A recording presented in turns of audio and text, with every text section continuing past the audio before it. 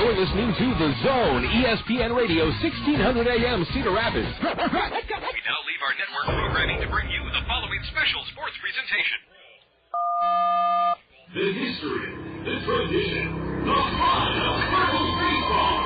It's time for exciting live coverage of Kernels baseball, right here on the Kernels Radio Network. Now, the voice of the Kernels.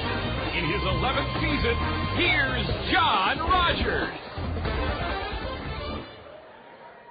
Baseball and fireworks, the top billings here at Veterans Memorial Stadium as the first...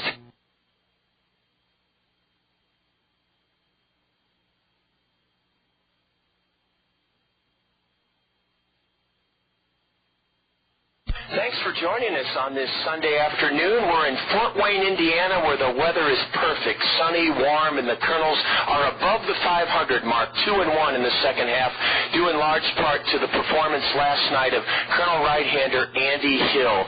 Andy joined us before the All-Star break, and Andy pitched 8 strong innings last night, leading the Kernels to a 7-2 victory over the Wizards to give us the 2-1 lead in the series. And the native of the state of Washington joins us for the first time here on the South Slope Communications Triple Play Show. And Andy, it's unusual that you've pitched in 6 games and you've gotten 6 decisions. Yeah, it's I'm 2-4. It's funny how it's worked out that way. Even coming in relief, I got a decision, and I'm just trying to build on that record. And need a few more wins. Well, you and the entire pitching staff have been phenomenal this season. You got something that none of the pitchers have gotten this season, and it's a big inning. We sent 11 men to the plate in the 3rd inning, got you 7 runs, and then you went out and you did what Kernan Ronan and Keith Comstock. Keith is our roving pitching instructor with the Angels. Kernan, our pitching coach here with the Kernels, and you shut the opposition down the very next inning. And when you did that, I kind of thought we were headed for a victory. Yeah, they call it a shutdown inning, and that's what they want to have. But when we put runs up on the board, we want to come and put up a 0, and so that's our goal as pitchers. So when I saw that we put up that 7 with 2 outs, it makes you feel good. That gave the whole club a big lift. Andy Hill is with us. He pitched the Kernels to victory last night, 7-2 here in Fort Wayne. He retired the Wizards in order 5 out of 8 times. And Andy, you're a big guy. You're 6'3", you're 21 years old. You came to the Angel organization in what way? Out of what circumstance? I was drafted in the 12th round at a high school. I had surgery when I was in high school, Tommy John surgery in high school, and I thought that might be a problem, but the recovery was good. I pitched my senior year. Everything went smooth, and I was drafted. Andy, that Tommy John surgery has become almost commonplace now, it seems, among pitchers. We lost Jim West and Kelly Shear from our staff earlier this year. They have to undergo Tommy John surgery. Nick Adenhart, our 9-game winner, has had it happen. Yet it's something that my dad was a surgeon, not an elbow or an arm surgeon, but anytime you go under surgery, it's not routine, is it? No, it's not. Everybody reacts differently to surgery, and Nick's went great, obviously.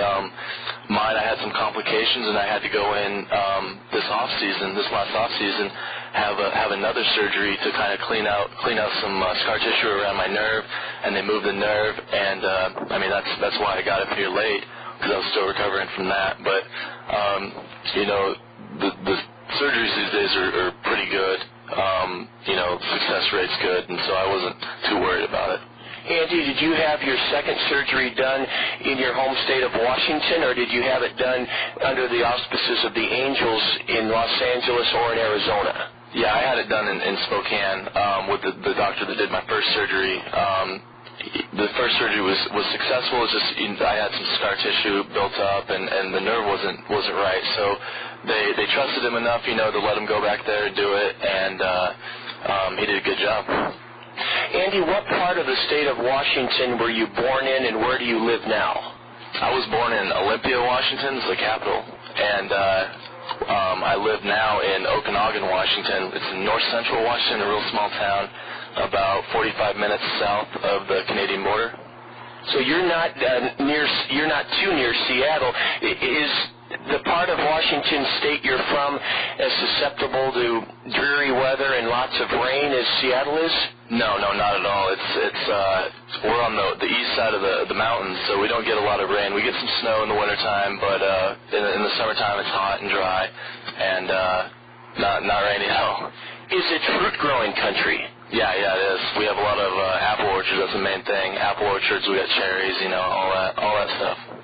What about the situation with so-called illegal immigrants or migrant workers? Has that been part of the culture there a number of years, that it's accepted by the local population to do that tough fruit picking and that manual labor, or has it been controversial? I think it's accepted. The school I graduated from has about, I think we had 70 to 75% Hispanics. So, I mean, it's not a problem at all.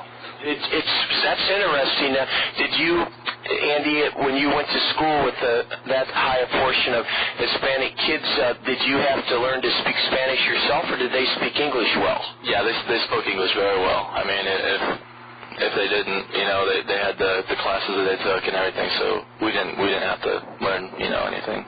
What do your folks do in that part of the state of Washington? Are they agriculturally employed? No, they're not actually, surprisingly. My dad's a postmaster of our town, and my mom works at the DSHS, as the social service. So they both serve people? Yeah, they do. Andy Hill is with us on the South Slope Communications Triple Play Show, reflecting not only on his great performance, his first 6 appearances as a Colonel, including his win last night, but also touching on some of his background, and we'll pick things up right where we have them right now with Andy Hill, last night's Colonel starting pitcher and winner, next on the South Slope Communications Triple Play Show.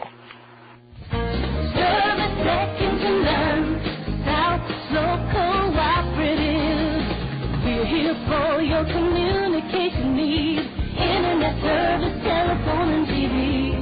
As a cooperative telephone company, our members are owners who make a good team. Service second to none, South Slope Cooperative Communications. Tuna Communications Triple Play, voice, video, and data with South Slope Cooperative in North Liberty. South Slope's lineup features everything that connects you to information. Digital wireless phones, long-distance plans, data home and business wiring, video conferencing, dial-up and high-speed internet service, fiber optic installation and termination, and digital video TV service in most areas. For all your communication needs, think South Slope. Visit them at southslope.com. We're in Fort Wayne, Indiana, and we're visiting with Andy Hill, Colonel winner from last night.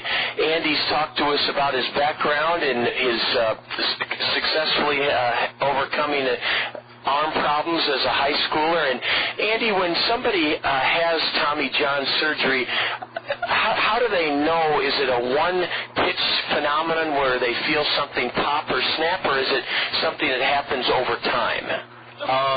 For me, it was overtime. I kept pitching on it, and it was, I've had sore elbows before, and I knew this one was a little different, but I kept pitching, trying to get through it, and when it just wasn't working out, wasn't getting better, then went and got an MRI and figured things out. But some people have it where it'll pop on one pitch, and that wasn't me though. Well, growing up in Washington, were you a big Mariner fan? Yeah, I was. I was a big Mariner fan. That's all I knew is to cheer on the home team. So. What were your impressions growing up with the Kingdome? It's been blasted and lambasted by the media as being a horrible venue for baseball now that you have Safeco Field. But a guy like Ken Griffey Jr. must have made it exciting to watch games at the Kingdome. What did you think of it? Well, you know what? I'd only been over there a few times because I live about 4 hours from Seattle, so we never really got to get over there too much. But I went over there a few times as a kid, and it was fun. It was real fun coming into town and seeing the big Kingdome, and it was exciting.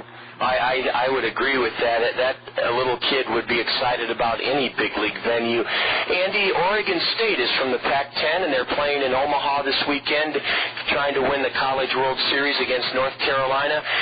Did Pac-10 schools recruit you, and are you surprised at the success of Oregon State? I'd actually signed to play baseball at the University of Washington, so any chance I get to cheer on a Pac-10 team, I'm going to. You know, I'm a big fan of the University of Washington, so unfortunately they're not there, so I get to cheer on Oregon State. Didn't John Olerud go to the University of Washington? He went to Washington State University. Washington State, okay. Yeah. That's a pretty big rivalry. Yeah, it is. We don't cheer for them too much.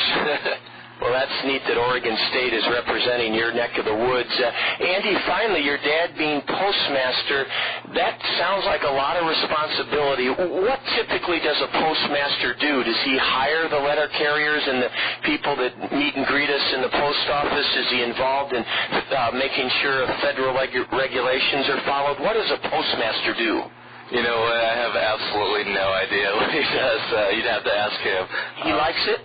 Yeah, I mean, he likes it. I know he's got good hours. He has to wake up really early, but you know, it was a good situation for him when my brother and I were kids growing up, because he got off work somewhat early, and we got to go. He'd always take us, you know, down to the field and practice, and we always got to spend a lot of time with him after school, and he'd pick us up every day. So, but as far as what he does, I have no idea what goes on back there. But the hours are great. Yeah, the hours are good. Well, let's finish up with your brother. He would go to the Diamond with you and your dad. How old is he, and what's he doing now, Andy? He is 23 years old, and he's just finishing up college. He played a little bit of college baseball. He's a really good player. But he's working on finishing up college right now. He should be done this summer. Where does he go? He goes to Central Washington University. And that's how close to your home? 2.5, 3 hours, I don't know. Sounds like you live in a beautiful part of the country. Yeah, it's great. It's gorgeous. You know, I really miss it. Really homesick for it. But you know, it's not too bad up here either. You know, I like the green, and I like the rain, and it's nice to be out of Arizona. Oh, you bet. We'll talk about that next time we get together, because they say that you always want to get out of Arizona this time of year. Andy, congratulations on a great start with this ball club. You have thrown strikes. You have competed. You have been just excellent along with our other 4 starters. And we want to treat you, thanks to Zio Giano's, to a $5 meal, a gift certificate from Zio Giano's, the best in Italian cuisine pasta that will make you and your Colonel teammates sing in the clubhouse from Zio Giano's. Andy Hill, thank you so much. Thank you. I appreciate it. That's Colonel starter Andy Hill, who was the winner last night to propel the Kernels to a 2-1 record on the year, chatting with us on the South Slope Communications Triple Play Show. I'll have the series finale starting lineups here in Fort Wayne. Kernels and Wizards just ahead here on the Kernel Radio Network.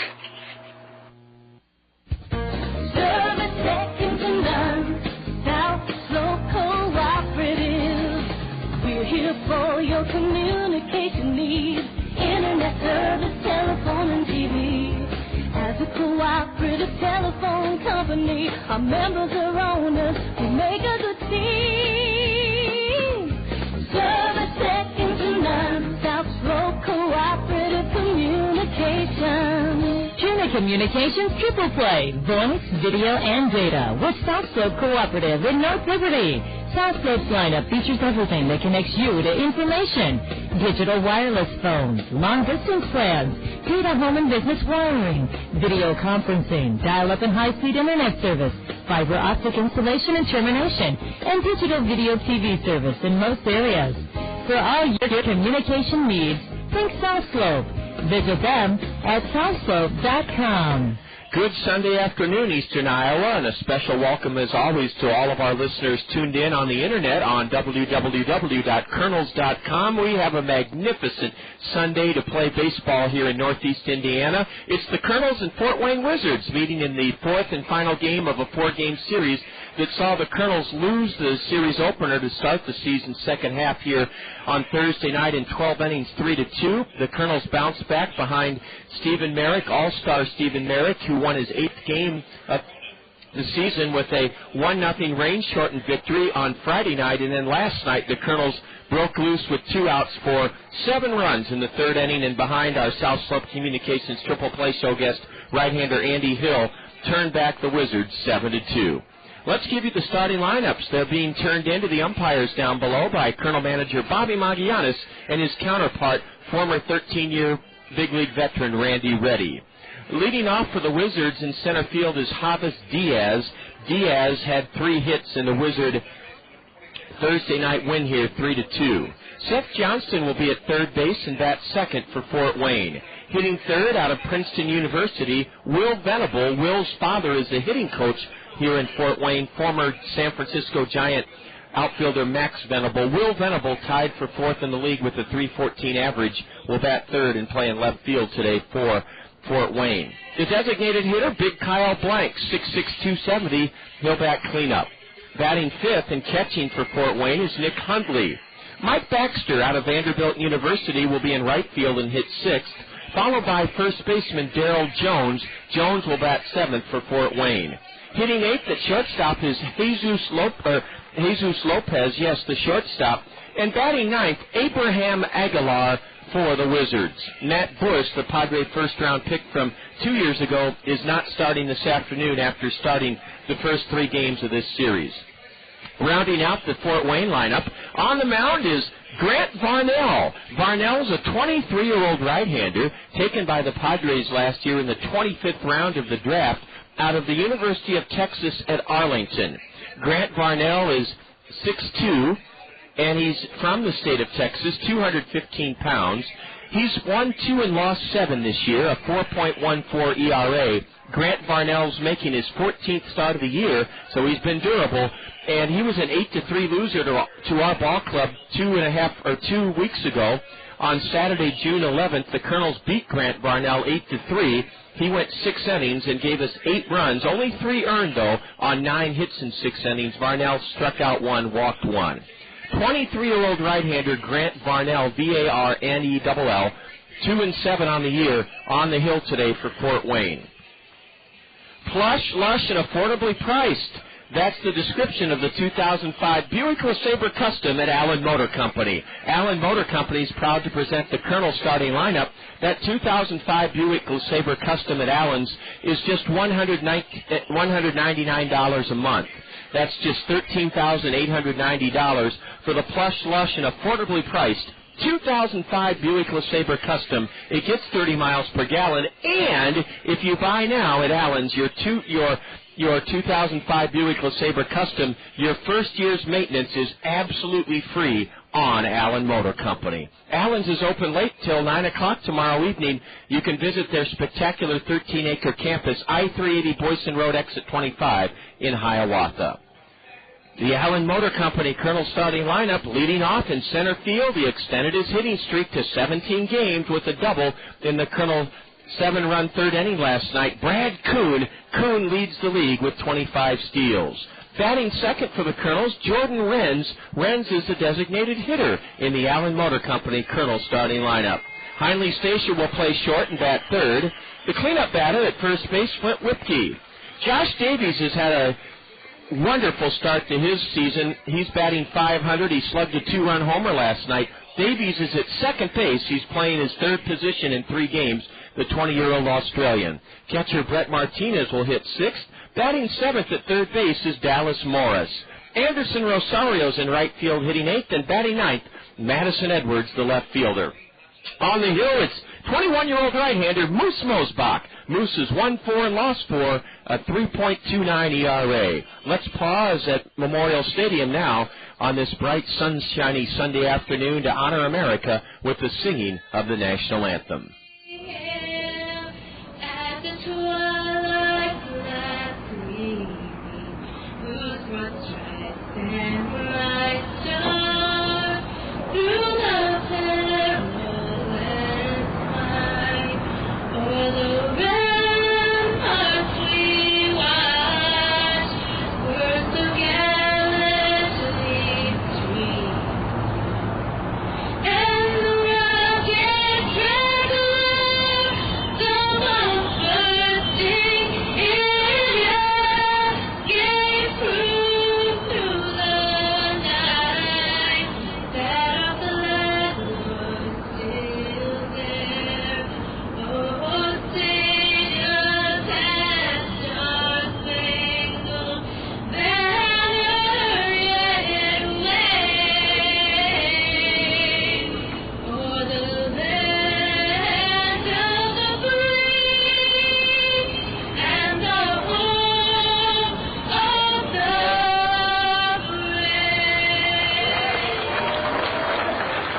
sun-splashed Sunday afternoon here in Northeast Indiana, where the Kernels try to make it 3 straight over the Wizards before heading for 3 in Burlington.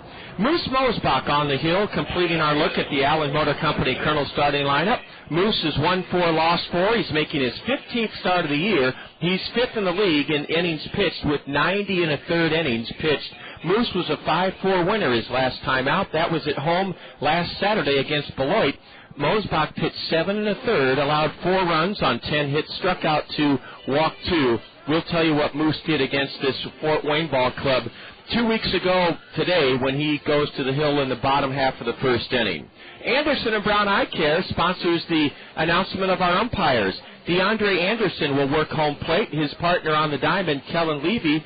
Anderson and Brown Eye Care is your full-service comprehensive eye care center. That means you can have your eyes examined at Anderson and Brown Eye Care and then pick out your glasses and contact lenses right on site.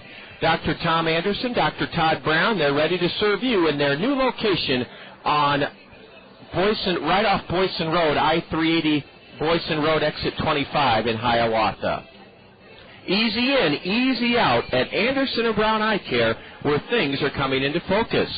The Kernels begin play today with a record of 2-1, tied atop the Western Division first half standings, and down the chutes, Nick Hundley sends the baseball. Let's set the Wizards for you this afternoon defensively. Will Venable's in left. Javis Diaz will be in center. And in right field, Mike Baxter. Seth Johnston, who's already in on the edge of the grass at third for Brad Kuhn, is at the hot corner. Up the middle, Jesus Lopez at short. Abraham Aguilar at second. And Daryl Jones at first. A battery of Grant Varnell and Nick Hundley. This is Kernel Baseball on ESPN Radio 1600, KCRG, Cedar Rapids, Iowa. And Grant Varnell's first pitch is a fastball for strike one called to Brad Kuhn.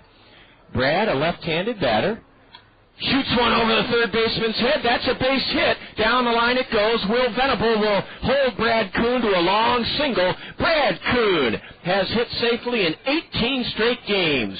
Brad lashed a 0-1 pitch by the Fort Wayne right-hander over the head of the third baseman, Seth Johnston, down the line and left, and Brad Kuhn is now hit safely in 18 straight games. 18 game hitting streak for the Kernel leadoff batter. And the next hitter, Jordan Renz, cranks a pitch foul down the left field line out of play, strike one. Brad Kuhn is hit safely in 18 straight games. He's at first with a league-high 25 stolen bases. Brad's been caught 10 times. Kuhn now has 4 hits in 7 at-bats in this series. Check that. He's done better than that. Jordan Renz takes a fastball low, and it's 1-1 to Jordan. Kuhn was 2 for 5 last night. Doubled and scored in the Kernel's 7-run third inning. So I'll get you his totals here in just a moment in the series.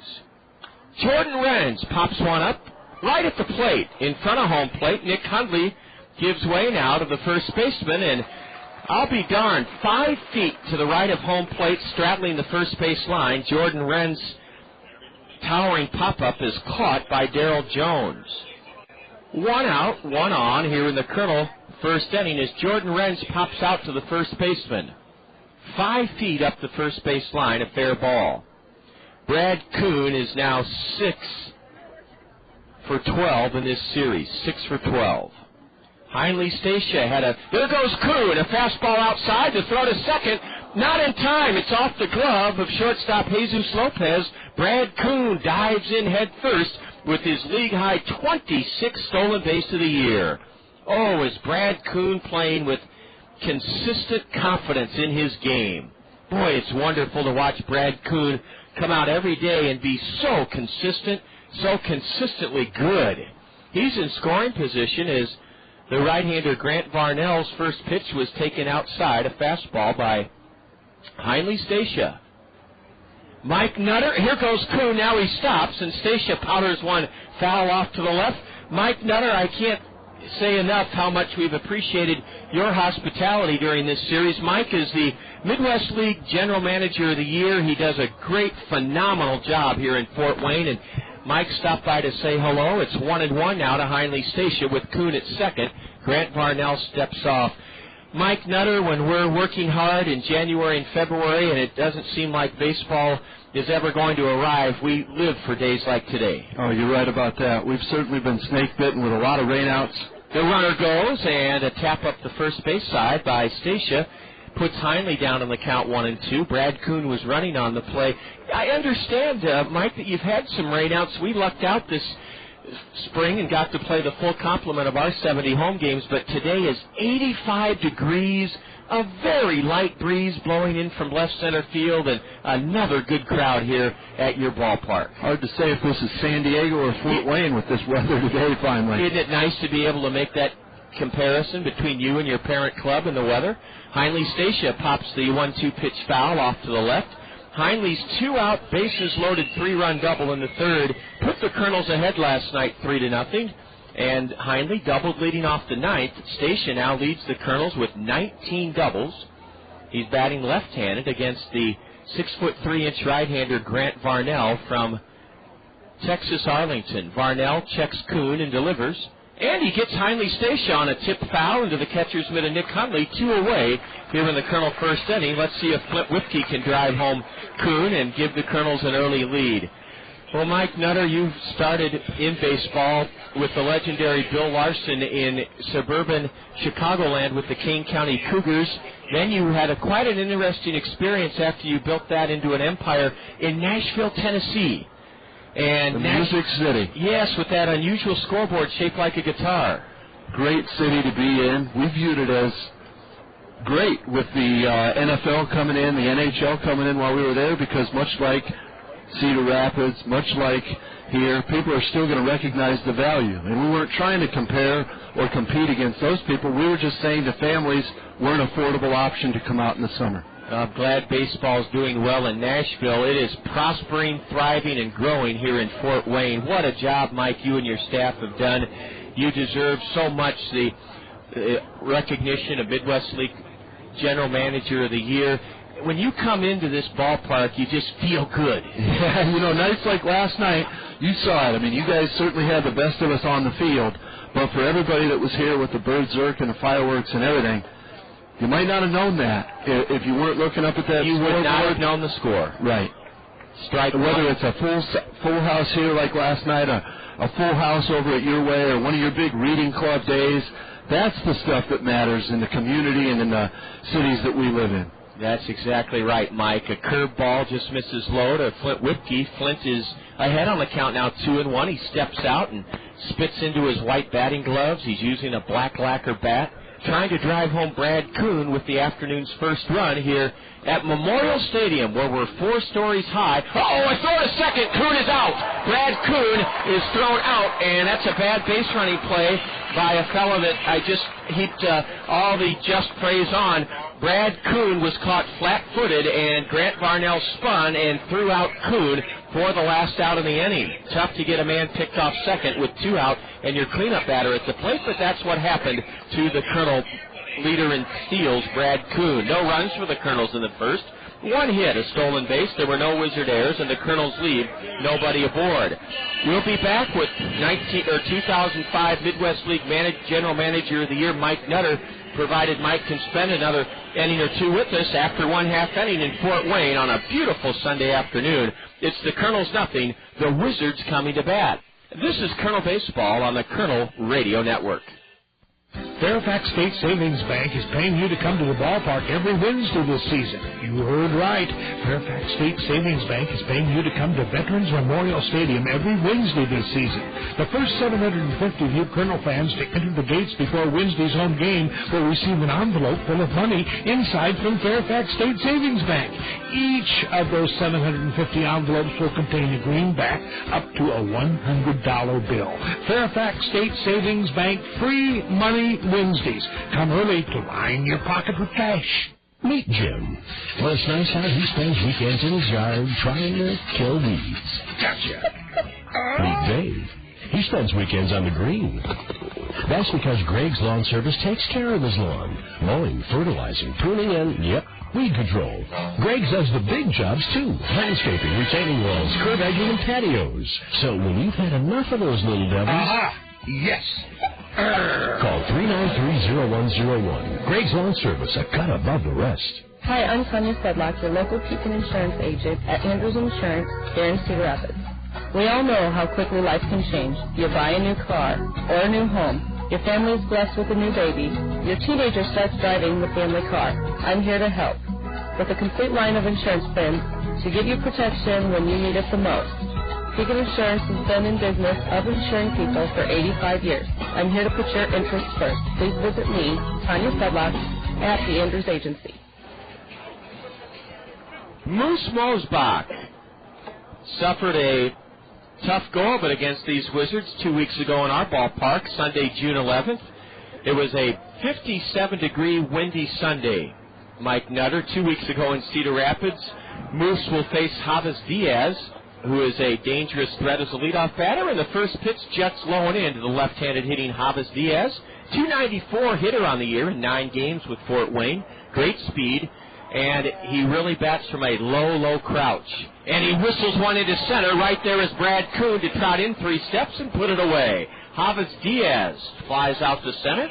2 pitches, 1 gone here in the Wizard first inning. We're lucky to have alongside 2005 Midwest League General Manager of the Year, Mike Nutter. And Mike, your philosophy was espoused when the Kernels were batting in the top of the first, and that is we are here to be an affordable, wholesome form of family entertainment. The best compliment we can get is if people talk about what they experienced at the ballpark the next day at work or at home and don't even remember the score. Yeah, you know, you're exactly right. It was a great night for me last night. My folks were up from Orlando, Florida. Oh. And so they got to see a game, again, we had a giveaway, and we had some fireworks. What was your giveaway last night? It was hats. Okay. Sponsored. The first 1,000 people coming through got a hat, and of course, Bird Zirk was here doing his show, and he's amazing. Yeah. We had Bird Zirk about 3 weeks ago, and our crowd still couldn't believe that he stole the visiting third baseman's mitt and threw it over the left field wall. And our guy, Larry Infante, played third last night. He lost his glove to Bird Zirk. Here's a ground ball that takes a room service hop for our third baseman today, Dallas Morris, and Dallas heaves it over the head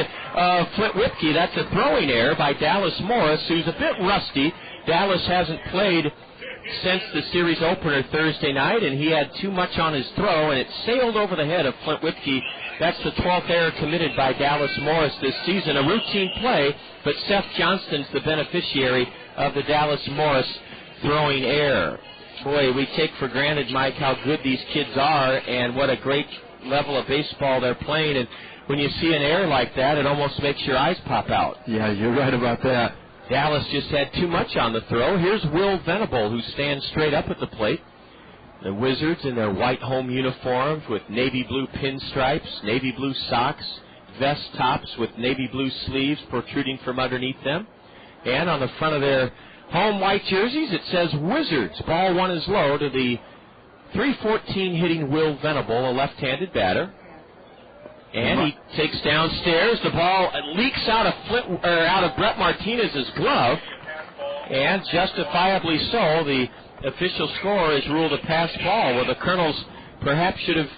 They did take infield this afternoon, but they look a little bit lackadaisical. It's a runner at second on an error and a pass ball, and it's 2-0 to Will Venable.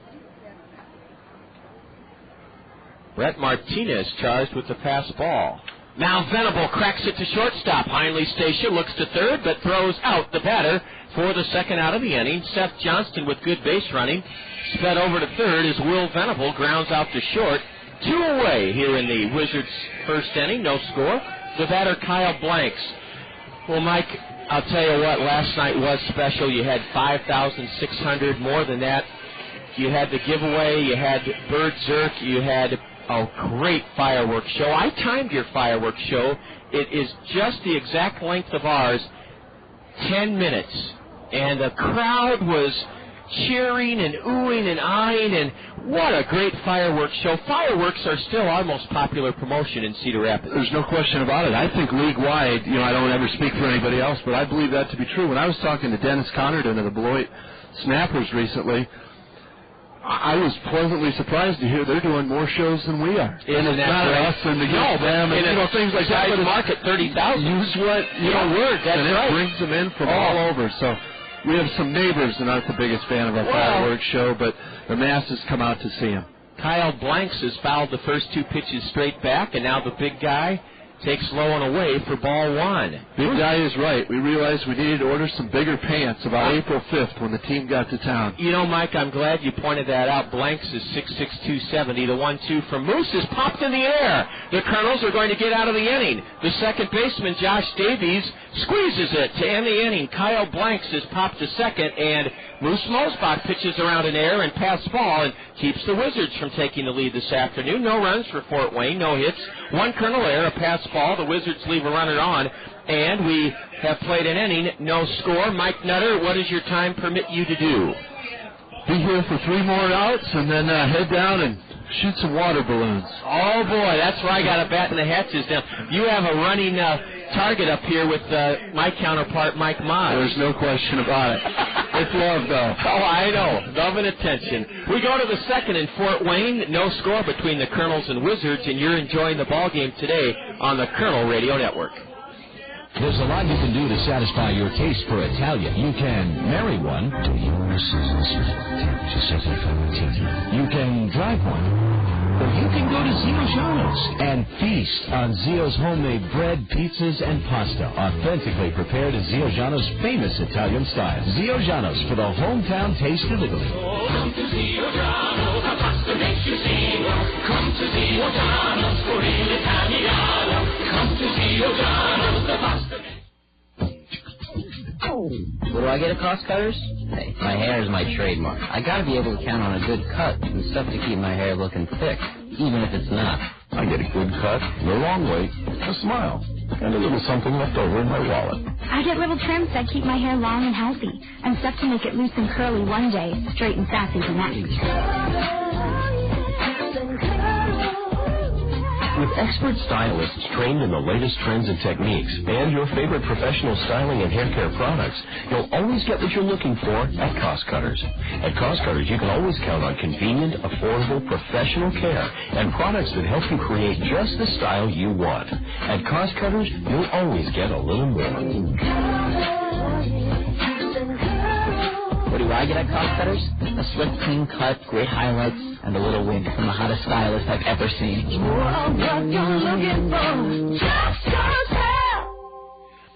The baseball stadium is a place for families, and we have lots of them here this afternoon in Fort Wayne. Remember, we'll be back at home this Thursday night to open up an 8-game homestand, and it's a Thirsty Thursday. $1 12-ounce sodas, $1 12-ounce beers, $1 slushies. Flint Whipke was at the plate when Brad Kuhn was picked off second base to end the Kernel first, and Flint takes a strike called from right-hander Grant Varnell. Flint lines a base hit into left field between third baseman Seth Johnston and the shortstop Jesus Lopez. Flint Whipke, the Kernel cleanup batter, stung that one hard and has the second Kernel hit of the day. Now here's a phenomenal early success story for the Kernels. Josh Davies. Mike Nutter, the wonderment of the Internet, our fans can listen on www.kernels.com. Josh Davies' folks have emailed me twice from Australia during this weekend here in Fort Wayne. They're 14 hours ahead of us in Australia. Wow. We had a couple last year from Australia. I remember. Tom Vincent and Lachlan Dale, and we would get, the same thing. They'd be listening. 14 hours ahead. That means it's 4:20 in the morning, Monday morning. I hope that... Get up or stay up. That's right.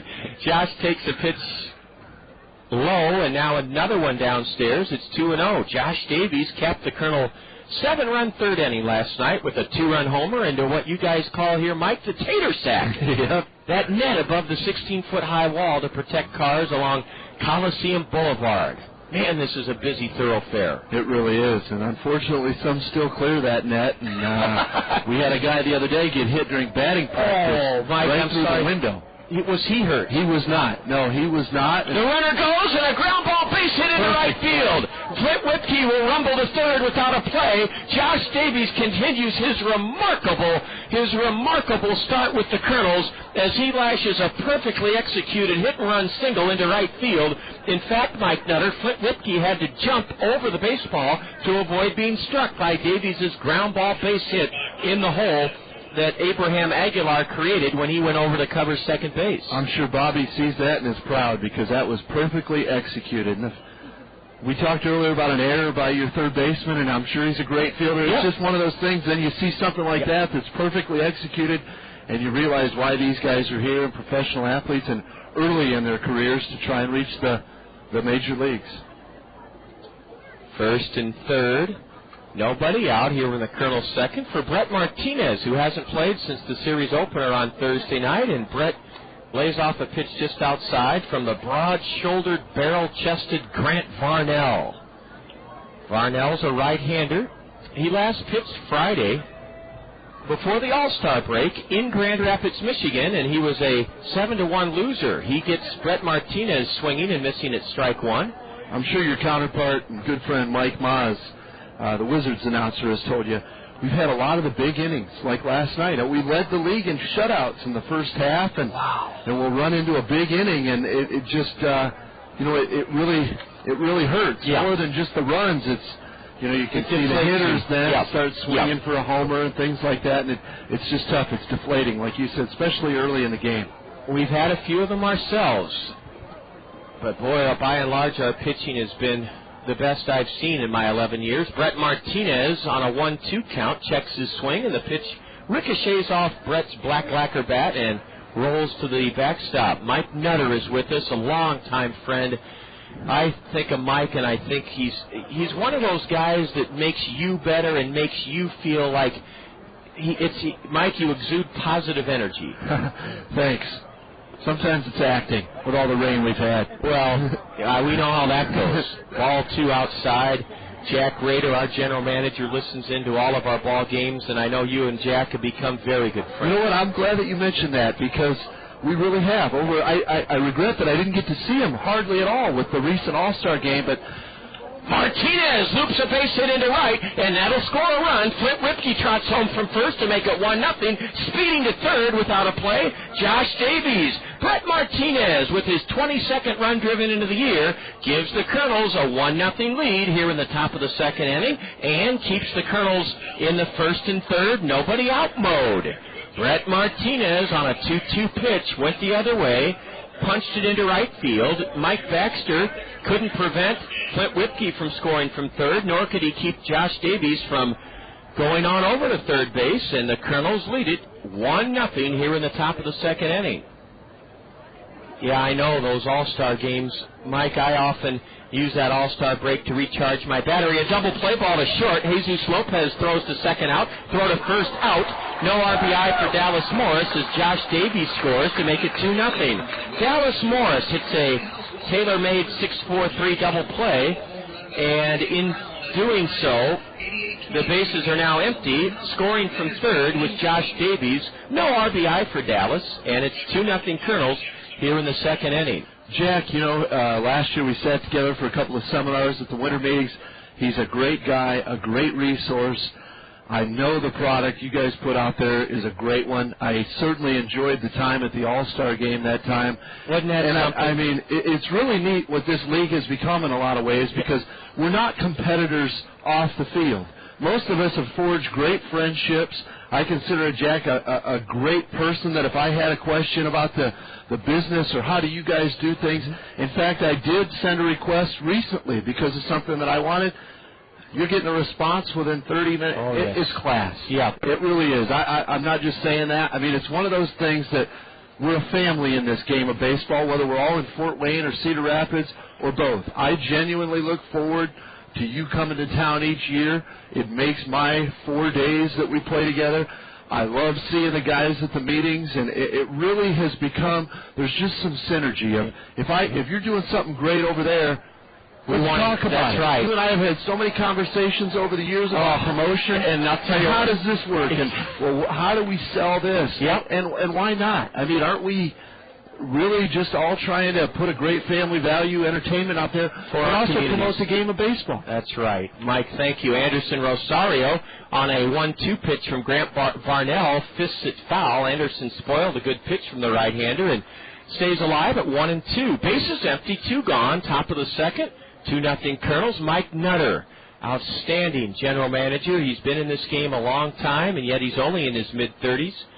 And, Mike, thank you for that tribute to Jack Rader and our organization. Yeah, we have a very happy sponsor, Randy's Carpets and Interiors. They sponsor our first pitches, and I noticed the last 2 nights you had 12 first pitches today, and you had 14 last night. And we love having first pitches, and we do a Randy's Carpets and Interiors red carpet welcome because we saw you roll out the red carpet. Great.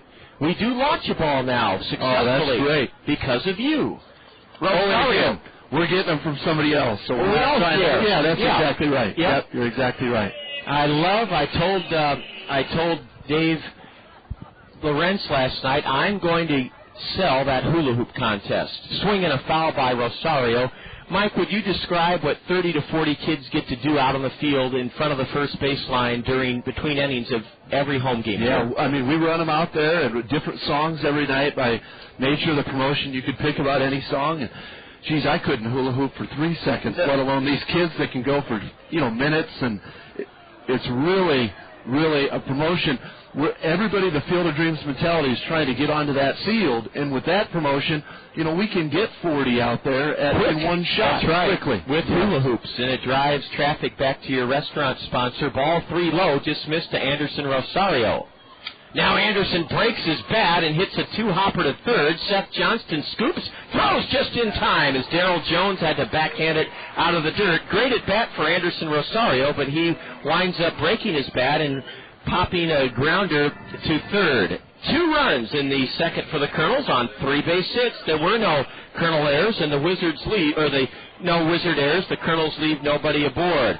Well, Mike Nutter, if you can come back later this afternoon, we welcome you and thank you for your kind words of gratitude and friendship towards our organization. Thank you. I hope to get back up here later, and I really hope your fans appreciate the great radio announcer they have in you. So thank you very much. Thank you. Mike Nutter, 2005 General Manager of the Year in the Midwest League, kind enough to stop by to say hello and to give everybody a good feeling about professional minor league baseball in our communities. Moose Mosebach is back to the hill as we go to the bottom of the second inning. Kernels lead it 2-0 over the Wizards. This is Kernel Baseball on the Kernel Radio Network. Every day we use products that come to us in plastics. Milk jugs, water bottles, laundry detergent, ice cream. These are just a few of the hundreds, thousands of products that benefit from plastics. But once you're done using them, what do you do with them? Recycle. It takes no more energy to put that plastic in your blue recycling box rather than the trash. But what it does save is landfill space and natural resources. Reduce, reuse, recycle. It's just that easy. This message brought to you by Solid Waste and Recycling Services. This month of June is Perennial Gardening Month at Peck's Flower Shop and Garden Center. Start your lasting perennial garden with a visit to Peck's. The plant people at Peck's will help you get started with your perennial garden or help you pick the perennials to add to your existing garden or yard. From Peck's selection of great perennials, you can be sure to be in the right hands with the plant people at Peck's. And each week during this month of June, Peck's will feature a perennial plant available for a special price. Be sure to look for this week's featured perennial as you stroll through Peck's acres of plants and flowers.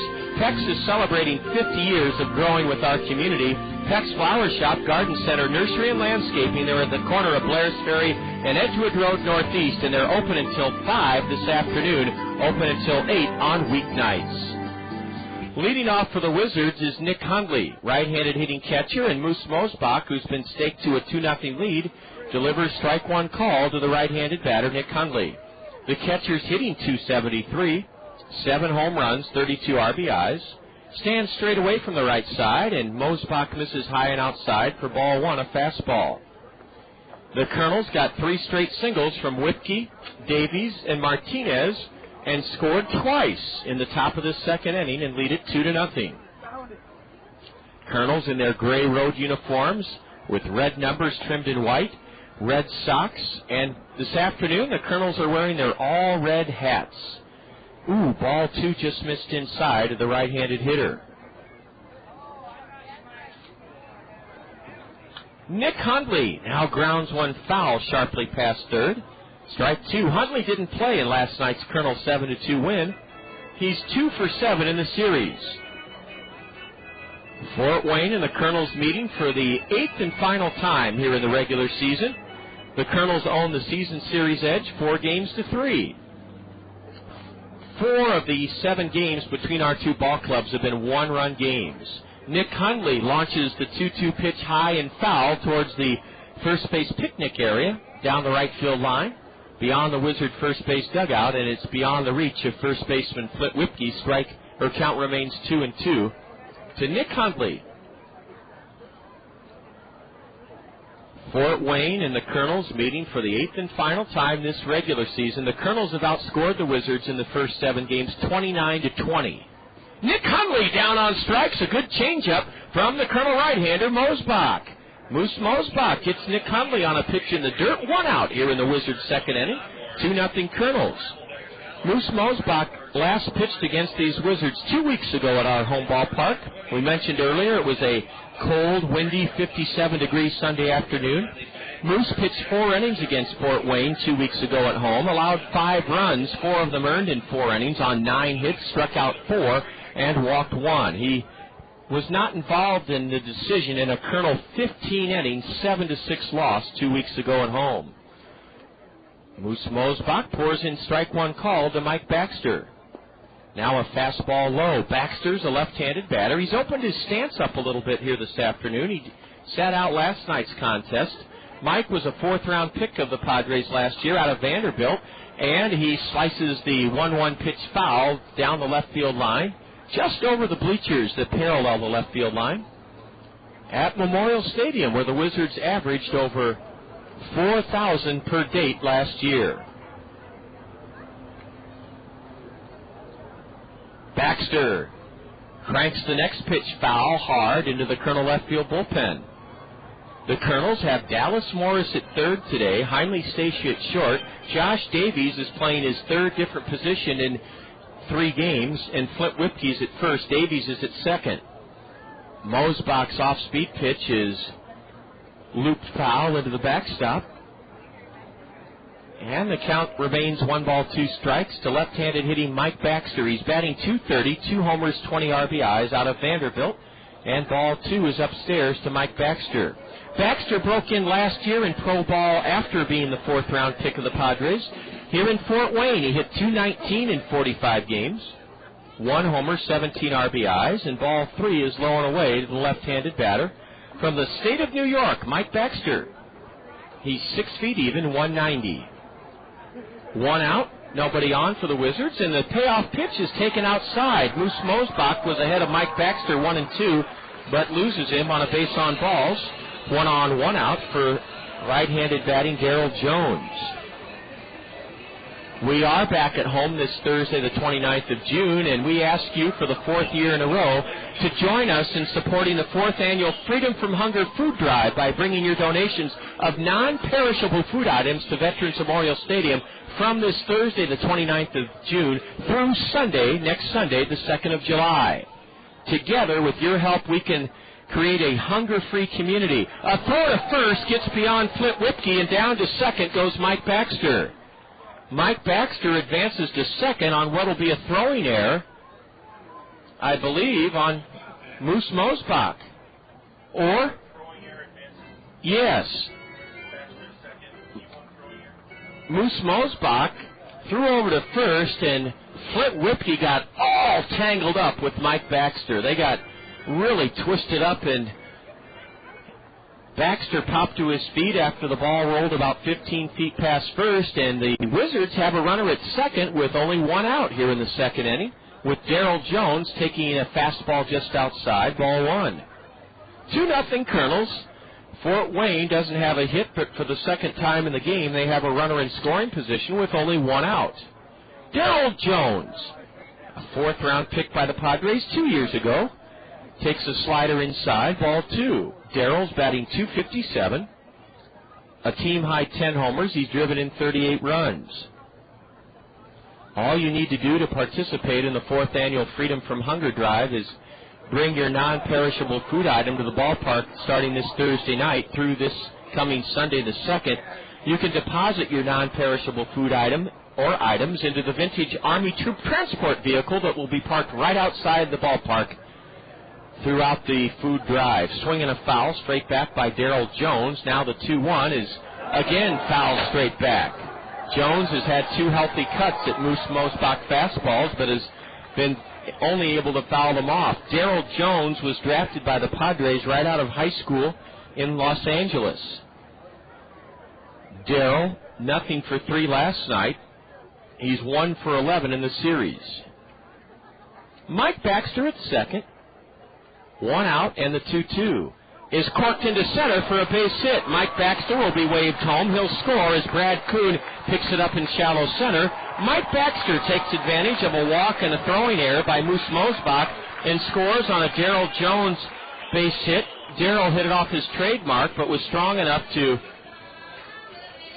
hit a soft liner up the middle for an RBI single. So the Colonel lead, which was 2-0, is now 2-1 here in the bottom of the 2nd inning. And the batter for the Wizards is Jesus Lopez. Some sloppy play by the Kernels here in the first 2 innings, and it's caught up to us. We thank you in advance for planning on pitching in to help us during the 4th annual Freedom from Hunger Community Challenge Food Drive. From this Thursday through next Sunday. 1 on, 1 out, and Jesus Lopez, the batter. Ground ball fair past third down the left field line. I think Darrell Jones will be able to score. The ball rolls up onto the bullpen mound. It's retrieved by Madison Edwards, and stopping at third is Darrell Jones on a double by 2-12 hitting Darrell Jones. And the Wizards now are in a position to tie it or take the lead. Jesus Lopez grounded a double between Dallas Morris and the third base bag, and the ball went all the way into the Colonel left field bullpen. Rolled up on the pitching mound of the bullpen. Madison Edwards scooted over to prevent Darrell Jones from racing all the way home from first. A walk, a throwing error, a single, and a double. And the Wizards now have runners at second and third with 1 out, and Abraham Aguilar, the batter. Colonel infield in for the play at the plate. Well, the Wizards had their way with Moose Mosebach 2 weeks ago, and they've touched him up a little bit here this afternoon, although the Colonel still lead it 2-1. And fouling the first pitch toward the Colonel third base dugout weekly is Abraham Aguilar. In 38 games, this right-handed hitter from Panama is hitting .191. No homers, 6 RBIs. Aguilar is nothing for 3 in this series. He came into the game at second in the 7th inning last night. Takes a mighty cut, swings and misses. Throw to third. The Colonels almost had Darrell Jones picked off. He dove back headlong and beat the throw by Brett Martinez. Abraham Aguilar is in the hole. No balls, 2 strikes. 2-1 Colonels. We're at the bottom of the 2nd inning, and the Wizards have runners at second and third with only 1 out. Colonel infield in. Swing and a miss on a slider. Abraham Aguilar down on 3 pitches. Big strikeout for Moose Mosebach to record the 2nd out of this Wizard 2nd inning. Now the leadoff batter, Javis Diaz, is at the plate. Javis Diaz flew out to center in the 1st inning. The Colonels play Diaz very shallow. Javis is a left-handed batter who leans over from his waist and bends his knees deeply. He's a slap hitter, a punch-and-judy hitter, a contact hitter, whatever you want to call it. He doesn't try to hit the ball out of the ballpark, and ball 1 just misses low to the left-handed batter, Diaz. 2 on, 2 out for the Wizards. Here in the bottom of the 2nd inning, 2-1 Colonels. This coming Friday night, if you're among the first 1,000 fans through the gates at the ballpark, you'll receive a Colonel baseball cap. Diaz fists the 1-0 pitch foul into the grandstand down to our left. No grandstand roof here at Memorial Stadium. It's an open-air structure, and the fans are soaking in the sun today. 85 degrees, our game time temperature. Yes, the first 1,000 of you this Friday, the 30th of June, will receive a Kernel baseball cap thanks to iOS Office Solutions. Our cap giveaway will start at 6 o'clock when the gates open, so come early. Moose Mosebach delivers upstairs, and it's 2-1 now to Javis Diaz, playing in his 10th game for Fort Wayne. A bouncer to deep short, backhanded by Stacia. He drops it, everybody's safe, and the game is tied 2-2. I don't think Hundley would have had a play on Javis Diaz, and they've charged Stacia with an error. So an unearned run makes it a 2-2 game. Had Stacia thrown to first, I don't think Hundley would have had Javis Diaz, but they've charged Hundley with the third Kernel error of the day. E6, the 14th error committed by the Kernel All-Star shortstop. In the hole, Stacia was going to throw to third to try to get Jesus Lopez. I think that's the only play he had. I don't think Hundley would have had the batter, Javis Diaz. So the Kernel 2-0 lead has been wiped out by the Wizards here in the second inning. We're tied 2-2. Oh, the importance of a shutdown inning. You heard Andy Hill talk about it on the South Slope Communications Triple Play Show. That is when your mates, here's a line drive, base hit into left. That gives Fort Wayne a 3-2 lead. Scoring the third run of the inning is Jesus Lopez on an RBI single hit like a bullet into left by Seth Johnston. Stopping at second, Javis Diaz.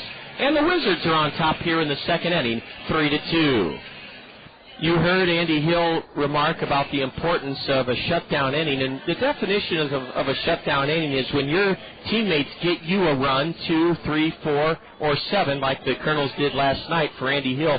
Your job as the pitcher is to come out and shut the opposition down in the next half inning to keep that momentum. Well, the Kernels haven't been able to do that in this second inning. The Wizards have struck for 3 runs on a walk, 3 hits, 2 Kernel errors. It's been an ugly inning. Will Venable takes strike 1 call to change up. Now a swing and a miss by Venable, strike 2. Will Venable, the 8th man to bat here in the Wizard 3-run second inning. Venable grounded out to short to Hundley Stacia, his first time up, the 0-2. Just missed outside. The Kernels and Moose Mosebach wanted the call. Did not get it from plate umpire DeAndre Anderson. 3-2 Fort Wayne. Javis Diaz at second. Seth Johnston at first for the Wizards. Will Venable in the hole, 1-2. Moose Mosebach comes set. His pitch is dribbled foul to the on-deck hitter, Kyle Blanks. This Friday night, if you're among the first 1,000 to come to the ballpark and go through the gates, you'll receive a baseball cap from iOS Office Solutions. Then Saturday night, Procter & Gamble presents fireworks. We're at home Saturday night against Dayton. Swinging a foul off the top of the backstop by Will Venable. Keeps the 314 hitter down in the count, 1-2. A walk by Mike Baxter got this big 3-run rally started for Fort Wayne. A doggone walk. Ball 2 in the dirt from Moose Mosebach to Will Venable.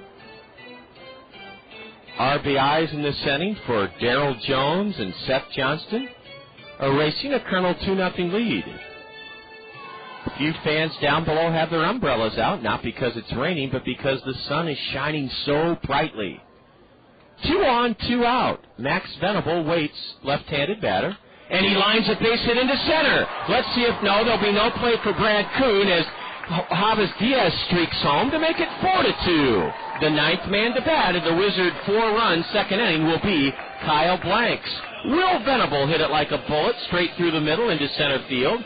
And the Wizards picking right up where they left off against Kernel right-hander Moose Mosebach, shelling him pretty good here in this second inning, 4-2 in favor of the Wizards. Kernan Ronan is going to have a heart-to-heart conversation sponsored by Medical Center with the Kernel 21-year-old right-hander Moose Mosebach. Everyone says you've got a wonderful heart. Mercy Medical Center can help you keep it that way with a heart-to-heart screening. It's only $35, and it'll help ensure that your heart stays wonderful. The heart-to-heart screening from Mercy Medical Center is quick, easy, and convenient. And it could save your life. To schedule your Mercy Medical Center heart-to-heart screening, call Mercy at 398-6821. Kernan Ronan has finished up his Mercy Medical Center heart-to-heart conversation with Moose Mosebach. Here's Kyle Blanks with runners at first and second, 2 out. The Wizards have scored 3 of their 4 runs in this inning with 2 out. Kernels scored 7 runs in the 3rd inning last night with 2 out. Kyle Blanks with Dan Hawkins warming up in the Kernel bullpen. Daniel Hawkins. Take strike one call. Maybe Moose Mosebach can end this big inning right now by getting big Kyle Blanks. Blanks is batting .296, 7 home runs, 35 runs driven in. 2 on, 2 out for Fort Wayne. And the delivery downstairs. Blanks doubled his last 2 times up last night, drove in one of the 2 Wizard runs in the Kernel 7-2 win. Kyle is 4-4. Here's a high pop fly down the right field line, chased by Anderson Rosario, and it's on to the picnic deck. And it's a long strike 2 down the right field line by Blanks. Moose Mosebach once again ahead of a Wizard hitter, 1 ball, 2 strikes. Good to see the Kernels give Moose a lead here this afternoon. Unfortunately, it didn't last long, but at least Moose did have some runs to work with.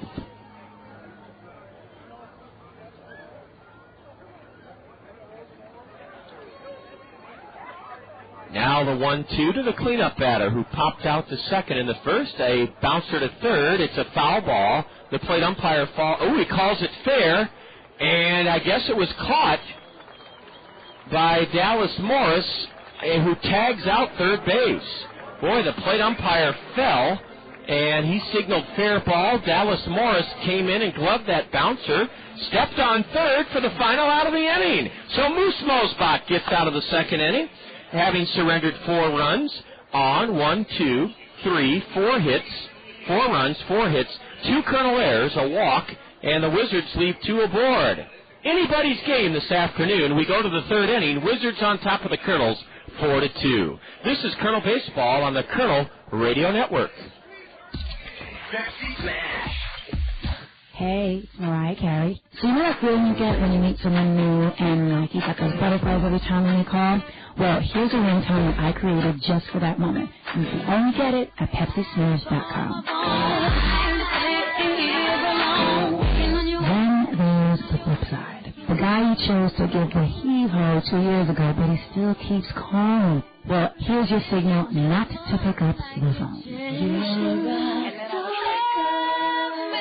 Nice, huh? There's only one place you can get these, PepsiSmash.com. Pepsi gives you the chance to get original, exclusive ringtones created by your favorite artists like Mariah Carey. Look under specially marked Pepsi caps and log on to PepsiSmash.com for information. 1 in 3 gets a ringtone. Also enter for a chance to win the newest Motorola cell phones. A winner every 10 minutes. No purchase necessary. Promotion subject to official rules at PepsiSmash.com. Internet access required. You must be 13 or older to play. Promotion ends 8/6/06. Ringtones must be downloaded by 8/20/06. Void where prohibited. Imagine the convenience of accomplishing your next real estate transaction under one roof. Buying a home, selling a home, or securing the right mortgage loan are simple and worry-free at Todd Financial Services. Todd Financial Services knows that you've worked hard to be able to make the dream of home ownership a reality. Todd Financial Services understands that people do business with people they trust. You can count on Todd Financial Services to put you and your needs first so that your real estate transactions are pleasurable.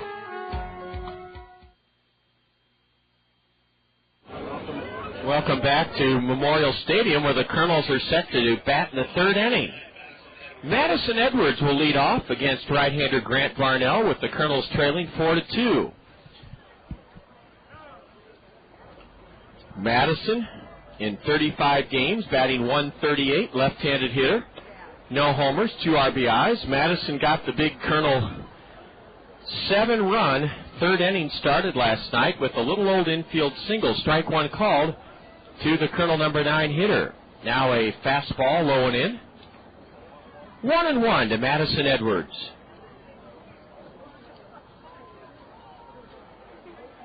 Leading off here in the third inning, Grant Varnell sneaks in a sidearm changeup for strike two. That was a pitch the Kernels haven't seen from the right-hander. We mentioned that Varnell was thrashed 7-1 in his last start. That was Friday, June 16th in Grand Rapids, Michigan. He misses outside, ball 2 to Edwards. In that outing, Grant Varnell pitched 5 innings, surrendered 6 runs, only 2 earned, though. On 7 hits, he struck out 2 in 5 innings and walked 2. Madison Edwards pumps the next pitch foul up into the third base stands.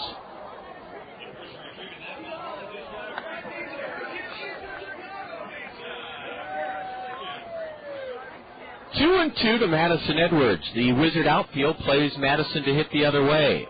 The outfield here is mowed in a checkerboard pattern. Madison Edwards drives the next pitch foul down the left field line out of play. The wall is 16 feet high all the way around the outfield until about 90 feet from the right field wall.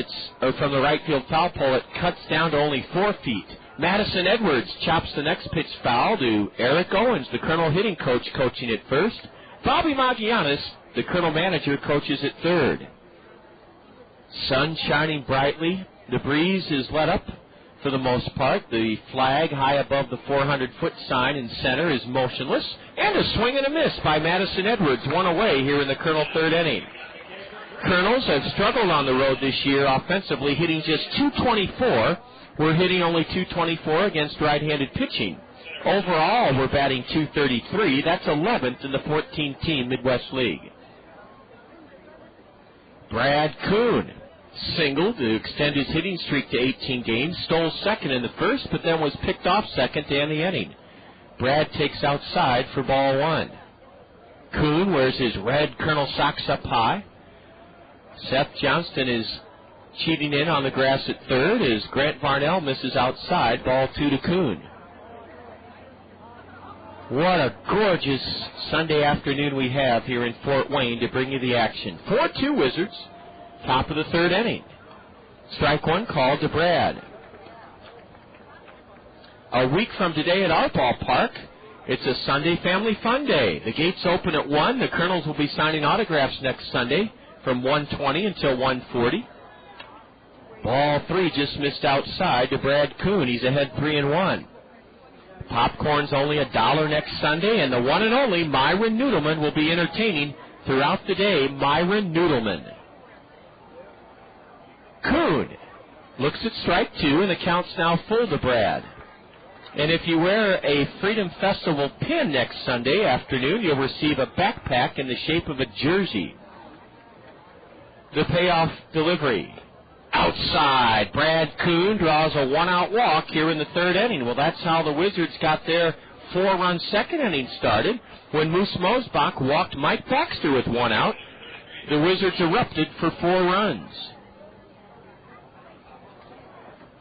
The batter for the Colonels is Jordan Renz.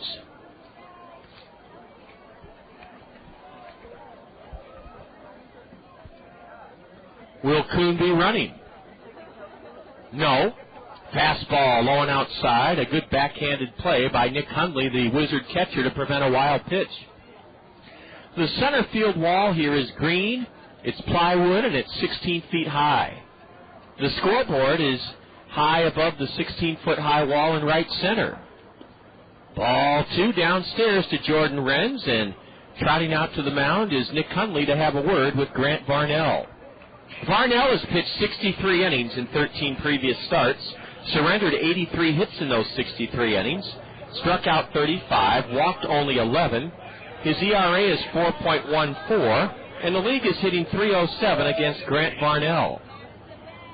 Jordan Renz, 1 for 4 last night, walked with 2 outs in the third and scored on Heinley Stasia's bases-loaded 3-run double in the third inning. Waits as Brad Kuhn draws a throw, and Brad's back safely to first. Wizards up by a pair, 4-2 here in the third inning. Another throw to first, and Brad Kuhn dives back again hand first. After the game next Sunday, thanks to Velocity Sports Performance, you can run the bases. Jordan cocks his elbow high above his head and lays off a pitch low and away. That's ball 3. 10 rows of royal blue box seats here at Memorial Stadium, and then a wide walkway for people to traverse around the grandstand. There's strike 1 to Jordan. It's 3-1.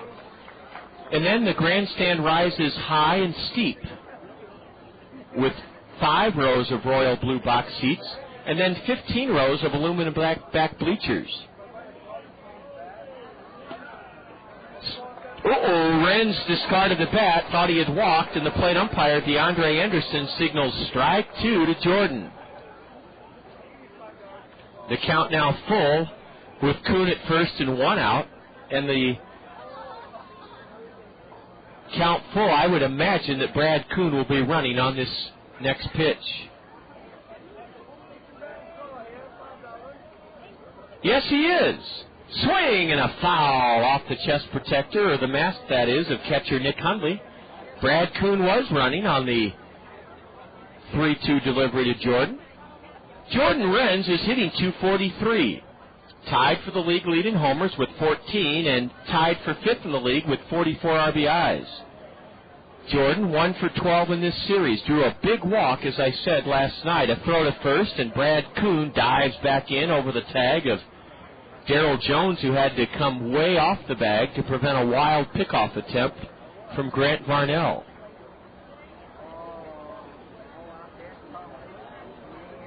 Brad is running, and Renz, having a good at-bat, rolls the 3-2 delivery foul past the Colonel third base dugout. Top of the third inning, 1 on, 1 out for the Colonels, 4-2 Fort Wayne. The Colonels struck for a pair in the top of the second. The Wizards answered by sending 9 men to the plate and scoring 4 in the bottom of the second inning. A win here today would give the Colonels their 3rd win in a row. Brad Kuhn is back safely as he draws a throw again at first base. Brad leads the league with 25 stolen bases. Another 3-2 pitch to Renz, and Jordan squibs this one foul behind home plate. So Brad Kuhn is going to have to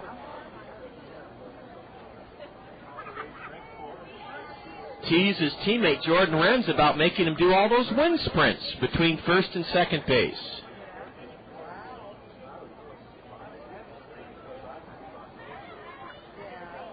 Credit Jordan, though, for really battling Grant Varnell, who again throws to first, and Kuhn backhand first. Boy, that diving in head first takes its toll on you. I know that.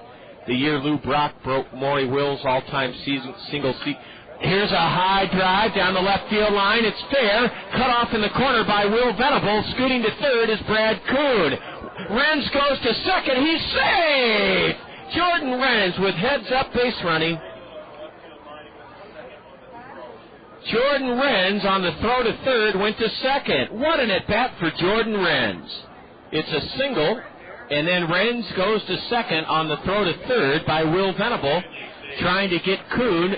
Brad was running on the 3-2 pitch, and Brad Kuhn is at third. Jordan Renz at second. Only 1 out here in the Colonel third inning. Let's see if the Colonels can cut the Wizard lead to 1, or maybe tie the game or take the lead. Hundley Stacia wraps a pitch to second. Scoring on the play to make it 4-3 Fort Wayne is Brad Kuhn. Stacia swinging at the first pitch. Grounds out to Abraham Aguilar at second. RBI number 19 for Hundley Stacia. And on to third goes Jordan Renz. He's there with 2 out. And Flip Whipke, who singled and scored in the Colonel 2-run second, now has a chance with 2 out to tie the game. Lou Brock in 1974, the year he stole 118 bases, he slid in head first to second base. Feet first to second base. Ball 1 in the dirt to Whipke, blocked by Nick Hundley to prevent a wild pitch. And Lou Brock said his body was just carved up after the 1974 season from the relentless chase and the breaking of Will's record. Of course, Lou Brock's record was then broken later by Ricky Henderson, who I think stole 140 bases for the single-season record. Ball 2 low to Flint Whipke. The 2-0. Outside, ball 3 from Grant Varnell.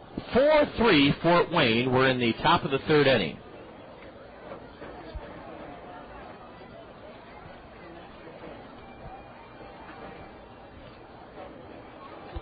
Flint is swinging on 3-0 and dribbles the pitch foul up the third baseline.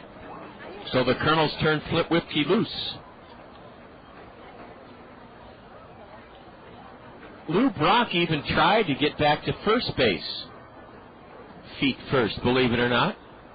He just didn't want to take a risk on injuring his fingers, hands, or wrists. Here's a broken bat roller to first. Darrell Jones has it, steps on the base to end the inning.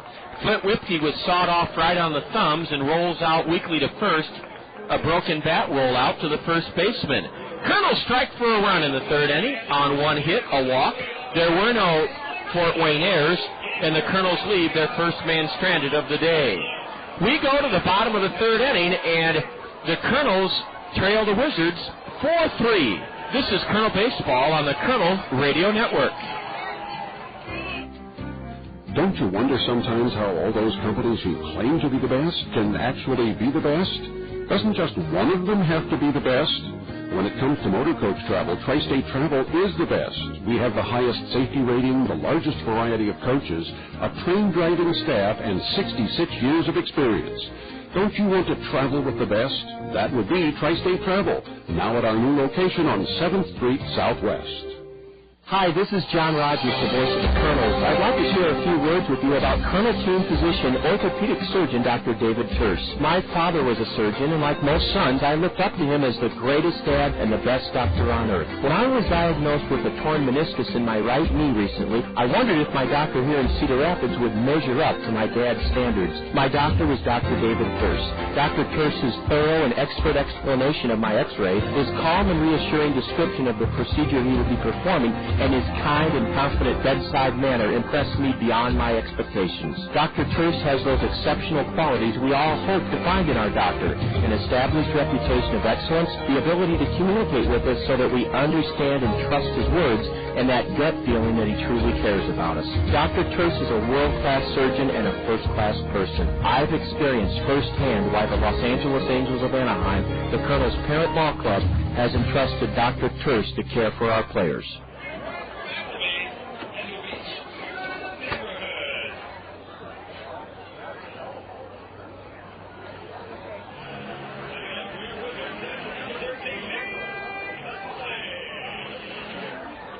Nick Hundley will lead off for Fort Wayne in the bottom of the third, with the Wizards on top 4-3. Hundley struck out to start the Wizard 4-run second inning. And a fastball is just inside. We're underway in the bottom of the third. Ball 1 to Nick Hundley.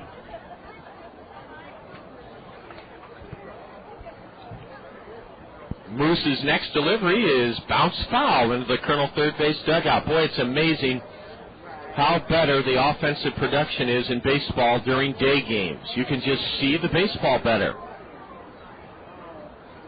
I remember Doc Gooden, the former great with the Mets, said he'd love to pitch at night.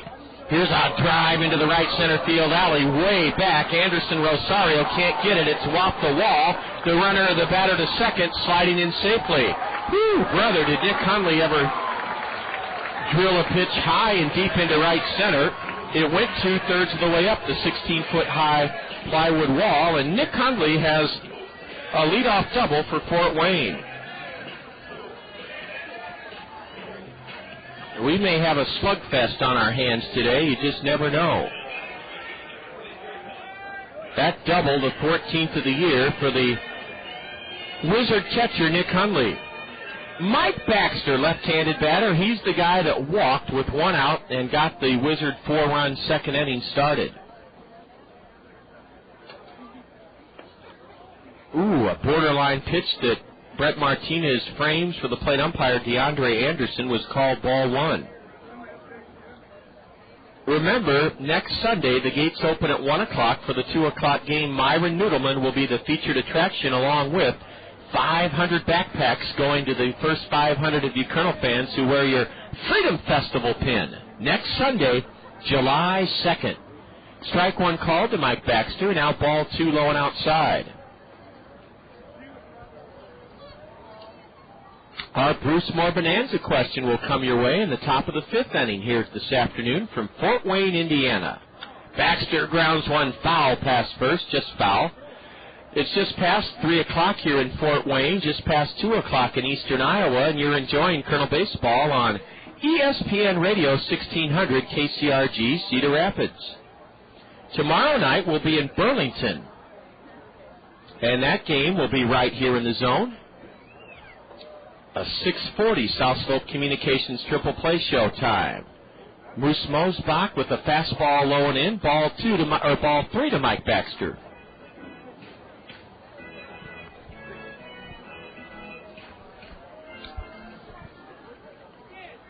Moose comes set at the letters, checks the runner at second and delivers. A high pop foul down the left field line, chased by Dallas Morris into the Colonel bullpen, and Dallas makes a terrific running catch. What an athletic play by Dallas Morris, who had to race down the left field line with his back to the mound, angling toward the Colonel left field bullpen. Dallas Morris made a fine catch, a terrific running catch on a foul pop off the bat of Mike Baxter. Boy, that is a tough, tough play with the high blue skies and white billowing puffy clouds. Morris, with his glasses down, caught it for the first out here in the 3rd inning. Now it'll take a base hit from either Darrell Jones or the on-deck hitter Jesus Lopez to drive in the Wizard runner at second. Swing and a miss on a Moose Mosebach changeup by Darrell Jones. Jones with an RBI single and a run scored in the Wizard 4-run 2nd inning. 4-3 Fort Wayne. They're batting here in the lower half of the 3rd. Moose Mosebach steps off the rubber and looks Nick Hundley, the runner, back to second. Kernels broke out on top with 2 in the top of the 2nd inning, only to see the Wizards send 9 men to the plate in the bottom half and score 4 runs. Big swing and a miss by the right-handed batter Jones. He's in the hole. 0-2. He steps out. The Kernels then came back after Brad Kuhn drew a 1-out walk, and Jordan Wren singled him to third. Kuhn scored on a Hundley Stacia bounce out to second. So it's 4-3 Wizards here in the bottom of the 3rd inning.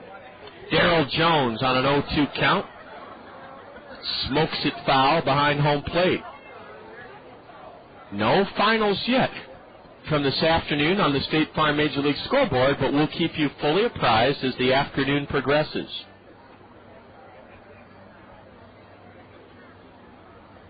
Jones on an 0-2 count hits it high in the air into left. On the warning track in front of the wall, it's caught by Madison Edwards. Edwards makes the play. Darrell Jones didn't get quite enough of it to ram it over the head of the Colonel left fielder. Moose Mosebach got in on the hands just enough of Darrell Jones that Darrell sent it soaring into deep left, and Madison Edwards scooted back and caught it on the warning track. It's 3:30 down the lines here at Memorial Stadium. 2 gone, and let's see if the Colonel right-hander Moose Mosebach can get Jesus Lopez to prevent the Wizards from cashing in on a leadoff double from Nick Hundley. Strike one called to Lopez, who doubled and scored in that Wizard 4-run 2nd inning.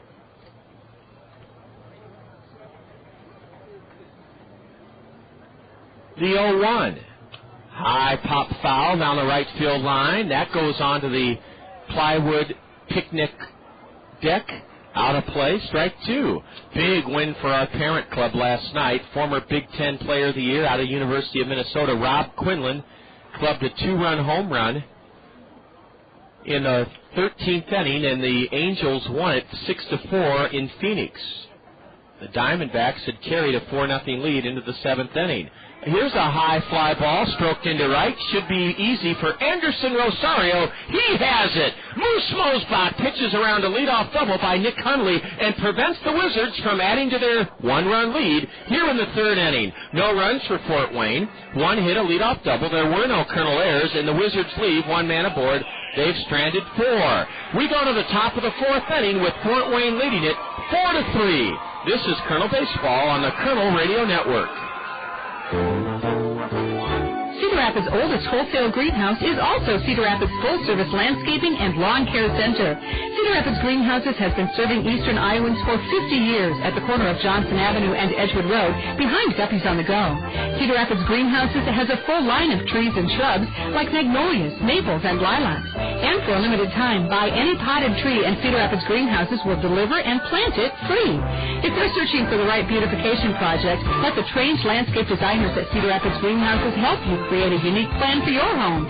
From retaining walls to ponds, waterfalls, and fountains, they'll work within your budget and taste, and they do free estimates. Lawn care featuring mowing, fertilization, seeding, sodding, aeration, dethatching, maintenance, and cleanup are all done with care and precision.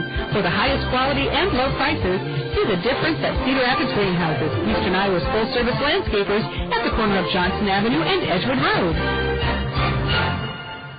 Hi, I'm Fred Andrews, your local Pekin Insurance agent at Andrews Insurance in Cedar Rapids. I'd like to introduce you to an easy-to-understand, affordable life insurance plan with great benefits. It's simplified issue whole life from Pekin Insurance. The plan requires no medical exam, has guaranteed rates for life, and a guaranteed cash value. Life insurance made simple and affordable from Pekin Insurance. To learn more, contact me, Bill Andrews, at Andrews Insurance. Through 3 innings here in Fort Wayne this afternoon, a lovely Sunday, 85 degrees, virtually no humidity or wind. It's just perfect for baseball. The Wizards 4 runs, 5 hits, no errors. The Kernels 3 runs, 5 hits, 3 errors. 4-3 Wizards as we go to the 4th inning. Josh Davies, who is now 4 for 7 in this series in 3 games, executed a perfect hit-and-run single to help the Kernels score their first run of the afternoon, and the 2-run second will lead off. And he takes low, ball 1 from right-hander Grant Varnell. Grant pitched against us Saturday, June 10th. He was an 8-3 loser. Of the 8 runs the Kernels scored off of him in 6 innings, only 3 were earned. Davies corks one high in the air to right. Drifting back is Mike Baxter. He's there, and Baxter has it. Josh Davies retired for one of the few times in his first 3 games as a Colonel as he hoisted one into right field, 1 away. And Brett Martinez, the batter. Brett drove in a run with an RBI single in the Colonel 2-run second inning. Brett hitting .224, 2 homers, 21 RBIs, playing for the first time since Thursday night series opening Wizard 12-inning win. Martinez lashes the first pitch foul, strike 1. Our first look at the State Farm Major League scoreboard today. It's brought to you by State Farm Insurance agents Brad Dunn, Dale Thompson, Al Shetler, and Gary Shubat.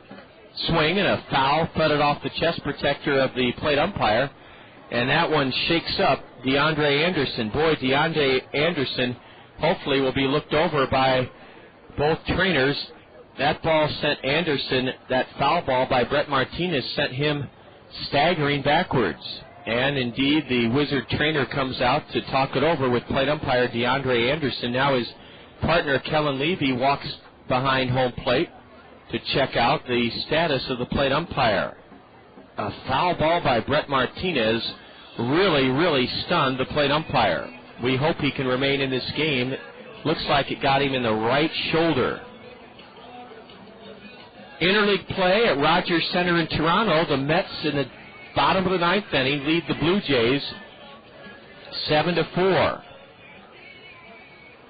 The Cardinals are playing the Tigers this afternoon at Comerica Park, and they're in the top of the 8th inning, tied 1-1.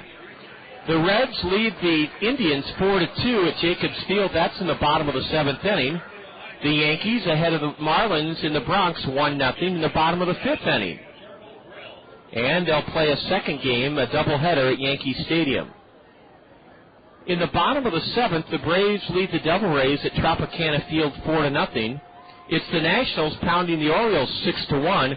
They're at Camden Yards in the bottom of the 5th inning. The Phillies and Red Sox postponed due to rain. Ball 1 low to Brett Martinez. Now a slider low and away, ball 2. At Kauffman Stadium in the top of the 4th inning, the Brewers trail the Royals 1-0. And they're just underway, no score for Texas and the Rockies in the first inning at Coors Field. Martinez, a Bouncer to shortstop, and Brett thrown out by Jesus Lopez. 2 away here in the Colonel 4th inning, with Fort Wayne leading 4-3. And later this afternoon, the Giants in Oakland at AT&T Ballpark in San Francisco. Also later today, in Phoenix, our parent club, the Angels, will play the Diamondbacks. The Mariners and Padres at Petco Park later. And wait, we forgot one game at the Metrodome. They're in the bottom of the 3rd. The Twins lead the Cubs 2-0. Twins leading the Cubs 2-0 in the bottom of the 3rd. Check that, 4-0 Twins. A ground ball to 3rd. Easy for Seth Johnston, who throws out Dallas Morris. Dallas Morris grounds to 3rd, and the Colonels go in order for the first time today at the hands of right-hander Grant Varnell. Finishing up our look at the State Farm Major League scoreboard, again, the Cubs trail in the 3rd at the Metrodome 4-0 to the Twins. Later this afternoon, the only non-interleague game, the Pirates and Dodgers at Chavez Ravine, and the game you'll hear right here in the zone later tonight, a rematch of last fall's World Series. The Astros take on the White Sox at U.S. Cellular Field. That look at the State Farm Major League scoreboard, sponsored by State Farm Insurance agents Gary Schubat, Dale Thompson, Brad Dunn, and Al Shetler. Moose Mosebach back to the hill for the Colonels as the Wizards come to bat in the bottom of the 4th, with Fort Wayne leading 4-3. Yep, this is Colonel Baseball on the Colonel Radio Network. This summer, children of all ages will enhance their imaginations through reading thanks to the summer reading program. Toyota Financial Services, The Gazette, Culver's Frozen Custard and Butterburgers, and Bloomsbury Farm have teamed up with the Cedar Rapids Kernels, encouraging children to read during the summer. For every 250 minutes a child reads, they will receive a reward to be claimed at the Ben Ritter Diamond Shop at Veterans Memorial Stadium. For every child that reaches 1,000 minutes, they will be invited to the Colonel's Reader Recognition Day, Sunday, August 27th. They will receive the autographs of Colonel's players on the field. Encourage your child to start reading today, helping them reach their goals for the summer. Next up, a musical taste of Dr. Pepper. It's a new spin on an old vibe from me to you. A tasty sip of Dr. Pepper for your ears, and it starts like this. I'm a pepper, he's a pepper, she's a pepper, we're a pepper, wouldn't you like to be a pepper? Now that's cool, but pepper is a little better. So let's slide in a taste of this. I'm a pepper, Right on. But there's still more to it. I mean, there's nothing like it, because every sip is a kick and mash up of 23 different flavors. So for the true taste of Dr. Pepper, we dial it up even more. I'm a pepper. You know it. With 23 flavors mixed into one bold taste, every sip is a cool mix of music to your mouth. Woo! Dr. Pepper, there's more to it.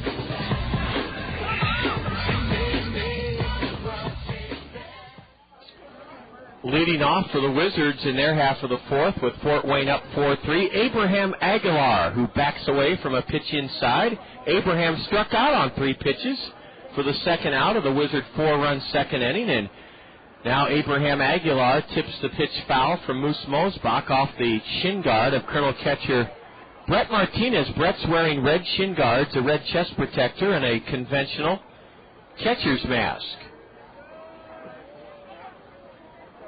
Monday, July 3rd, the Colonels will be wearing vintage 1906 replica Cedar Rapids Bunny uniforms. They'll be auctioned off after the game. Boy, that'll look neat, won't it? Uniforms from 1906. I wonder if they'll be wool and heavy just like the ones were in 1906. A change-up, and Aguilar swings and misses. Abraham is batting .191, wears his white blue pinstripe trousers down all the way to his shoe tops and pulls the 1-2 pitch foul into the Colonel third base dugout. Abraham Aguilar takes a trip all the way out to the left of the dirt batting circle to reset himself. Monday, July 3rd, the gates open at 1 for a 2 o'clock start, and it's Iowa Public Television's Red-Green Day at the ballpark. Moose Mosebach's next pitch is high and away. 2-2 to Abraham Aguilar. And he corks the next one foul, past third into the Colonel left field bullpen. This is Moose Mosebach's 15th start of the year. He's 5th in the league in innings pitched. 4 of the top 5 leaders in innings pitched are with the Kernels. Aguilar slaps one to the right side. Josh Davies has it and sidearms to first. 1 away here in the Wizard 4th inning, and that's 4 straight set down by Colonel 21-year-old right-hander Robert Moose Mosebach. Aguilar's nothing for 2. 1 away. Bases empty for Javis Diaz, who reached on an error committed by Hundley Stacia at short and scored in that Wizard 4-run second inning. Fort Wayne 4, Kernels 3, bottom of the 4th inning. Aguilar bunts in the air foul, and it reaches the top of the, or it goes into the Wizard first base dugout. Innings pitched leaders, Midwest League. 9-game winner Nick Adenhart, 98. 8-game winner Stephen Merrick, 92 1/3. Colonel Tommy Mendoza, 4-game winner, 92 1/3. And 5th, Moose Mosebach, 90 1/3. What a tribute to the Colonel staff this year to have that kind of stamina and efficiency. Javis Diaz launches one down the left field line, chased by Dallas Morris, and it's beyond the reach of Dallas into the bleachers. Dallas had to flash right in front of Randy Reddy, the Fort Wayne manager, and his glasses came flying off. Dallas wearing those sunglasses that don't flip down. A lot of players now wear those Oakley frames. Strike 3 called at the knees. Javis Diaz is rung up by plate umpire DeAndre Anderson, and there are 2 away here in the Wizard 4th inning as Moose Mosebach tries to retire Fort Wayne in order for the first time today. Your chance to earn a pair of tickets to the upcoming presentation at Bruce Moore of the Fantastics and a Bruce Moore souvenir book in the top of the 5th inning. 2 gone here in the bottom of the 4th, and a breaking ball just inside to Seth Johnston. Seth reached on an error, a throwing error by third baseman Dallas Morris in the 1st, and then singled in a run in the 2nd inning. Strike 1 called on the outside corner of the right-handed batter, Seth Johnston.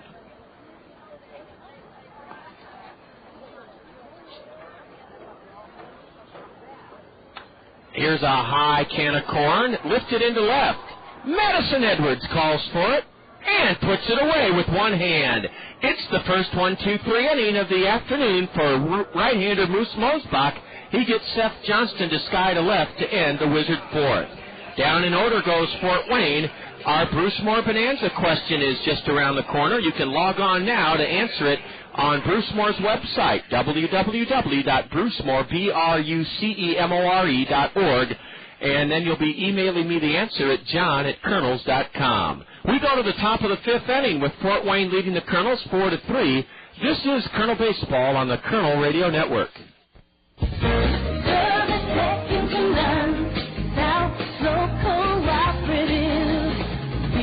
For your communication needs, internet service, telephone, and TV. As a cooperative telephone company, our members are owners who make a good team. Service second to none, South Slope Cooperative Communication. Get ready for summer and beat high gas prices with a pre-owned vehicle from Randy Keel Honda. Their inventory is jam-packed with fuel-efficient vehicles designed to save you money. Get an economical sedan for your daily commute, or indulge your sporty side with a high-performance coupe.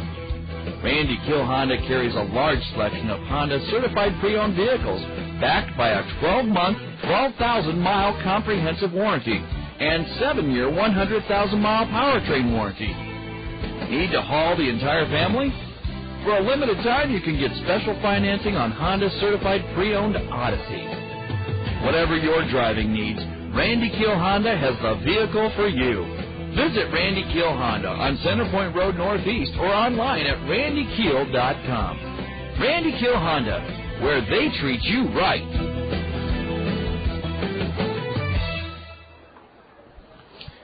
Anderson Rosario, the number 8 hitter in the Colonel order, will lead it off here in the top of the 5th before a crowd of 2,867.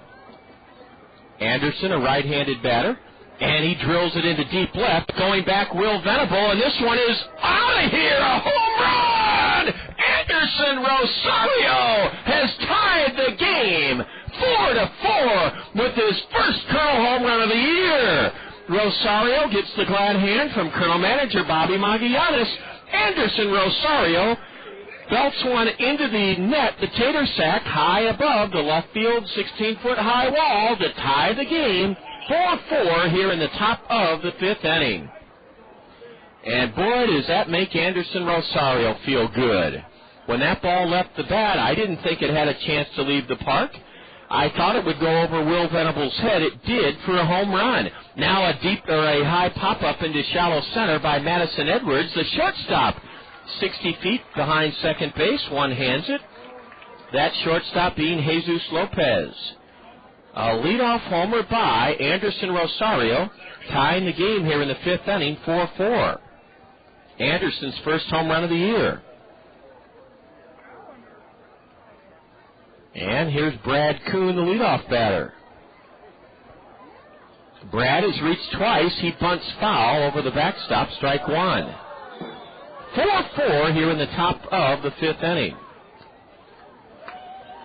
Your chance to earn a couple of tickets to Bruce Moore's production of the Fantastics and a Bruce Moore souvenir book. We have a true-false question for you today, and you'll find the answer on the Bruce Moore website. That's www.brucemore.org.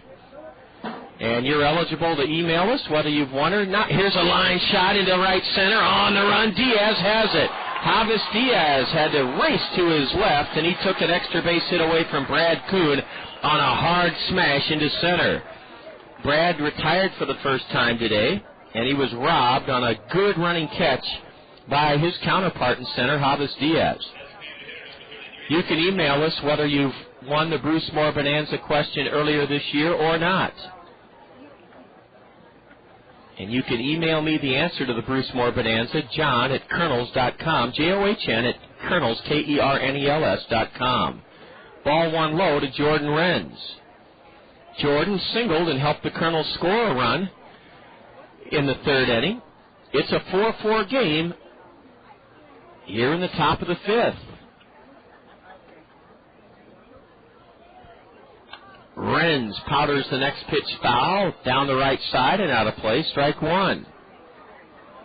All right, you'll find the answer to our Bruce Moore Bonanza question on the Bruce Moore website, www.brucemore.org, BRUCEMORE.org. Renz bounces one to short, and a leaping stab there by Lopez and Jesus on to first to get Jordan Renz. And that does it for the Kernels in the fifth inning. One run on the leadoff homer by Anderson Rosario. There was one hit, no Wizard errors. The Kernels leave the bases empty. We're going to keep it right here to give you the Bruce Moore Bonanza question, and then we'll tell you about what Anderson Rosario's home run means to the Haycap Food Reservoir. Here's our Bruce Moore Bonanza question. True or false? The three Douglas girls were permitted to roller skate in the halls of Bruce Moore and play ping pong on the mahogany dining room table. Is that true or false? You'll find the answer by logging on to Bruce Moore's website, www.brucemore.org, BRUCEMORE.org, and you can email me the answer along with your name and address to John@Kernels.com, JOHN@Kernels, KERNELS.com. Here's our Bruce Moore Bonanza question. True or false? The three Douglas girls were allowed to roller skate in the halls of Bruce Moore and play ping pong on the mahogany dining room table. Email me the answer, true or false, at John, JOHN@Kernels.com, and you'll earn yourself, if you're correct, a pair of tickets to the Classics at Bruce Moore's production and performance of the Fantastics. Anderson Rosario was fantastic as he homered leading off the Colonel fifth, and that home run means PRC's Community Care will donate $25 to the Haycap Food Reservoir in PRC's Home Runs for the Hungry campaign. And Rosario's first home run of the year, the Colonel 44th of the season, and that means $1,100 has now been donated by PRC's Community Care to the Haycap Food Reservoir in PRC's Home Runs for the Hungry campaign. We're tied 4-4 as we go to the bottom half of the fifth inning. Will Venable takes an off-speed pitch, a beauty, strike one called from right-hander Mosebach. Neither team has been able to hold leads of 2 runs. Strike two, same pitch, same result.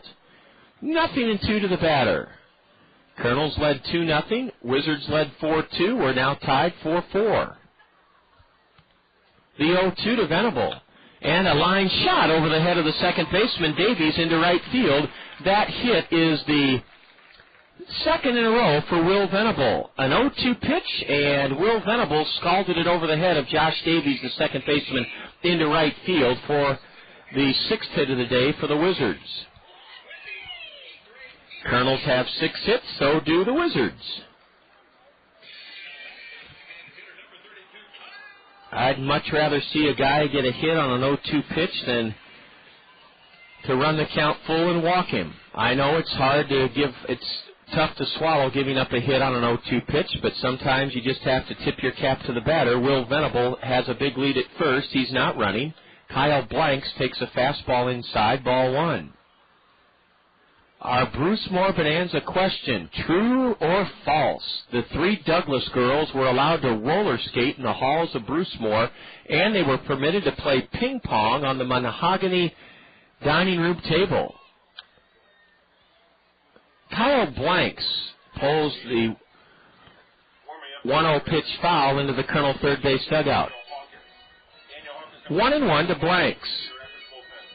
You can email your answer, true or false, to me here in Fort Wayne at John, John, at Kernels, KERNELS.com.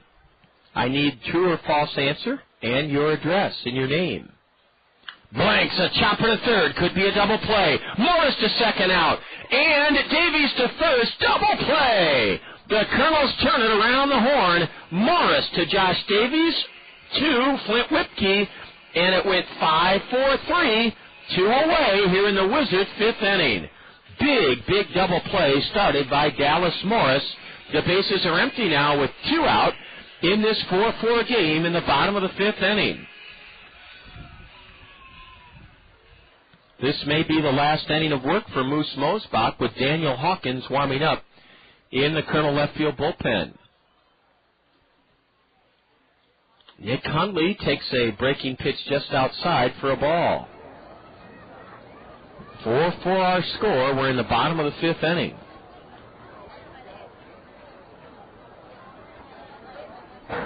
Breaking pitch, swing and a miss. Strike one on Hundley, who led off the Wizard third by doubling over the head of Anderson Rosario in right.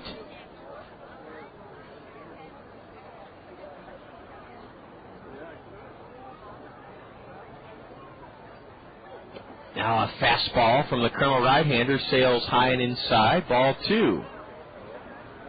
Our Bruce Moore Bonanza question can be answered by you finding the answer on Bruce Moore's website, www.brucemore.org. A high pop fly into shallow center. Brad Kuhn glasses down, comes in shallow right center to haul it in, and Moose Mosebach has pitched 5 strong innings here this afternoon. No runs for the Wizards in the 5th. A leadoff single, 1 hit. There were no Colonel errors. Fort Wayne leaves none. The Colonels turn a double play. We go to the top of the 6th inning.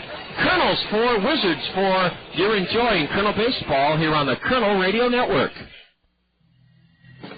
Whether you're a serious athlete or a weekend warrior, injuries can take you out of your game.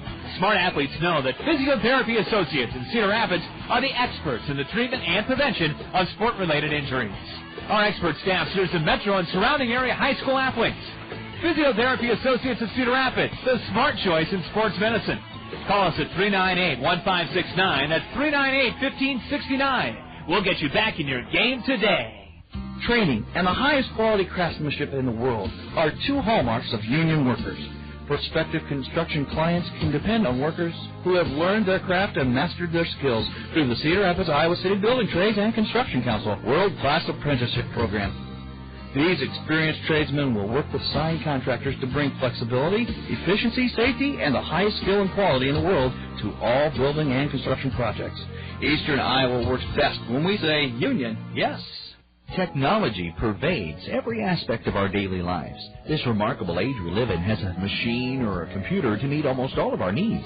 But you won't find a technological device that can provide you with the personal attention for something as important as insurance. Neighbor Insurance Services, your professional Pekin insurance agency in Hiawatha, is trained on all insurance matters, including how much coverage is enough coverage. For personal attention to all of your insurance needs, see the insurance professionals at Neighbor Insurance Services in Hiawatha. Through 5 innings in the series finale here in Fort Wayne. It's the Kernels and Wizards even at 4 apiece. Grant Varnell has not gone more than 6 innings in any of his previous... Well, no, he has 1 complete game, but I think that came... Well, I'm just not sure, but I know Varnell hasn't gone past 6 innings more than once. He's ready to go here in the 6th, and he'll face the heart of the Kernel order. Stacia, Whipke, and Josh Davies. 4-4 our score. We'll give you one more chance to earn a pair of tickets to Bruce Moore's production of the Fantastics by logging on to Bruce Moore's website and answering our Bruce Moore Bonanza question. A change-up is downstairs, ball 1 to Hundley. Now Stacia pops a pitch foul down the left field line into the bleachers, strike 1. Hundley Stacia delivered a big blow in the Kernel 7-2 win last night, a 2-out bases clearing, 3-run double over the head of Will Venable in left. Hundley leads the Kernels with 19 doubles. He smashes one into left center, and it's a leadoff base hit. Over to get it is Will Venable, and Hundley Stacia, the go-ahead run at first for the Kernels here in the top of the 6th inning. Hundley Stacia picks up the Kernel's 7th hit of the afternoon. And he's aboard at first with nobody out for Flint Whipke, the cleanup batter. You can answer our Bruce Moore Bonanza question, whether you've won the Bruce Moore Bonanza earlier this year or not. We're opening it up to all comers here this afternoon in Fort Wayne. There goes the runner. Whipke taps it to third. The only play for Seth Johnston is to throw Flint out. And the Kernels advance Hundley Stacia to second. A hit and run was on, and Flint Whipke, unable to hit the ball to the right side of the infield, was, however, able to get Stacia to second by chopping out to third. 1 away here in the Kernel's 6th inning, and now a base hit by Josh Davies, or Brett Martinez would likely give the Kernels the lead back. Our Bruce Moore Bonanza question is a fun one, true or false, and you'll find the answer by logging on to Bruce Moore's website, www.brucemore.org. And the Bruce Moore Bonanza true or false question, the 3 Douglas girls were allowed to roller skate in the halls of Bruce Moore and play ping pong on the mahogany dining room table. Is that true or false? When you find out, by logging on to the Bruce Moore website, email me the answer along with your name and address to John, John, at Kernels.com. Ball 2 to Josh Davies, low. Now ball 3 outside. 3-0 to Josh Davis, who singled, a hit-and-run single, and scored in the 2nd inning.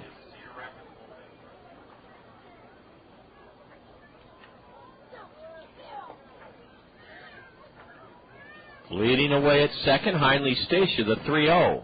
Low and away in the dirt. Stacia will try for third. He'll make it on a ball 4 wild pitch. Just the 3rd wild pitch by Grant Varnell this year. 1st and 3rd, 1 out. Brett Martinez will have a chance now to put the Kernels ahead in this 4-4 game. Josh Davies walks on 4 pitches, and here comes Tom Bradley, the Wizard pitching coach, sauntering out to the mound to have a word with his right-hander.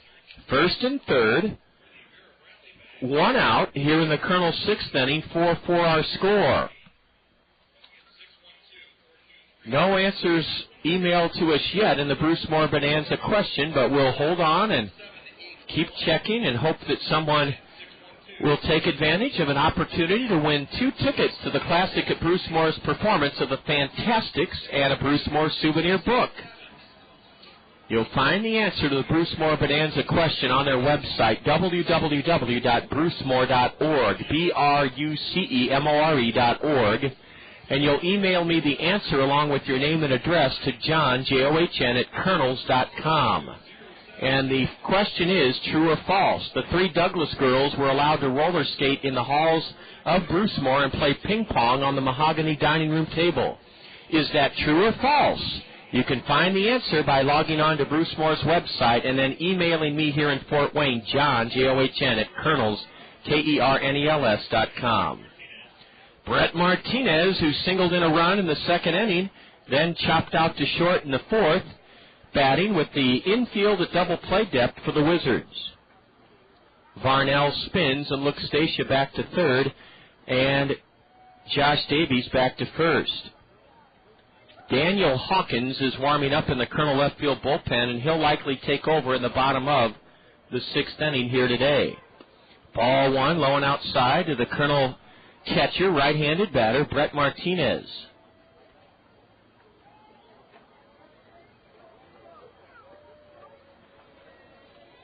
First and third, one out.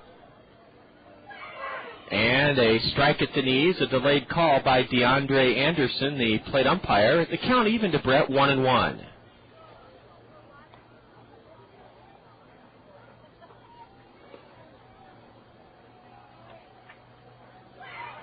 Martinez laces the next pitch foul, strike 2.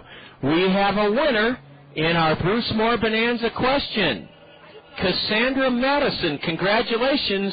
Yes, Cassandra, the Douglas girls were allowed to roller skate in the house when there was bad weather, and they were also allowed to play ping pong on the mahogany table. The runner goes from first, and Martinez lifts the pitch foul off to the right.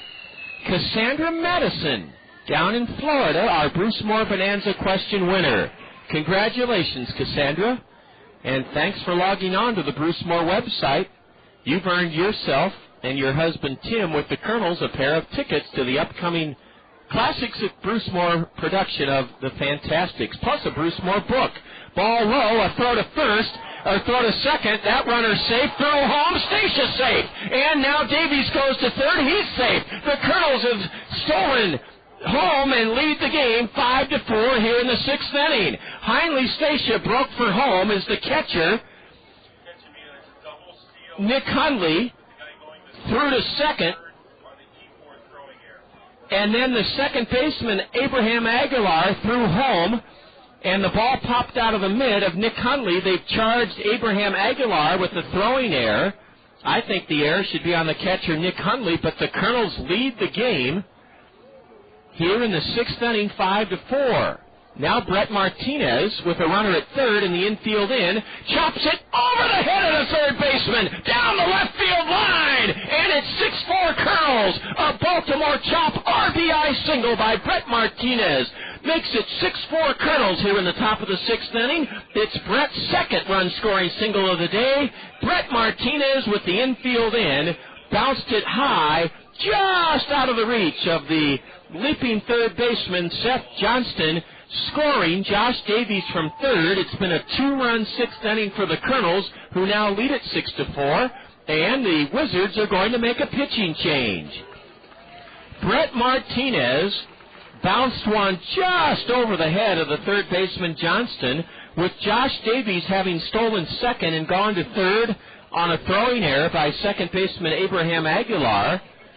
Davies scored on Martinez's Baltimore chop RBI single just over the head of the outstretched glove of Seth Johnston at third.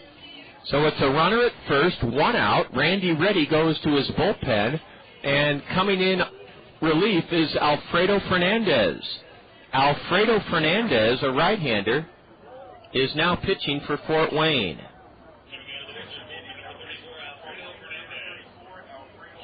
So Grant Varnell goes 5 1/3. And in 5 1/3, Varnell has surrendered 6 runs on 8 Colonel hits. Grant Varnell struck out 2, and he walked 2. Both of the men he walked have scored, or did score. Alfredo Fernandez now takes over on the hill for Fort Wayne here in the top of the 6th inning. 6-4 Kernels. Alfredo Fernandez is a tall right-hander, and he's pitched well this year. He's 2-1, no saves, a 2.83 ERA. Alfredo Fernandez on for the 25th time this year. In 35 innings, he's given up just 30 hits. Struck out 20 in 35 innings, walked 9. The league hitting .224 against Alfredo Fernandez. Well, let's thank and congratulate Cassandra Madison. Cassandra, you've earned yourself a pair of tickets, you and your husband Tim, to the Classics at Bruce Moore's production of the Fantastics and a Bruce Moore souvenir book. You answered the true or false question correctly. True or false, the 3 Douglas girls were permitted to roller skate in the halls of the Bruce Moore Mansion and play ping pong on the mahogany dining room table. Cassandra Madison, yes, that's true. And Cassandra, congratulations. You're our Bruce Moore Bonanza question winner this afternoon from Fort Wayne. Thank you so much for emailing us. We also have an answer coming in from another Colonel listener, Steve Collins. Here's a ground ball foul past third. Steve Collins of Miami Drive Northeast. Congratulations. You've also earned a pair of tickets to Bruce Moore's production of the Fantastics and a Bruce Moore souvenir book. Steve Collins, Miami Drive Northeast in Cedar Rapids. Thanks and congratulations, Steve. Dallas Morris, nothing for 2 today. Grounds one foul past third. Now pops the next pitch foul. Chased over to the first base grandstand area by Darrell Jones. He runs out of room, and it's 0-2 to Dallas Morris. So 2 winners in our Bruce Moore Bonanza question, Cassandra Madison and Steve Collins.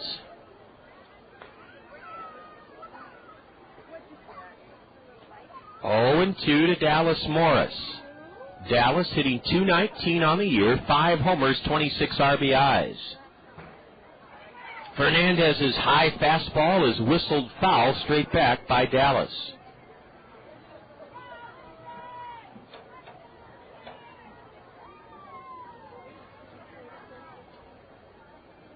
.6-4 Kernels here in the top of the 6th inning. And the Wizard right-hander comes set just above the letters. The 0-2 is a changeup in the dirt blocked by Nick Hundley to prevent Brett Martinez from going to second base.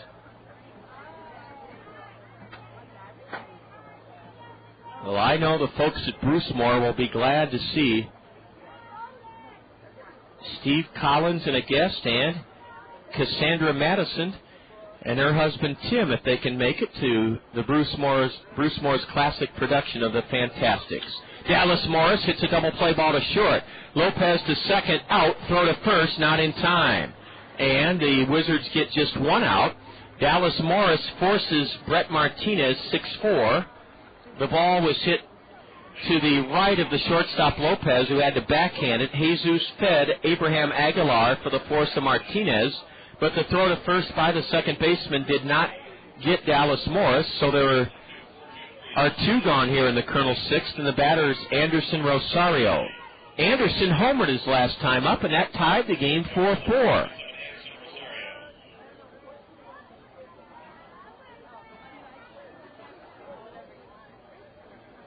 $2,867 here this afternoon in Fort Wayne at Memorial Stadium. Swing and a miss, a home run cut by Anderson Rosario, strike 1.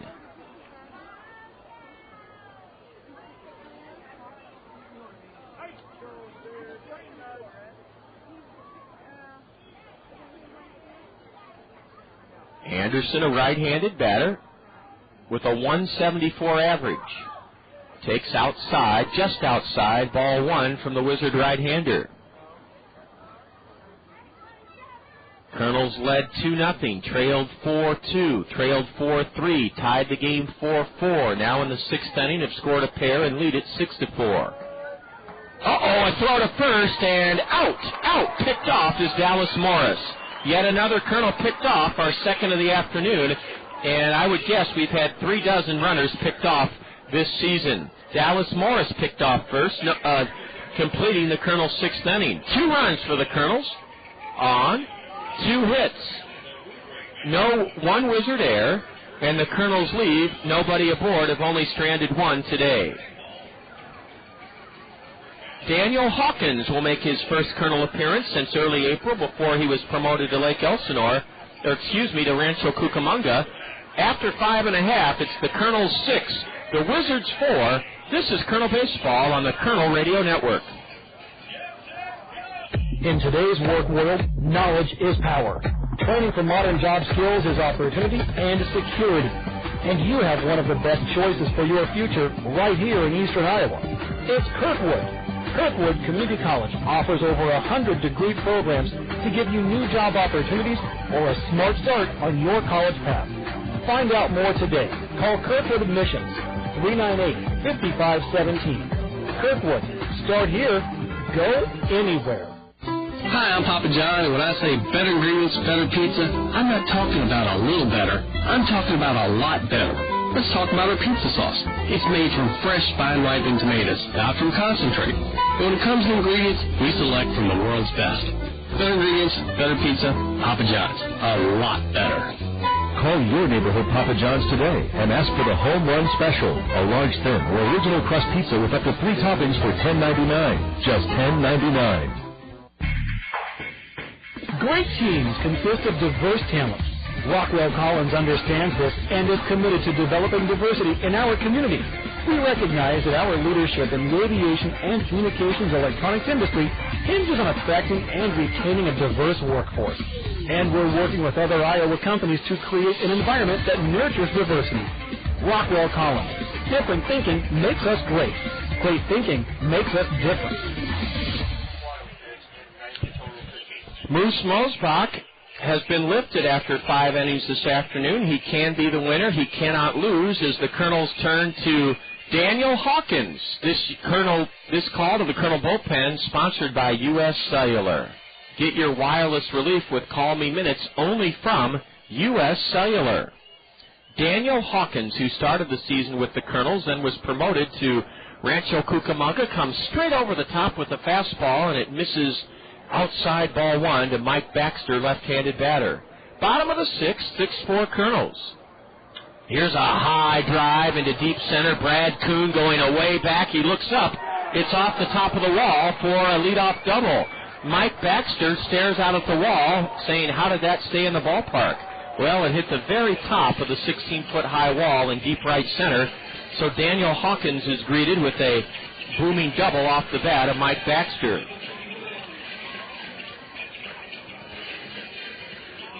Moose Mosebach went 5 innings in his 15th start of the year.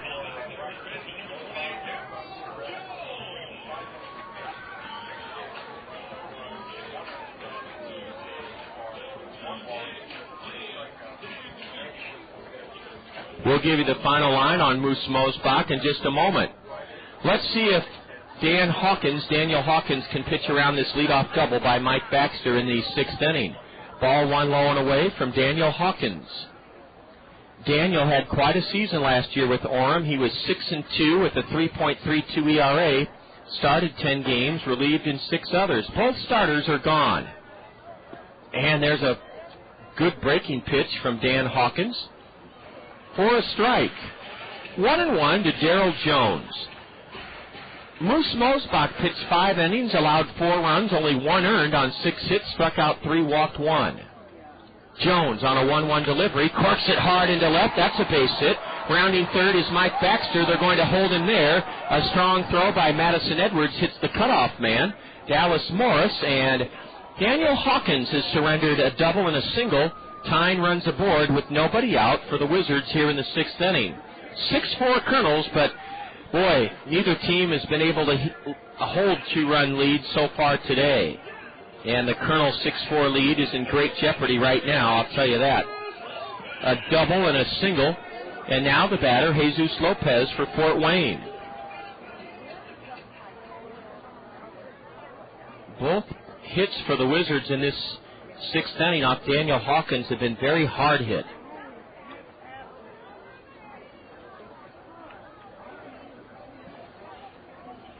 Daniel appeared in 4 games for the Kernels before he was promoted to Rancho. Ball 1 is low to Jesus Lopez. Brad Beck is warming up in the Kernel left field bullpen.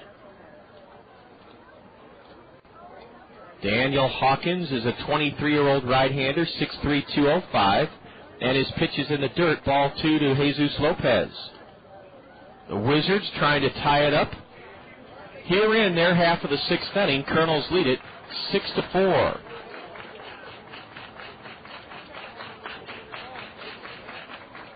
The sun has disappeared for a few moments. Mike Baxter at third, Daryl Jones at first. The 2-0 headed home. Double play ball to third. Dallas Morris throws to first and gets 1 out. Good play by Dallas. I said double play ball when it left the bat, but it was a 1-hopper that had a lot of hang time on it. So Daryl Jones, the tying run, goes to second as Jesus Lopez bounces out to third. Dallas Morris fielded it right on the third base bag. Mike Baxter got back to third as Dallas pegged to first for the first out of the inning. So the Wizards have runners at second and third, 1 out. Abraham Aguilar, the batter. Aguilar is 0 for 2 today.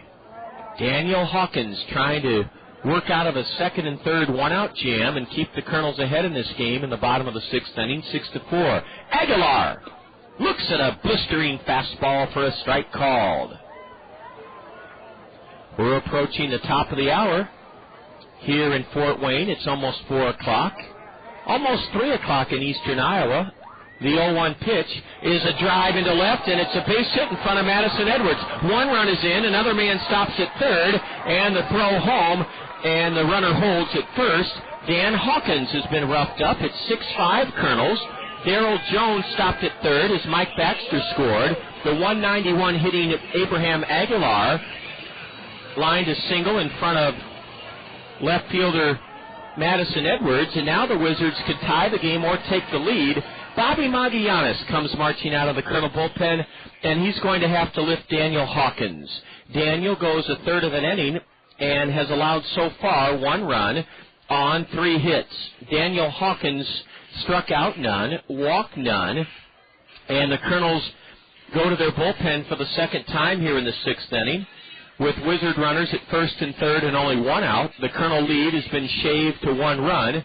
This call to the Kernel bullpen sponsored by U.S. Cellular. Get your wireless relief with Call Me Minutes only from U.S. Cellular. Brad Beck, Kernel lefty, comes out to try to stomp out this raging fire that the Wizards have ignited to pull to within a run of the Kernels. Brad Beck, Kernel lefty, no record this year. He's pitching for the 9th time out of the Kernel bullpen, a 3.18 ERA. Brad, in 5 2/3 innings, has given up 2 runs on 6 hits, struck out 5 in 5 2/3, walked none. The league hitting .261 against Brad Beck. So Brad Beck is on, and unfortunately, Moose Mosebach's chances of coming away with a win this afternoon are growing dimmer with each at bat for the Wizards. A double, a single, a bounce out, an RBI single by the number 9 hitter, Abraham Aguilar, hitting 191, drilled an RBI single into left, driving home Mike Baxter, who doubled high off the right center field wall to start this Wizards 6th inning. Let's see if Brad Beck can somehow get out of this first and third 1-out jam and prevent the Wizards from tying the game, or taking the lead for that matter. Every game we played with Fort Wayne has been a real tussle. 4 of the 7 that we played with this San Diego Padre Midwest League affiliate have been 1-run games. 4 of the 7.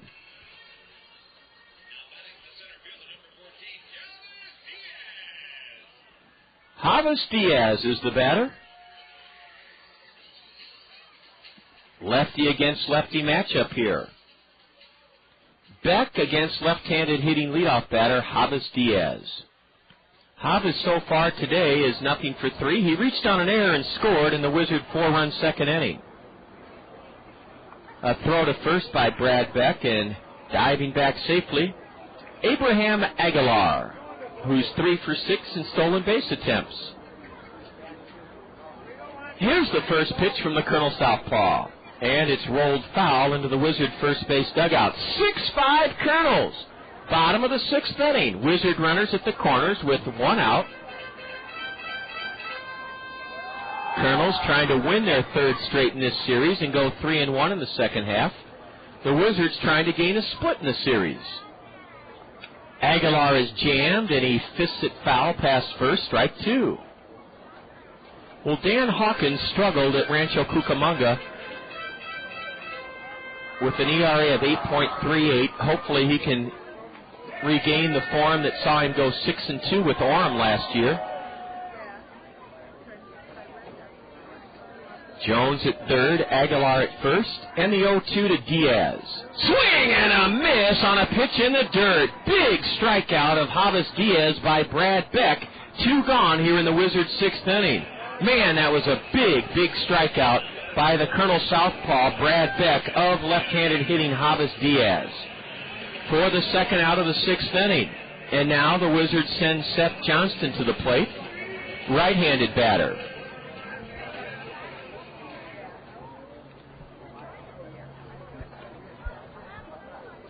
This game being played at a very leisurely, relaxed pace compared to the first 3 games of the series.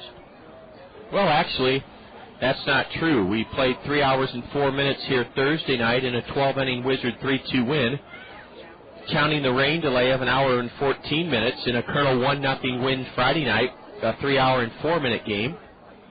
And then last night we played in a brisk 2 hours and 19 minutes.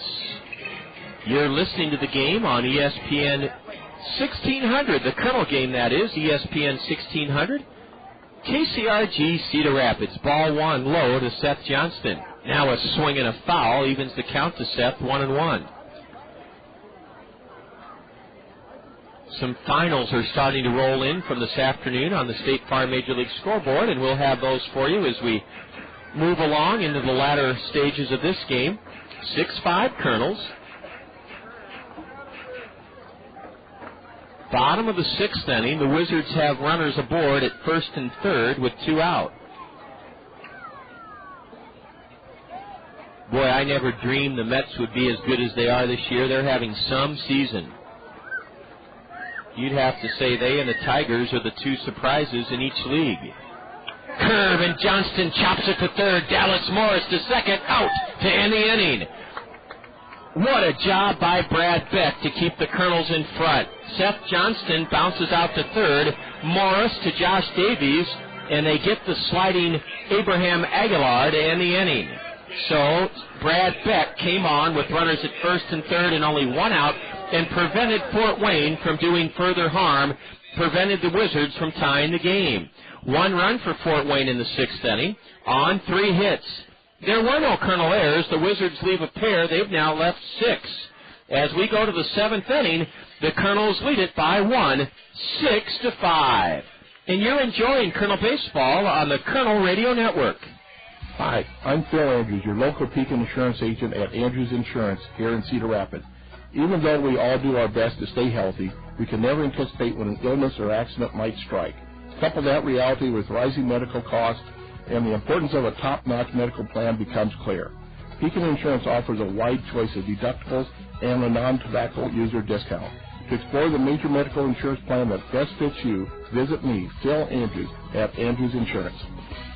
Hi, this is Dave Town with Five Seasons Transportation and Parking.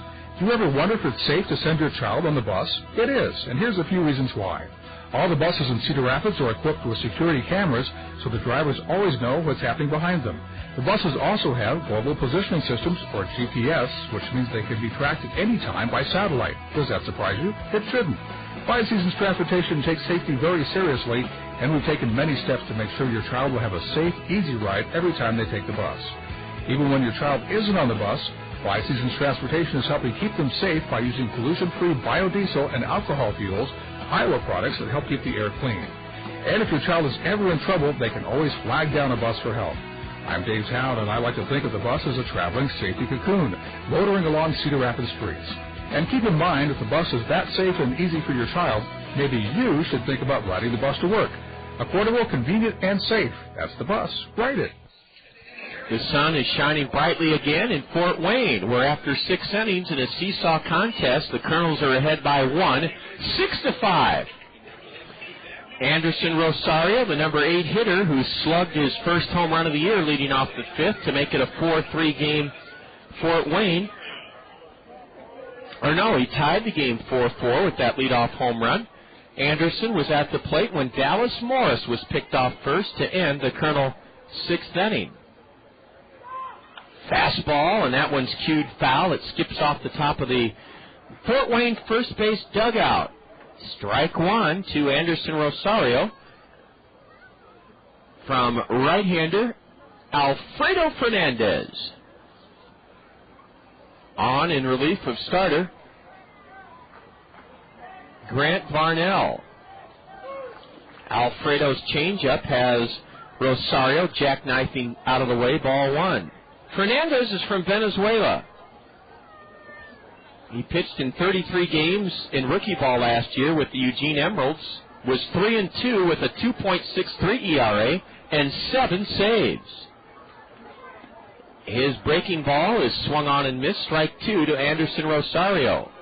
Thanks to State Farm Insurance agents Gary Schubat, Dale Thompson, Brad Dunn, and Al Shetler, we can bring you a round of scores on the State Farm Major League scoreboard here from Memorial Stadium in Fort Wayne. Outfield plays Anderson Rosario straight away. The 1-2. Swing and a foul to the base of the backstop. The Mets win. They turn back the Blue Jays in Toronto today, 7-4. The Tigers whip the Cardinals 4-1 at Comerica Park. In the Battle of the Buckeye State, the Reds toppled the Indians 4-2 today at Jacobs Field. Down in St. Petersburg, Florida, the Devil Rays bowed to the Braves 4-1 Atlanta.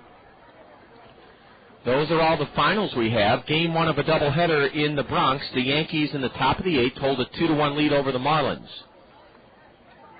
Anderson fights off another pitch, a 1-2 pitch in on his hands, and loops it foul into the first base seats. They were in the bottom of the 7th inning in the clash of the Beltway, and at Camden Yards, the Nationals are stomping the Orioles 8-3. The Cubs in the bottom of the 6th inning with Minnesota batting trail the Twins 5-0 Twins at the Metrodome. Rosario waits on a breaking pitch and tips it foul into the glove of the catcher Nick Hundley and one away here in the Colonel 7th inning. The batter is Madison Edwards.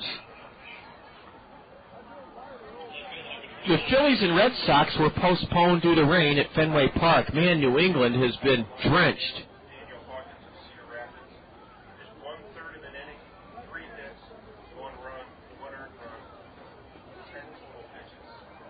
New England's been drenched by rain this entire season. The Red Sox and Phillies were postponed due to rain. In the top of the 7th at Kauffman Stadium, the Royals hold a 2-0 lead over the Brewers. Madison Edwards lifts a 1-0 pitch foul towards the third base dugout railing, or the third base railing beyond the dugout, and it's just out of the reach of Seth Johnston. Strike one to Madison. In Denver, Texas trails the Rockies 2-0 at Coors Field, and that game is in the bottom of the 4th inning. Rockies 2, Rangers 0. And everything else later this afternoon or tonight. The game you'll hear tonight in the zone, the Astros and White Sox at U.S. Cellular Field. Madison Edwards now hoists a pitch foul onto the right field picnic deck here at Memorial Stadium. The left-handed hitting Madison Edwards steps all the way out of the dirt batting circle, checks his bat to make sure he didn't break it. It's 6-5 Kernels. We're in the top of the 7th inning. On a beautiful day here at Memorial Stadium in Fort Wayne.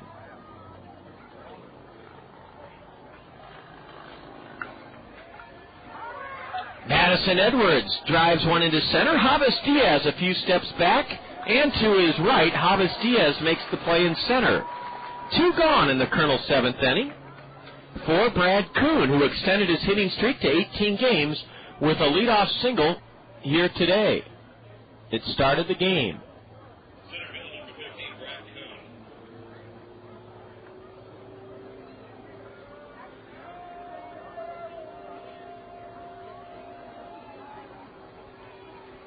Brad walked and scored in the Kernel third inning. He taps one over the hill. The second baseman charges, double clutches, throws just in time. A bang-bang play, and Brad Kuhn was thrown out by Abraham Aguilar. Aguilar had to charge in and had the ball stick in his mitt for just a fraction of a second. I thought that would allow Brad to beat it out, but Aguilar throws out Kuhn on a close play at first, and the Kernels go in order for just the second time this afternoon. This crowd of 2,867 on their feet to sing Take Me Out to the Ball Game. At home, this moment sponsored by Lindale Dental Care. They're singing Take Me Out to the Ball Game during the seventh inning stretch here in Fort Wayne, where the Kernels own a one-run 6-5 lead over the Wizards as we head to the bottom of the seventh inning. You're enjoying Kernel Baseball on the Kernel Radio Network. Get ready for summer and beat high gas prices with a pre-owned vehicle from Randy Keel Honda. Their inventory is jam-packed with fuel-efficient vehicles designed to save you money. Get an economical sedan for your daily commute, or indulge your sporty side with a high-performance coupe. Randy Keel Honda carries a large selection of Honda certified pre-owned vehicles, backed by a 12-month, 12,000-mile comprehensive warranty and 7-year, 100,000-mile powertrain warranty. Need to haul the entire family? For a limited time, you can get special financing on Honda certified pre-owned Odyssey. Whatever your driving needs, Randy Keel Honda has the vehicle for you. Visit Randy Keel Honda on Centerpoint Road Northeast or online at randykeel.com. Randy Keel Honda, where they treat you right. When you're in the market to buy or sell a home, how can you differentiate one realtor from another? The distinction is clear when you consider the remarkable offer that Dick Ramsey of Skogman Realty makes. Dick Ramsey's offer is unprecedented. Buy one of Dick Ramsey's homes, and Dick Ramsey will buy yours. That extraordinary pledge bears instant replay. Buy one of Dick Ramsey's homes, and Dick Ramsey will buy yours.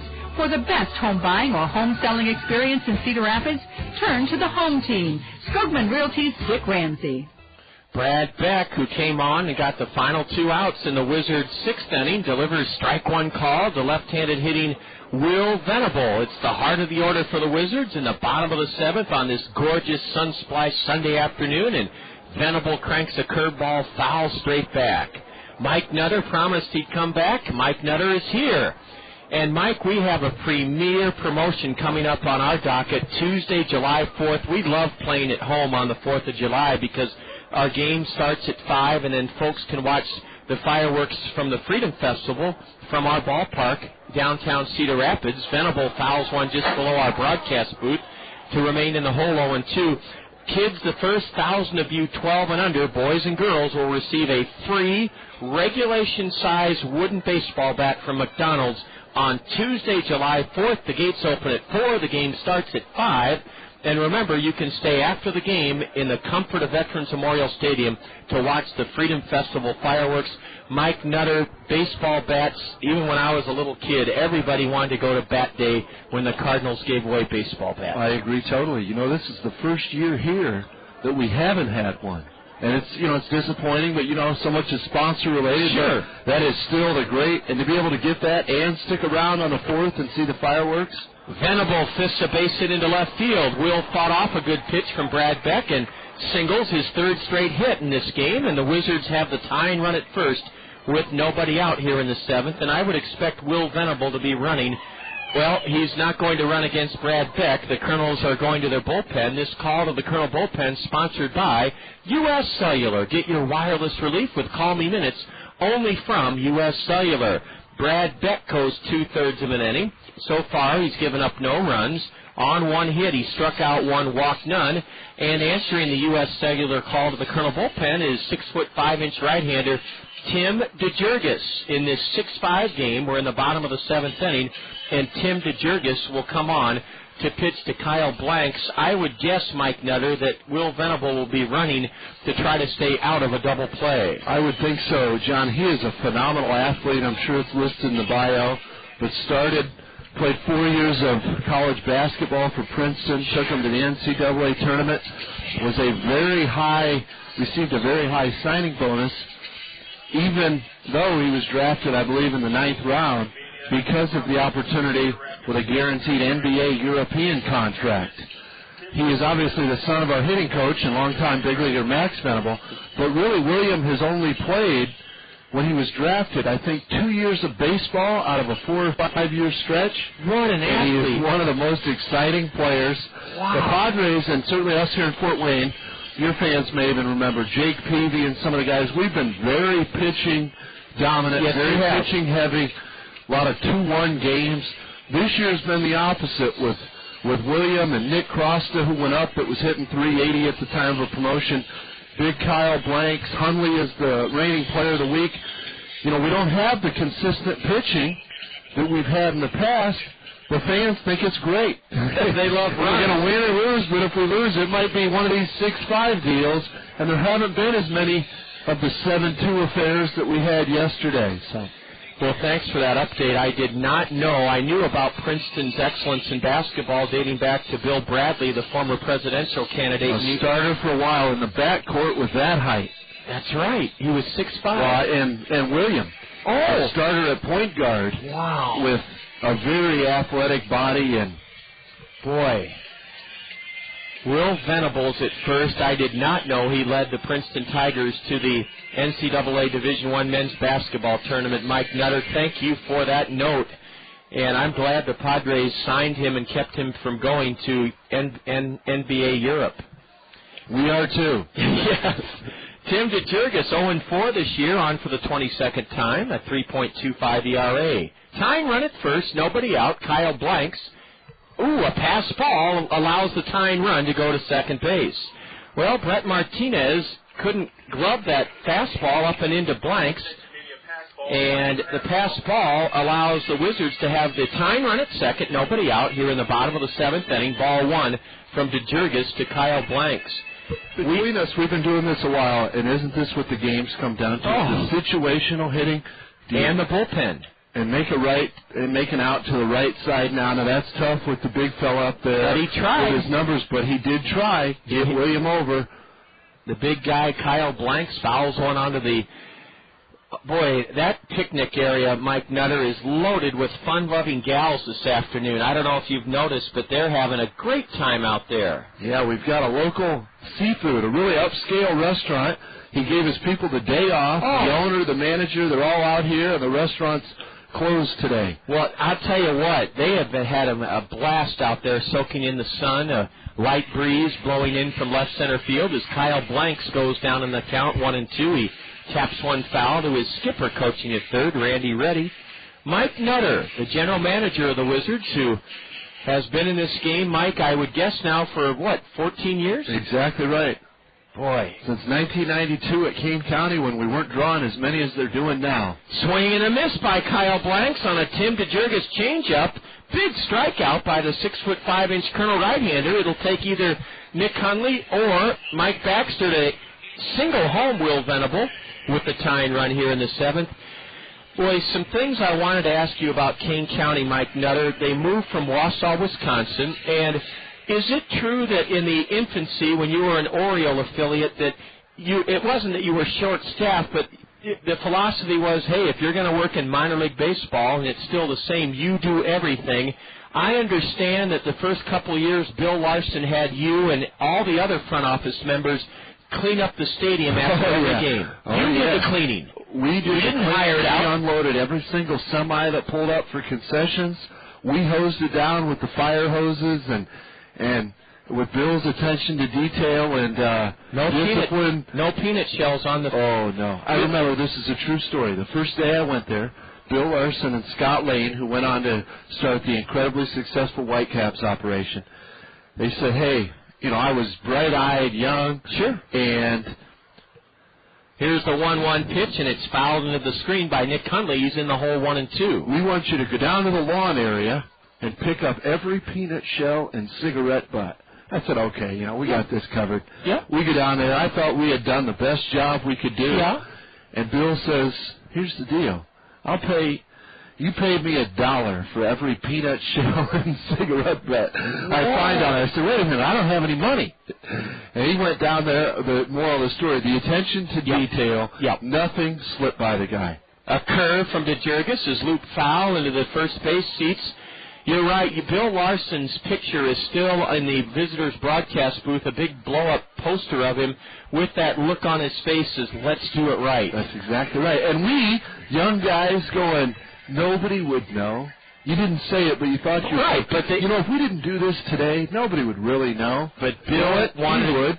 Right, he would, and Bill wanted. So therefore, so would the fans and the families. Yes, he wanted it done right. Bill Larson started an empire in Kane County, and a couple of other stories I'll run by you in a moment. Mike Nutter, general manager of the Wizards. We're in the bottom of the 7th. The sun has disappeared momentarily. The Wizards have the tying run at second, 1 out. In a 6-5 game, DeJurgis delivers. And a split-fingered pitch in the dirt for ball 2 to Nick Hundley. Tying run. A statement to Bill, and I know this isn't the forum to sit here and continue to talk about him, but separate from myself, there's countless guys that went on to be general managers and assistant GMs that learned from Bill Larson. That's right. Talking in Arkansas right now with the Travelers, Pete Lavin. You've got a guy in Myrtle Beach. There's guys all over the country, and it's a testament to his teaching. Yes, it is. Ooh, the Kernels thought they had Hundley struck out. A fastball ruled just outside, and it's a full count now to Nick Hundley. Will Venable singled off Brad Beck, the left-hander, and then went to second on a pass ball. Big strikeout by DeJurgis of Kyle Blanks for the first out of the Wizards' 7th. 6-5 Kernels, 1 out, and the right-handed hitting catcher takes just inside. Tim DeJurgis can't believe it, and the plate umpire, DeAndre Anderson, gets some guff from the Colonel first base dugout. Nick Hundley looked like he checked his swing up in time to be sure, but the ball looked pretty good from here. They called it ball 4, did DeAndre Anderson, and it's first and second, 1 out. And the batter is now Mike Baxter, who has walked and scored, doubled and scored. He's 1 for 2 with 2 runs scored. DeJurgis hopes for a pop-out, strikeout, or double play to get out of this 7th-inning jam. Mike Nutter is with us, and Mike, another thing that we can say about the Kane County operation, strike 1 called at the knees. As a casual observer, I hadn't thrust myself into the professional baseball realm. I was between careers, having taught and coached for 12 years, and was thinking about trying to get into minor league baseball. The 0-1 to Baxter, strike 2 called on the outside corner. When the Cougar franchise first opened, there were a ton of naysayers thinking, how is this, quote, little old minor league operation going to compete? These guys are crazy. Against you the can't Cubs come and into White the market. Sox. Yeah. Oh, this is big league territory. Ground ball to second. The only play for the second baseman, Davies, is to toss to first. Mike Baxter's gone, and the tying runs move up into further scoring position. Venable to third, Nick Hundley to second. Now Tim DeJurgis will go to work against Darrell Jones, who's 2 for 3 today, and try to keep this a 6-5 Colonel lead. Darrell Jones will try to give the Wizards the lead in the game. And, of course, it was before the X number of miles from home plate. You can't be within 60 or 100 miles from a major league stadium, because who on earth could would succeed? do that? Right. You can't succeed. Well, what if there's 5 million people living in the area? Well, and 8 million in Chicagoland, but in the western suburbs, and everybody said it would be a terrible failure, just as the breaking pitch high. How many teams are there now, counting independent ball? The Schaumburg Flyers, the Kane County Cougars, the Cook County Cheetahs, the Joliet Jackhammers, and there's one. Rockford, to an extent, is not. I mean, it's almost become a suburb now with the sprawling population of Chicago. A curve and a strike to Darrell Jones, and it all gets back to what you said, Mike. The touching the community in a memorable way and value for the family. I'm still amazed when we go to Philip Elstrom Stadium and see the crowds there. The other testament to those guys is they've reinvested back in the facility. Oh, yes. Every year you go in there and there's a new deck. There's a new party area. There's a new, a set of bathrooms. There's a new concession area. A new kids area. See, and I haven't even had the pleasure of seeing it. I hope to get up there later this summer to see some old friends. It's just a testament to them. A 1-2 pitch is lifted into shallow center. Backpedaling is Josh Davies. He's there and has it. Josh Davies backpedaling into shallow right center. Puts the clamps on Darrell Jones's shallow pop-up into right center. And Tim DeJurgis keeps the Wizards from tying the game here in the 7th inning. No runs for Fort Wayne. 1 hit. There were no Colonel errors. A walk and a pass ball. The Wizards leave a pair. They've stranded 8. We're going to keep it right here with General Manager Mike Nutter of Fort Wayne. We have the latitude to do that on our advertising log. We're going to the top of the 8th inning, and Fort Wayne leads this game.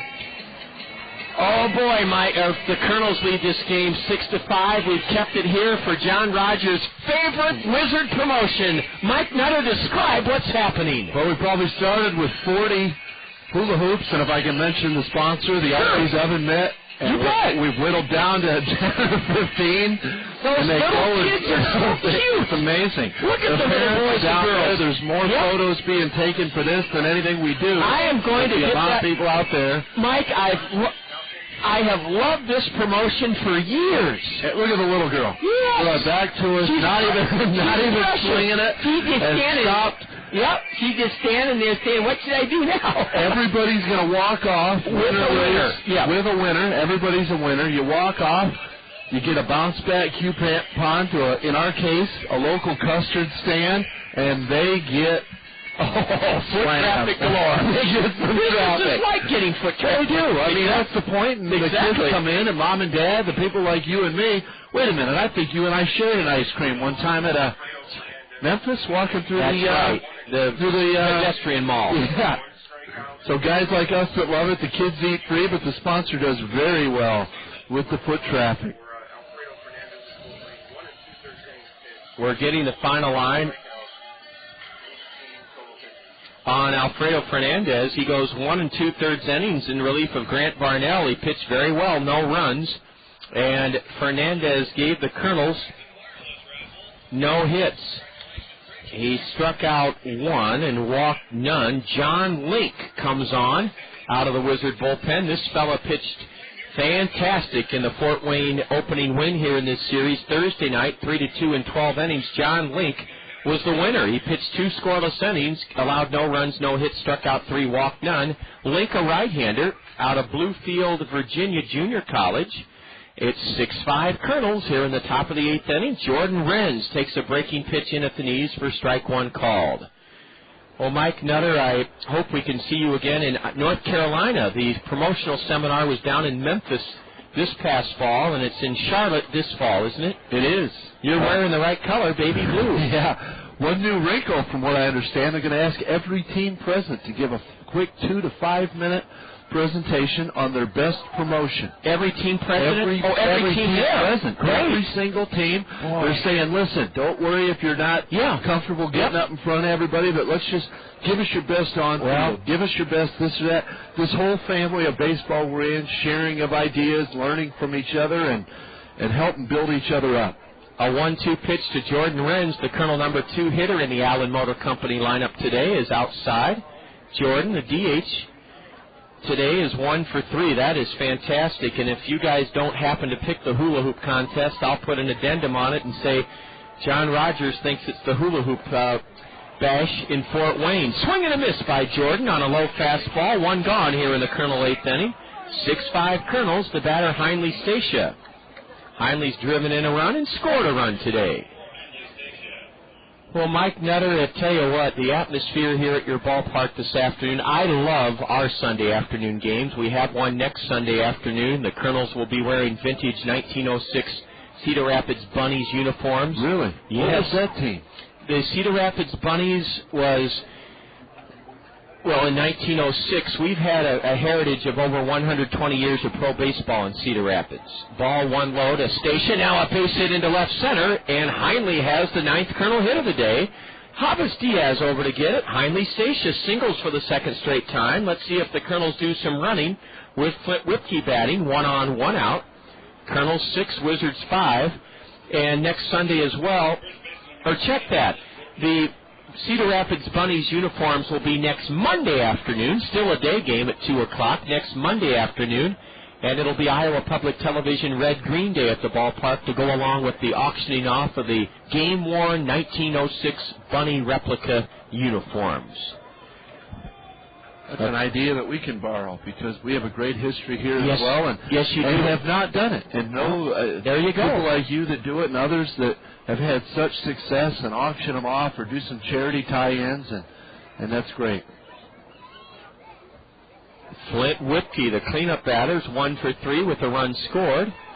A fastball outside and a snap throw down to first by catcher Nick Hundley, and darting back in is Heinle Stacia. Well, Mike Nutter, I know that sometimes people ask me, and they don't do. I don't want this to sound egotistical, but a fella asked me the other day, how come you're still in the Midwest League after 11 years? And I took that as a compliment. I love this league. A throw in the dirt, and Darryl Jones. Oh, my goodness, they called Stacia out. Heinle can't believe it. And the Kernels have their third runner picked off today. That's unacceptable. Absolutely unbelievable to have 3 guys picked off in one game. It goes 1-3. I thought Darryl Jones did well to prevent a wild throw, but the base umpire, Kellen Levy, said, Mike Nutter, that Stacia was out at first. Now a base hit into right by Flint Whipke just over the head of Darryl Jones. Oh, brother. It looked to me like Jones was just trying to prevent it from going down to the tarp. So, yeah, it looked that way to me. Heinle Stacia stayed on the bag and just looked at the base umpire. Sometimes you don't need to say a word to express your disbelief or disappointment in someone, and then Heinle finally had to accept the verdict, and he went trotting into the Colonel dugout, and then, wouldn't you know it, Whipke singles into right. 2 away for Josh Davies. So somebody asked you about 11 years in the league, but look at the strength of this league. That's just it. And I'll tell you what, Mike, it's just so much fun to come to the ballpark every day, home and away, to go to a baseball stadium to so-called work. That's an oxymoron, isn't it? I had a guy ask me the other day in a job shadow type of setting, a young college guy, very, very good kid. He says, well, does it ever bother you that you work where others play? And I said, logical question. Very much so, but I said no. I mean, quite the opposite of it. Yeah, that is the beauty of it. You know, and it's not always the beauty of it on the rainy day, right, and things like that. But yeah, when you leave here last night and 6,000 people are walking out happy and talking, win, lose or draw, yep, and talking about it at church this morning. Exactly yep. right. Talking about it at church, saying we went out there, we saw this, we did this, we ran the bases. Yep. You know. No, this league has really captured my fancy, and I feel very blessed to still be in it after 11 years. The 1-2 to the Colonel right-handed batter from Link is low and away. 2-2 to Josh Davies. Davies has had a fantastic 3 games since he started at third base Friday night in the Colonel 1-0 win. He drove in the only run of the game. Then last night he belted a 2-run homer to cap a 7-run third inning. Today, all Josh done is score 2 runs. He swings at a changeup in the dirt and strikes out. Josh Davies is gone for the final out here in the Colonel 8th inning. No runs for the Colonels, 2 hits, a man picked off. Our third guy picked off of the bases today. There were no Wizard errors, and the Colonels leave only our second man stranded of the day. Mike Nutter, 2005 Midwest League General Manager of the Year, is with us, and Mike will continue his visit with us as we go to the bottom of the 8th inning. The Colonels still clinging to a 6-5 lead here in Fort Wayne.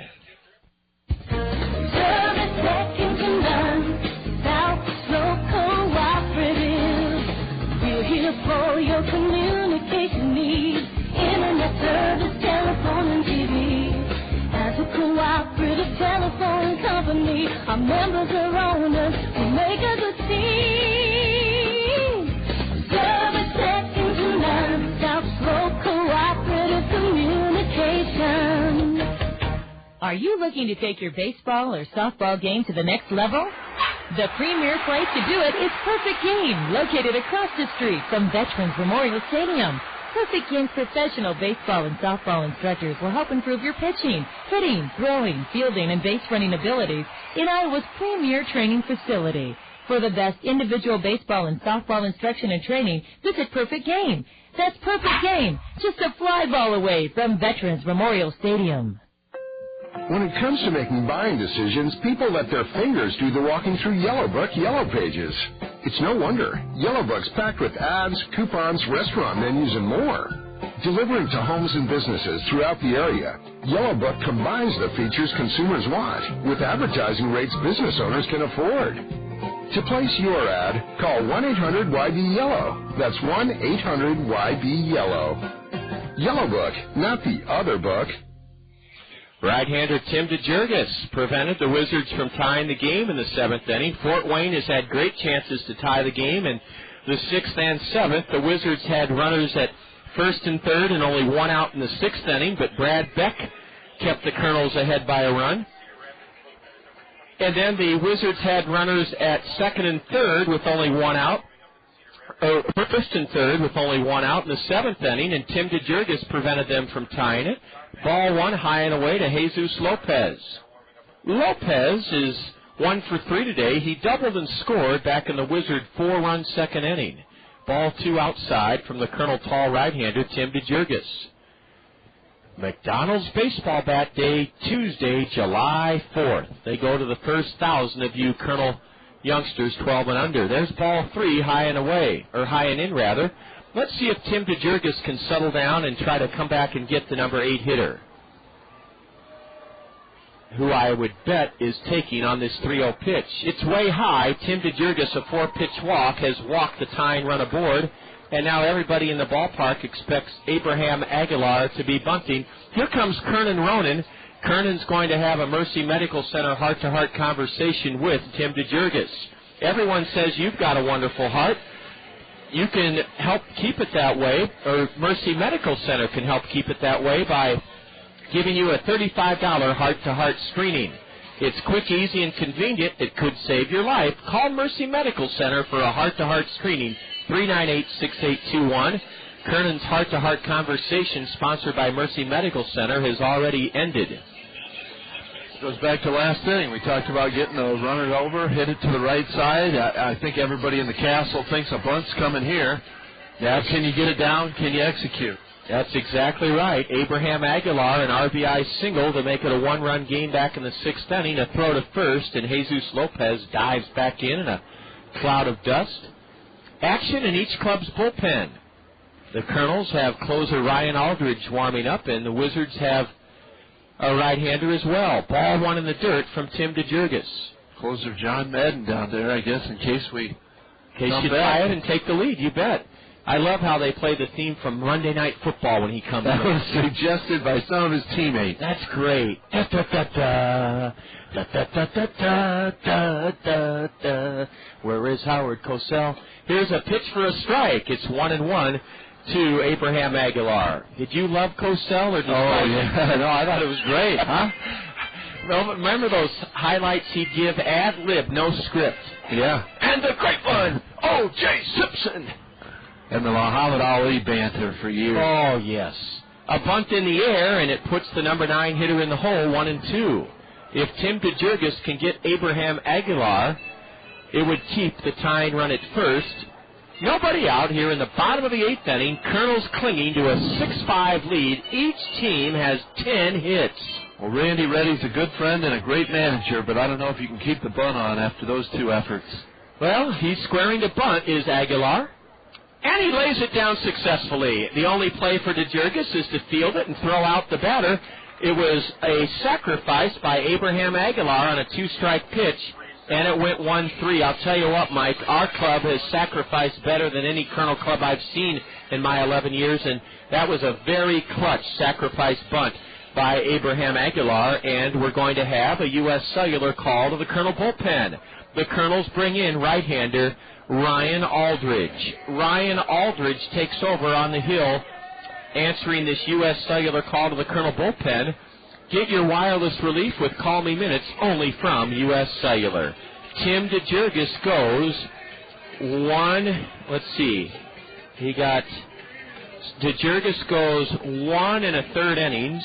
So far, he's allowed no runs on, no hits.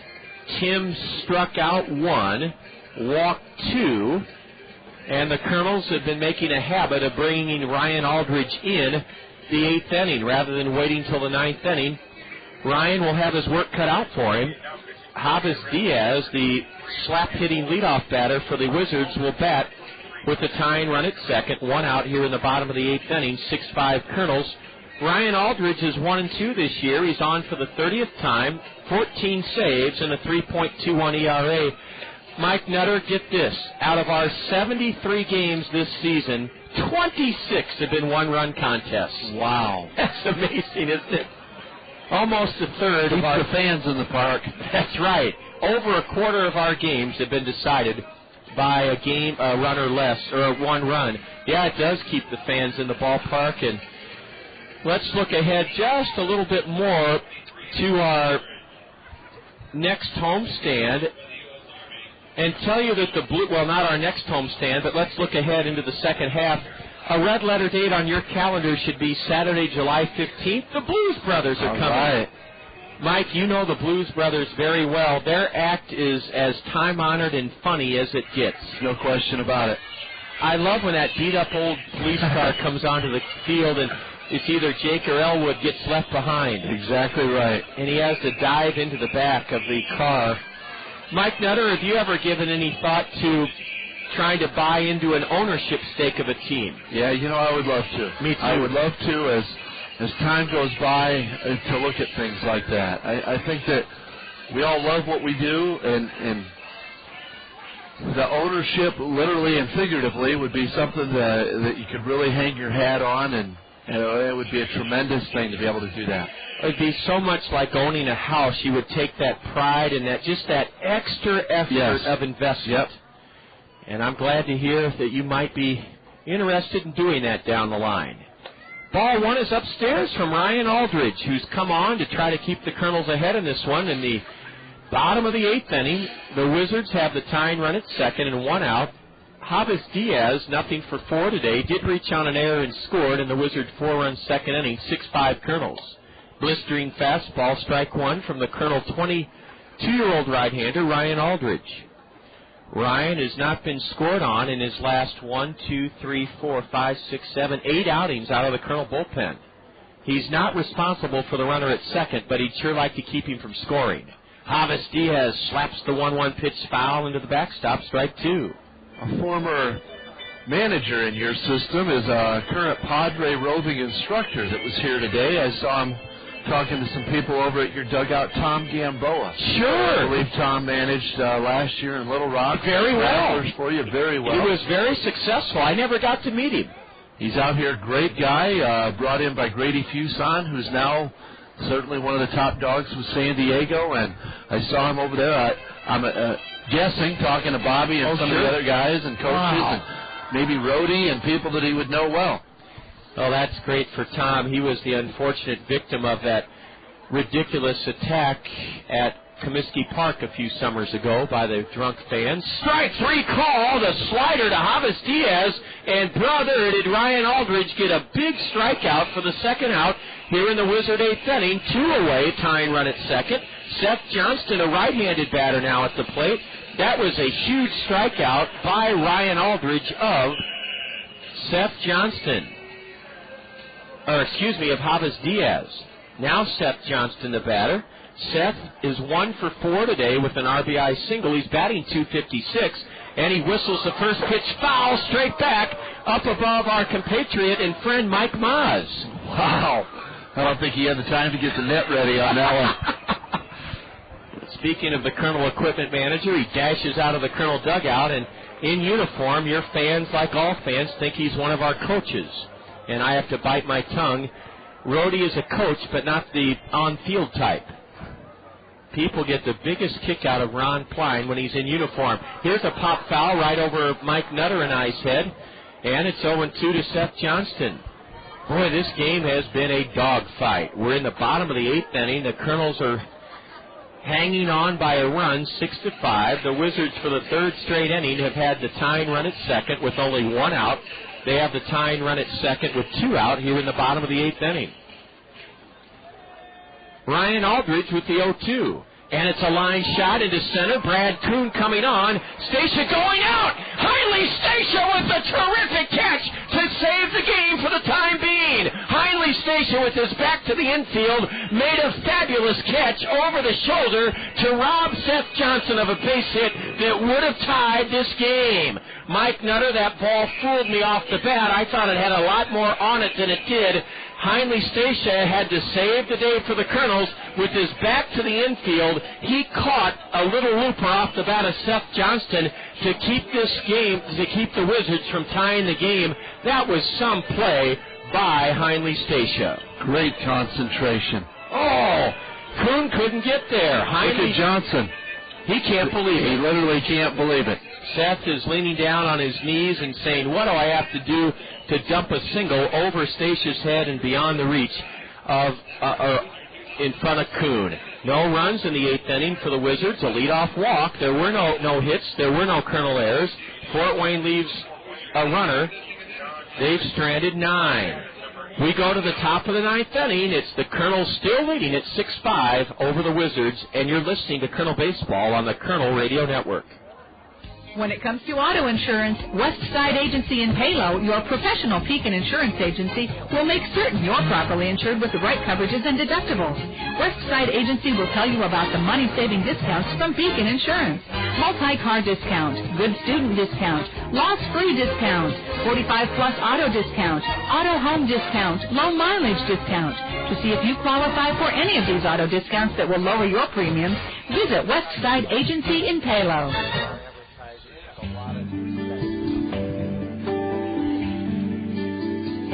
June is perennial gardening month, and that means you can visit the plant people at PEX to get your perennial garden started or add to your existing garden. PEX has a fabulous selection of quality perennials, and those plant people at PEX are experts, all the free expert advice you want, available at PEX Flower Shop, Garden Center, Nursery, and Landscaping. Each week during this month of June, PEX will feature a perennial plant special.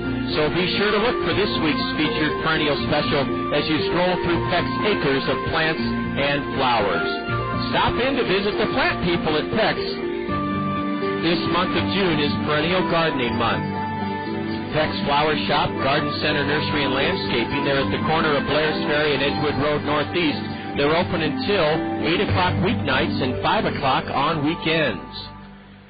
John Madden, the side-wheeling right-hander, is on, and he fires a strike call to Brett Martinez. We're in the top of the 9th inning, and it's a 6-5 Kernel lead. Ball 1 low and in. Boy, Mike Nutter, this John Madden has to be murder on right-handed batters. Yeah, from that angle coming in there with enough zip on it. Whew. He almost throws from behind the batter's ear. Madden's next pitch is swung on and missed. Strike 2. Brett Martinez has driven in 2 of the Kernel's 6 runs. His Baltimore chop RBI single in the 2-run Kernel 6th inning is the difference in the game right now. 6-5 Kernels. John Madden, spelled just like the colorful football commentator, strikes out Brett Martinez. Boy, I don't think our right-handed hitters could hit John Madden with a telephone pole, Mike Nutter. Well, we've seen a lot of guys over the years. J.J. Trujillo set the all-time save record for the Midwest League for us a few years ago. Some of the submarine stuff is awfully difficult to hit, especially at this level. But John is such a big guy and brings it with a lot of velocity that it's not just, kind of flipping it up there. I mean, there's some heat on it, and that's tough to dig in that right-hander's box. Let's see if Dallas Morris can at least put the ball in play. Dallas loops the first pitch foul beyond the first base bag, strike 1. John Madden, 6'4", 225, as Mike Nutter said. He's big and he's tough. He's out of Auburn, and he was taken in the 8th round by the Padres, 23 years old, pitched 2 scoreless innings in Thursday night's 12-inning Wizard victory here. Ball 1 inside from Madden. John is 1-2 this year with a minuscule ERA of 1.82. He's on for the 24th time, and he has 5 saves.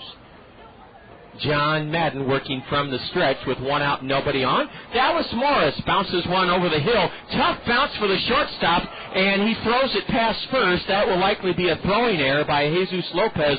But I'll tell you what, it really wasn't Lopez's fault in the sense, Mike Nutter. That ball took a terrible hop. Jesus was ready for a charity hop, and the ball dipped on him. He made a good play to adjust and backhand it, but then it threw his entire rhythm off, and Dallas Morris has reached on a throwing error by Jesus Lopez, and there's 1 on, 1 out here in the Kernel 9th inning, 6-5 Kernels. You're exactly right. He was in position, got over, covers a lot of ground, and it just stayed down on him. Almost looked like a shot into a green or something, where it kicked left on him, and pretty great play just to get a glove on it, and definitely didn't have time to set his feet. He tried to do what he could to get him. It's the second error committed by the Wizards today. The Kernels have made 3 errors. And a bouncer in front of the plate by Anderson Rosario, gloved by the catcher, and it's a Nick Hundley put out. 2-3, down to second goes Dallas Morris. Anderson Rosario bounced one about 10 feet in front of home plate, and he's gone, 2-3. And now the Kernels look for a big 2-out hit from Madison Edwards to try to score what might be an insurance run. We're only ahead 6-5. Here in the top of the 9th inning. Mike Nutter graciously joining us today, the general manager of these Fort Wayne Wizards. Mike, you said earlier that your family is enjoying the game. Down below, are they still here? I think they're just walking out. Okay, probably going home to catch a nap, and then you're exactly right. Get supper ready for you. Great place to have your son grow up around, that's for sure, the old ballpark. He's not a big fan of fireworks. Probably likes Dinger from about 10 yards and further. But again, at the age of 2 or 2.5, you can understand that. Oh, sure. No, when I was his age, Thunder used to scare me. You know, my parents tried every trick in the book. It's just Mother Nature. It's the angels clapping. But I was scared of Thunder. Ball 2 is high to Madison. Well, at the end of this half inning, I'm going to get out of here, and I just wanted to say thanks, my friend. It was great seeing you and talking with you, and I certainly wish you and Jack and everybody, the staff, a continued great weather you've been getting, and who knows, maybe we'll meet one of these years in a playoff, big finals, and we get to. That would be a blast. That would be great. It wouldn't even matter, in my opinion, who would win or lose if we could both just get there. That would be great. Mike, it's been a pleasure having you during this series finale, ball 4, and that's the difference, Mike, between a left-handed batter and a right-handed batter. Now, I'm not saying that John Madden isn't effective against lefties. He is, but he walks Madison Edwards, and now he'll have to face left-handed hitting Kernel leadoff batter Brad Kuhn. I sure hope that our plans include with our general manager Jack Rader and our COO Doug Nelson. They very much believe in the promotional seminar that was started in El Paso a few decades back by Jim Paul. I hope we'll see you in September in Charlotte, North Carolina, Mike. I do too. I remember a speech given by John Rogers in about 1997 by a Subway or for subs and a royalty cup and novelties, and I still remember your talk that day. Well, thank you, Mike. Brad Kuhn wraps out a 2-hopper to short. Jesus Lopez throws him out. The Kernels can't score that big insurance run here in the 9th inning. No runs, no hits, a walk, 1 Wizard error, and the Kernels lead. 2 men aboard, is stranded, only 4. Here we go to the bottom of the 9th inning. The Kernels are trying to win the series finale before heading out to Burlington, and it'll be Ryan Aldridge to have to face the heart of the Fort Wayne order. After 8.5, Kernels 6, Wizards 5. Once again, Mike Nutter, thank you so much for your kindness. We can't wait to see you again. Thanks a lot, my friend. Mike Nutter, award-winning general manager of the Fort Wayne Wizards, with us on this broadcast this afternoon.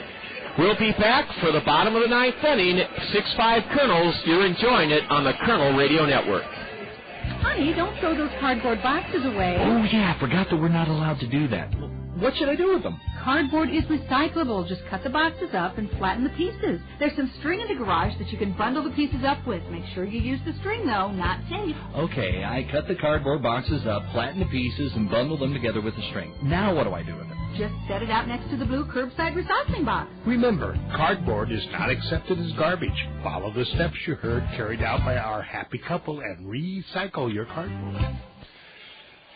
6-5 Kernels. The Kernels led 2-0 after an inning and a half. Fort Wayne sent 9 men to the plate, scored 4 against starter Moose Mosebach in the second, took a 4-2 lead. The Kernels scored a run on with Brad Kuhn walking and scoring in the third to make it 4-3. The Kernels tied it on Anderson Rosario's first home run of the year leading off the fifth inning. Then the Kernels executed a double steal to take the lead, 5-4, made it 6-4 in the sixth inning after that double steal on a Baltimore chop single over third by Brett Martinez. The Wizards scored one run in the bottom of the sixth inning to make it 6-5. And the Wizards have had great scoring chances the last three innings, but thanks to terrific relief pitching from Brad Beck, Tim DeJurgis, and Ryan Aldridge, Fort Wayne still trails by a run. Ryan Aldridge will pitch to Will Venable. Ryan Aldridge came on and got the final two outs in the eighth inning to protect the Colonel lead. Will Venable has 3 hits in a row, and Ryan Aldridge pumps in a strike called to the left-handed batter. Bottom of the ninth inning here in Fort Wayne, a crowd of 2,867 as we approach the top of the hour. Will Venable drives one into deep right. It may go. Home run! Will Venable ties the game here in the ninth inning with his 4th straight hit. We're tied 6-6 here in the bottom of the ninth inning. Will Venable drove it over the 4-foot-high wall in right field to tie the game here in the ninth inning at 6-6. His 4th straight hit. Well, the Kernels did everything but protect the lead. They just couldn't score the insurance run they wanted in the top of the ninth inning, and as a result, the Wizards tie it. Will Venable hit one over the 4-foot-high wall in right field to tie the game. It's his 4th straight hit. Now the Wizards will try to win it here in the bottom of the ninth inning after tying it 6-6. Kyle Blanks takes strike one called from Ryan Aldridge. No. We don't want to go into extra innings. We'd rather have the Wizards, I'm saying this tongue-in-cheek, of course. We don't want the Wizards to win it here in the ninth inning, but we sure don't want extra innings either. Right now, though, that's all we can hope for is extra innings. The reason I say tongue-in-cheek we don't want extra innings, we're 2-11 in extra innings, but we'll sure take extra innings now, won't we? Strike 2 called to Kyle Blanks. Ooh, a slider just missed low and away, ball 1. Leadoff homer by Will Venable, his 2nd home run of the year. We're tied 6-6 here in the bottom of the ninth inning. Blanks pops it up. There will be a play behind home plate for Flint Whipke, I think. Flint staggers and has it. One away here in the ninth inning. Kyle Blanks fouls out behind the plate to Flint Whipke, who made a good play to come back towards the backstop, discard his mask, go to the warning track material, and catch it. Big first out here in the ninth inning with the game tied 6-6. Fort Wayne's out hit us now 11-10. Yes, if that wall was 8 feet high, 6 feet high, 16 feet high, but it's only 4 feet high in right field, and Will Venable barely cleared it for a leadoff homer here in the ninth inning to tie the game 6-6. Kernels have had 3 men picked off base today, and that's really hurt us. Ball 1 inside to Nick Hundley. We're trying to get to extra innings. I know we don't want to go to extra innings in the sense that it's been a nightmare this season, but that's where we're trying to get to, extra innings. Maybe if we can get to extra innings, maybe today will be the day that we can finally win one in extra innings. But we have to get there first. Nick Hundley fouls one off behind home plate. Now a beautiful slider from Ryan Aldridge, steal right 2. Was it a cheap home run by Will Venable? No. Would it have been a home run in any other ballpark? No. There's no 4-foot-high wall in other ballparks.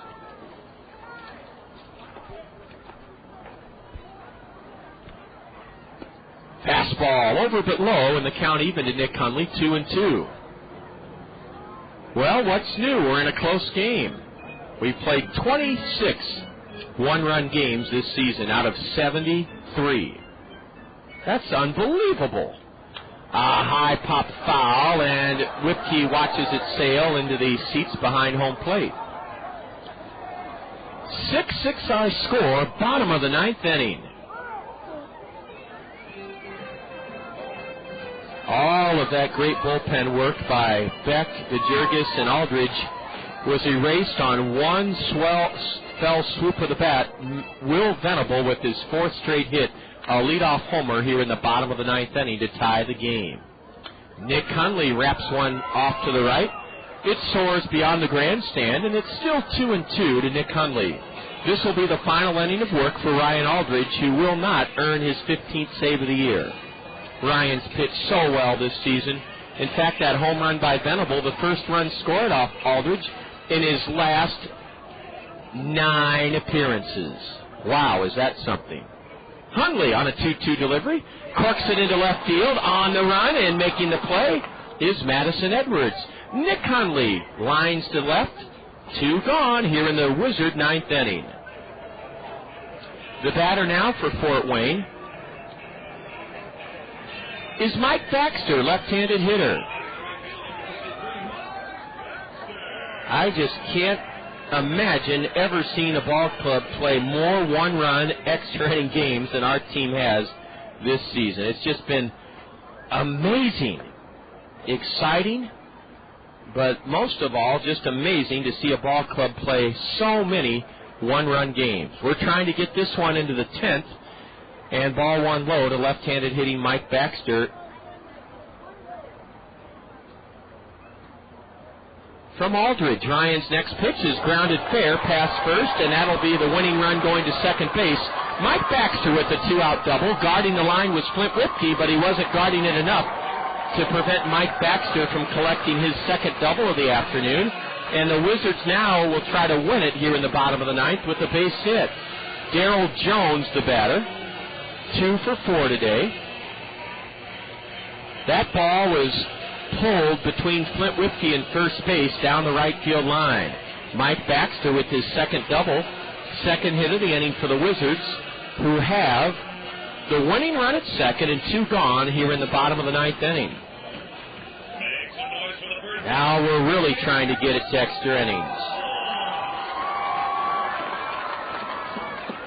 I still wish George Spelius would put a moratorium on Kernel extra inning games and say no more. From now on, they shall be decided by a flip of the coin. But George, of course, can't do that, won't do that. Strike 1 called to Darryl Jones. I love extra inning games. I just not particularly fond of our record in extra inning games. But they're fun. Kind of like overtime in hockey or football. It's not sudden death because the home team always gets the last at bat. Darryl Jones with the winning run at second.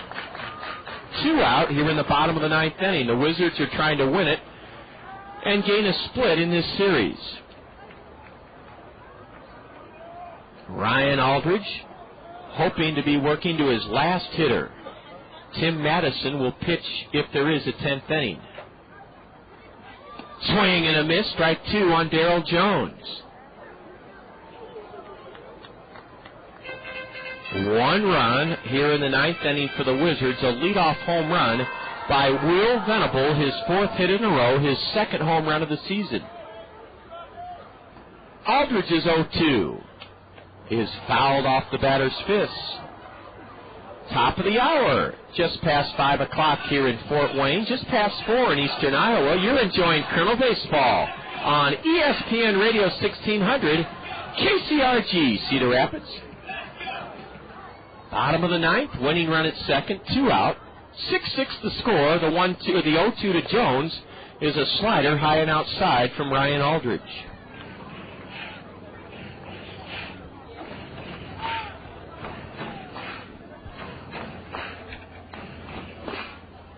Darryl Jones, a .257 batter, right-handed hitter, 19 years old. Ball 2 is upstairs, and it's 2-2.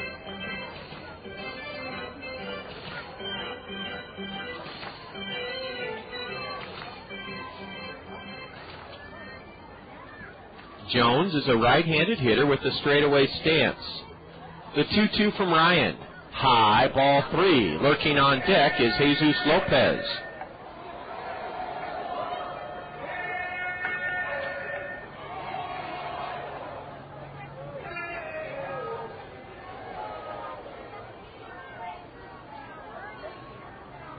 The payoff pitch with the game on the line.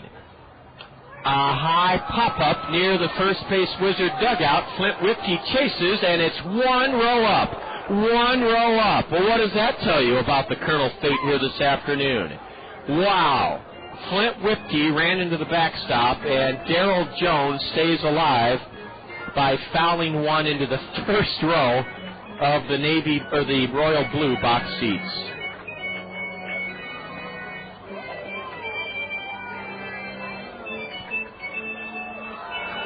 We'll do it again. Leading away at second, Mike Baxter, and the pitch is fouled back by the right-handed hitter, Jones. Boy, this is some tug-of-war, some battle between Ryan Aldridge and Darrell Jones.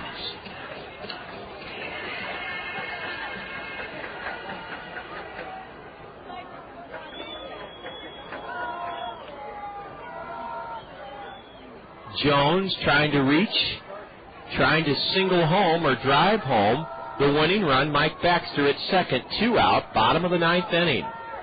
The next payoff delivery. Foul straight back.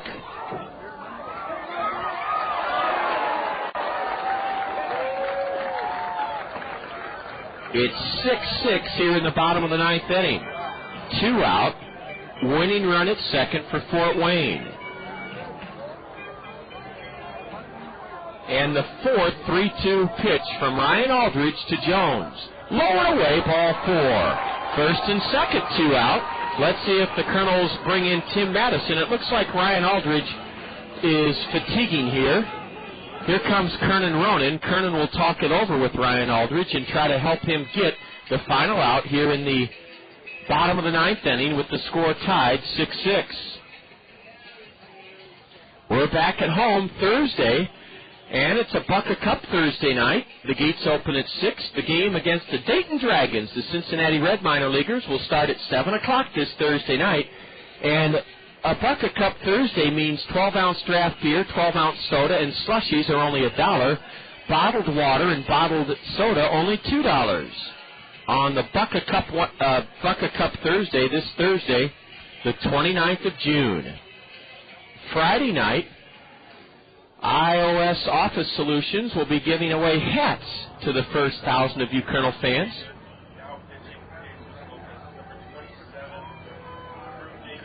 Drew Davidson has come off the bench, and Drew Davidson is going to pinch hit for Jesus Lopez. Drew Davidson, 0-for-3 last night, will try to win it here in the bottom of the 9th for Fort Wayne. Drew Davidson, a right-handed batter, will pinch hit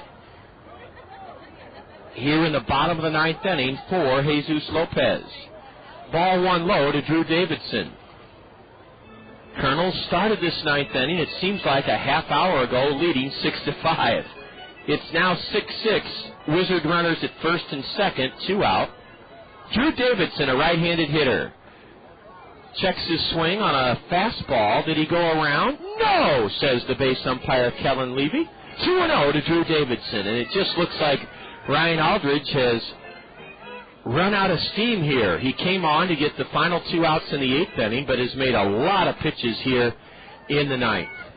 Davidson on a 2-0 delivery takes it high, ball 3. Now you have to worry about the possibility of Ryan not being able to throw a strike and loading the bases. And then what do? Do you bring in Tim Madison, or do you leave Ryan Aldridge in? He's really struggling right now. Maybe Drew Davidson will be turned loose on this 3-0 pitch. Ball 4 up and in, and that should do it for Ryan Aldridge. After the home run, he got 2 outs.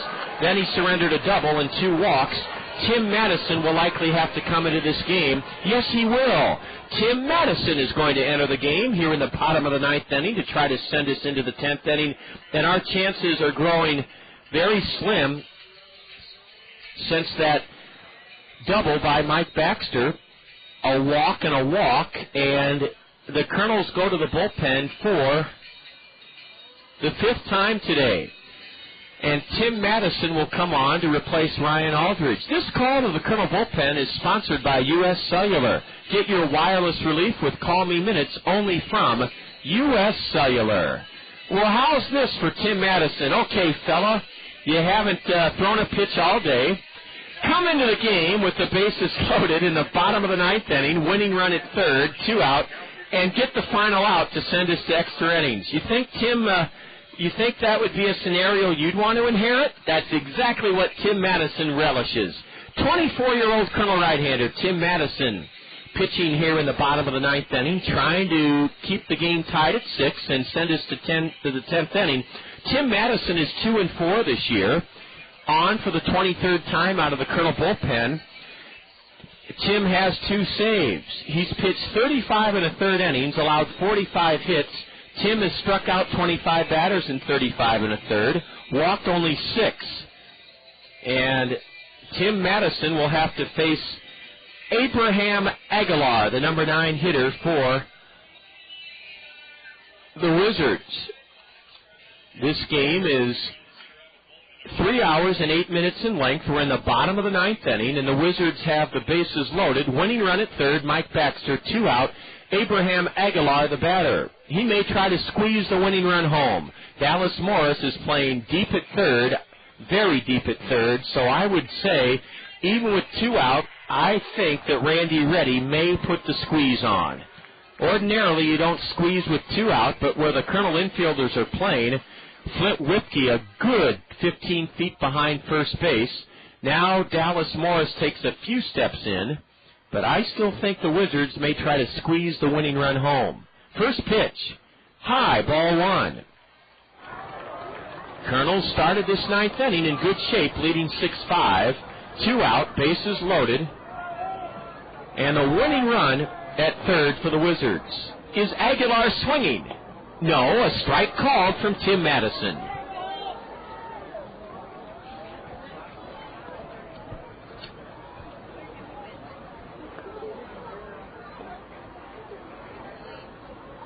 Here's the 1-1. Swing and a miss, strike 2. Tim Madison now 1 out and 1 strike away from trying to from helping the Colonels get the game to the 10th inning. 6-6, bottom of the ninth. Baxter, the winning run at third. The bases are loaded. Aguilar, a right-handed batter, lifts it in the air towards the Colonel third base dugout. Dallas Morris races in and has it. Dallas Morris races in and has it. Dallas had to come in 90 feet. He called off Flint Whipke and caught it. He caught the foul pop. And yes, we're going to extra innings. Don't know what's going to happen today. 1 run on 2 hits for the Wizards in the bottom of the ninth inning. 2 walks. There were no Colonel errors. Fort Wayne leaves the bases loaded. They've stranded 12. The Colonels are about to go into extra innings for the 14th time this year. Yes, 14th time we're in extra innings. After 9 today, Colonel 6, Wizards 6. This is Colonel Baseball on the Colonel Radio Network. Next up, a musical taste of Dr. Pepper. It's a new spin on an old vibe from me to you. A tasty sip of Dr. Pepper for your ears, and it starts like this. I'm a pepper, he's a pepper, she's a pepper, we're a pepper, wouldn't you like to be? Now that's cool, but pepper is a little better. So let's slide in a taste of this. I'm a pepper, right on. But there's still more to it. I mean, there's nothing like it, because every sip is a kick and mash up of 23 different flavors. So for the true taste of Dr. Pepper, we dial it up even more. I'm a pepper. You know it. With 23 flavors mixed into one bold taste, every sip is a cool mix of music to your mouth. Woo! Dr. Pepper, there's more to it.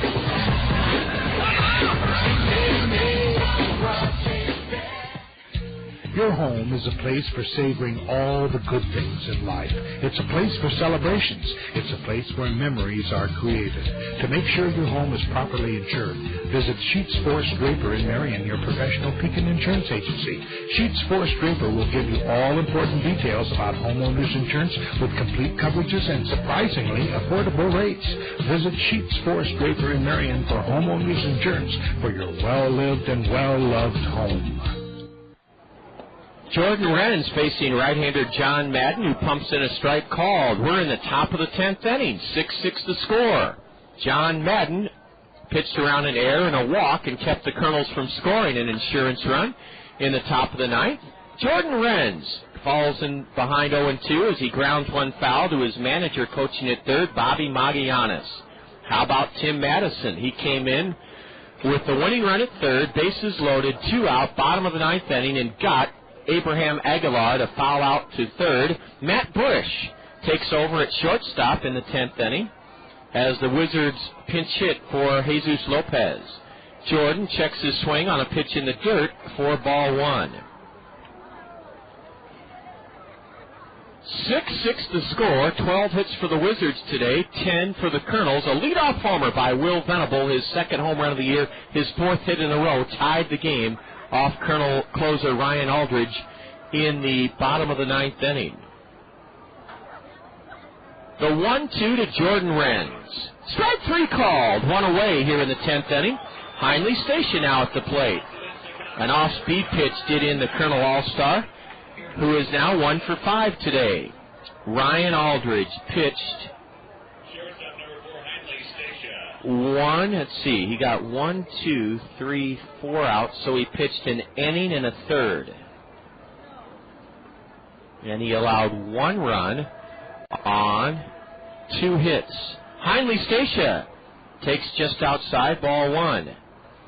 And Aldridge struck out 1 and walked 2.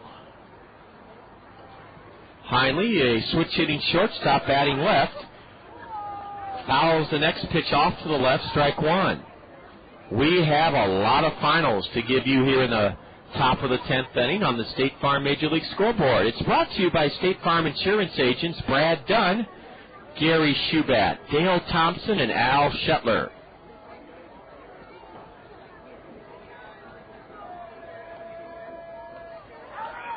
Stacia bounces one over the hill, and it's backhanded at second by Aguilar. The long throw to first, not in time. Hundley Stacia has his 3rd hit in a row.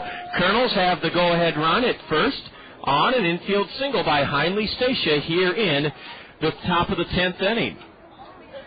Here are the finals we have from this afternoon on the State Farm Major League Scoreboard. At Rogers Center in Toronto, the Mets beat the Blue Jays 7-4. Game 1 of a doubleheader at Yankee Stadium, the Yankees edged the Marlins 2-1. At Comerica Park, the Tigers dumped the Cardinals 4-1. And in the Battle of Ohio, it was Cincinnati toppling the Indians 4-2 at Jacobs Field this afternoon. Flint Whipke stands in and takes inside, ball 1. From John Madden. At Tropicana Field in St. Petersburg, it was the Braves 4 and the Devil Rays 1. The Beltway battle went to the Nationals at Camden Yards, Washington 9, the Orioles 5. Ground ball to the left side. Matt Bush has it, throws to second out, throw to first, not in time. And Flint Whipke has forced Hundley Stacia 6-4, Matt Bush 2, the second baseman, Abraham Aguilar. And Flint Whipke reaches with 2 outs here in the 10th on a fielder's choice ground out, bringing up Josh Davies. Again, the Nationals 9, Baltimore 5 at Camden Yards today. Minnesota trounced the Twins at the Metrodome, Minnesota trounced the Cubs at the Metrodome 8-1. Ball 1 inside to right-handed hitting Josh Davies.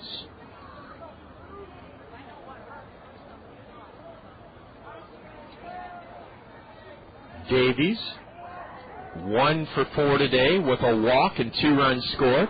Right-handed batter. Ball 2 downstairs to Josh Davies. A final from Kauffman Stadium. The Royals blanked the Brewers 6-0 today.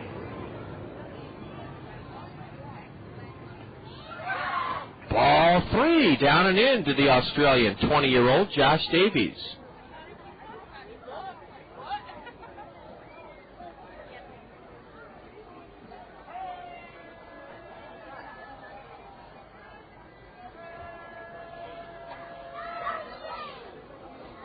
Ball 4, low and inside.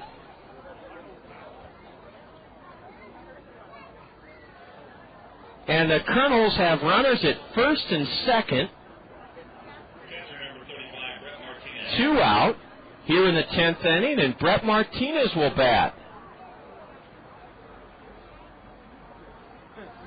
Martinez has driven in 2 runs with RBI singles. We're tied with 2 out here in the top of the 10th. 6-6. Ball 1 inside. Flint Whipke is at second. Josh Davies at first for Brett Martinez.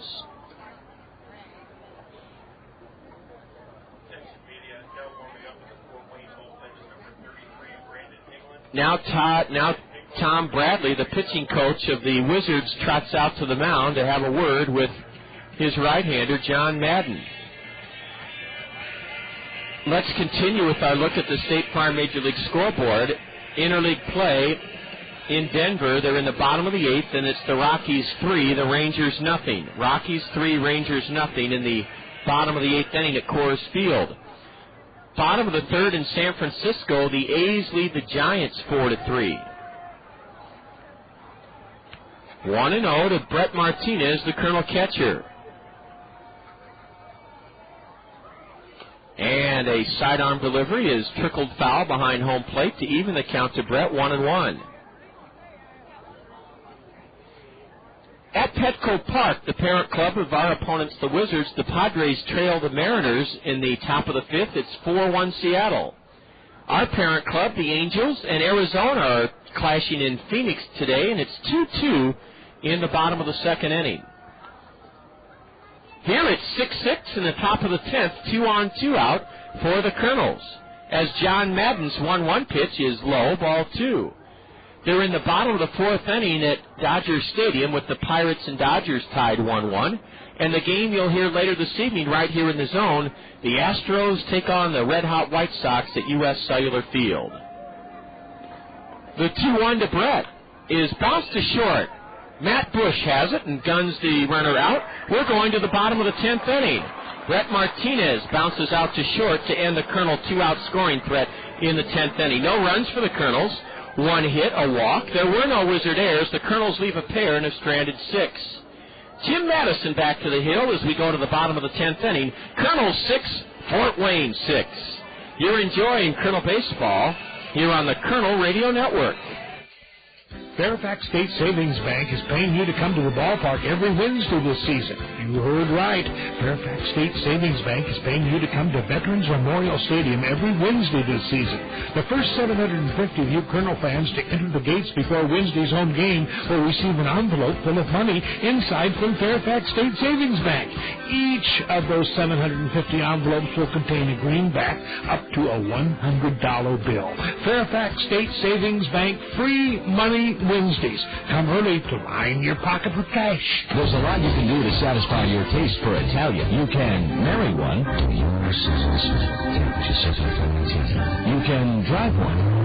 Or you can go to Zio Giano's and feast on Zio's homemade bread, pizzas, and pasta, authentically prepared in Zio Giano's famous Italian style. Zio Giano's for the hometown taste of Italy. Oh, come to Zio Giano's, the pasta makes you Zio. Come to Zio Giano's for real Italiano. Come to Zio Giano's, the pasta makes Tim Madison, who got the final out with the bases loaded and the winning run at third, in the bottom of the 9th inning, will face the top of the order for the Wizards here in the top of the bottom of the 10th inning in a 6-6 game.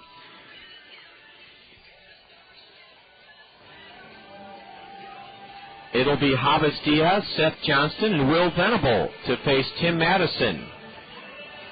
Beginning this Thursday, the 29th of June, through Sunday, July 2nd, a vintage Army Troop transport truck will be parked outside the ballpark to receive your donations in our 4th annual Freedom from Hunger drive at the ballpark.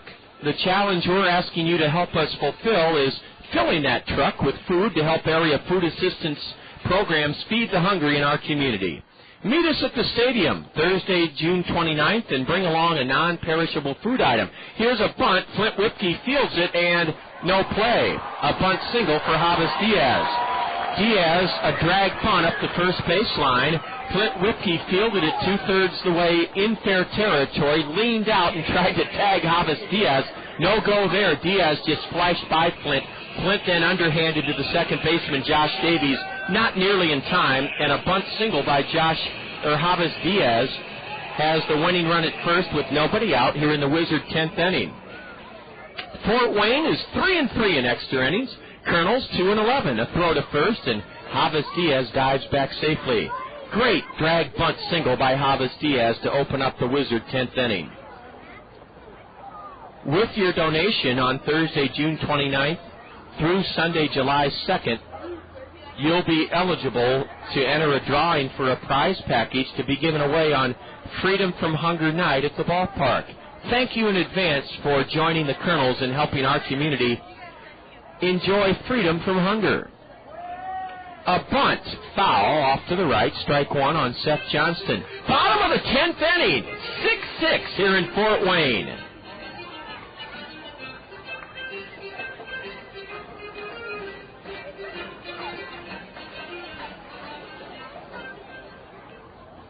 Seth Johnston, a right-handed batter, with Javis Diaz leading away at first.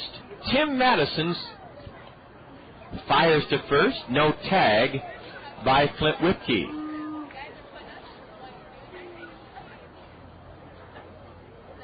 Fort Wayne trying to gain a split in this series by winning this game in extra innings. A bunt. Whipkey can't field it on in the... Oh, he throws to second. Out! What a play. I was about to say Flint couldn't field it on the fly, but Flint took it on one hop and whipped his throw to Hundley Stacia. Terrific play by Flint Whipkey to force Javis Diaz. It goes 3-6. Boy, Flint Whipkey has really, really shined at first base when he's been called upon. And now let's see if Tim Madison can somehow retire Will Venable. Will has 4 hits in a row, including a game-tying home run, leading off the 9th inning his last time up. Ball one in the dirt from Tim Madison to Will Venable. Seth Johnston forces Javis Diaz, Whipkey to Stacia on a one-hop bunt, and Seth Johnston is leading away at first. Venable, a left-handed hitter, takes low, ball 2. I'm not sure how you retire Will Venable, but the Kernels are going to try to do it here in the 10th inning and keep the Wizards from winning it. Ball 3 low to Will Venable. Maybe Tim Madison is under orders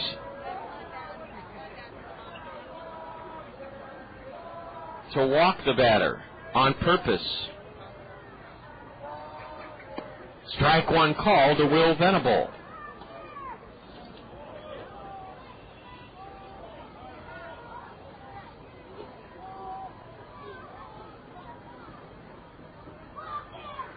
Now ball 4 low. So the winning run at second with one out. Will Venable reaches base for the 5th straight time, a left-handed batter, and it'll be Kyle Blanks at the plate. The Kernels would love a strikeout double play or pop-up. The Wizards, though, they would like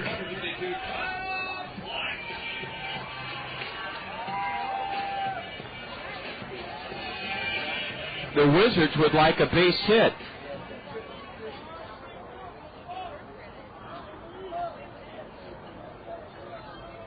Winning run at second, Seth Johnston. Kyle Blanks takes over but low. That was a good-looking pitch by right-hander Tim Madison.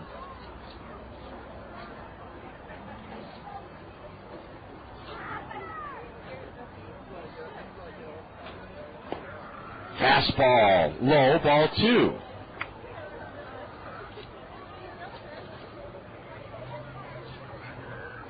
Two on, one out for Fort Wayne. Here in the bottom of the 10th inning. Ground ball to second. Could be 2. Second baseman is short. Out on to first. Double play! Hey, the Kernels turn a both. The Kernels turn a double play to end the Wizard 10th inning threat. Tim Madison gets Kyle Blanks to stroke it to Josh Davies. Davies, the second baseman, fed Hundley Stacia short. On to first. It went 4, 6, 3, 4, 6, 3. Boy, oh boy, Tim Madison pitches around a leadoff bunt single by the Wizards' Javis Diaz. No runs for Fort Wayne in the 10th inning. 1 hit, a walk. There were no Colonel errors. The Colonels turn a double play. The Wizards leave 1. They've stranded 13. We go to the top of the 11th inning at Memorial Stadium, where the Colonels where the Colonels and Wizards are tied 6-6. This is Colonel Baseball on the Colonel Radio Network. The hottest feature in beautiful Veterans Memorial Stadium is the coolest place. It's the Whirling Waters Home Run Hot Tub. How can you and your friends relax and splash it up from the most coveted spot at the ballpark?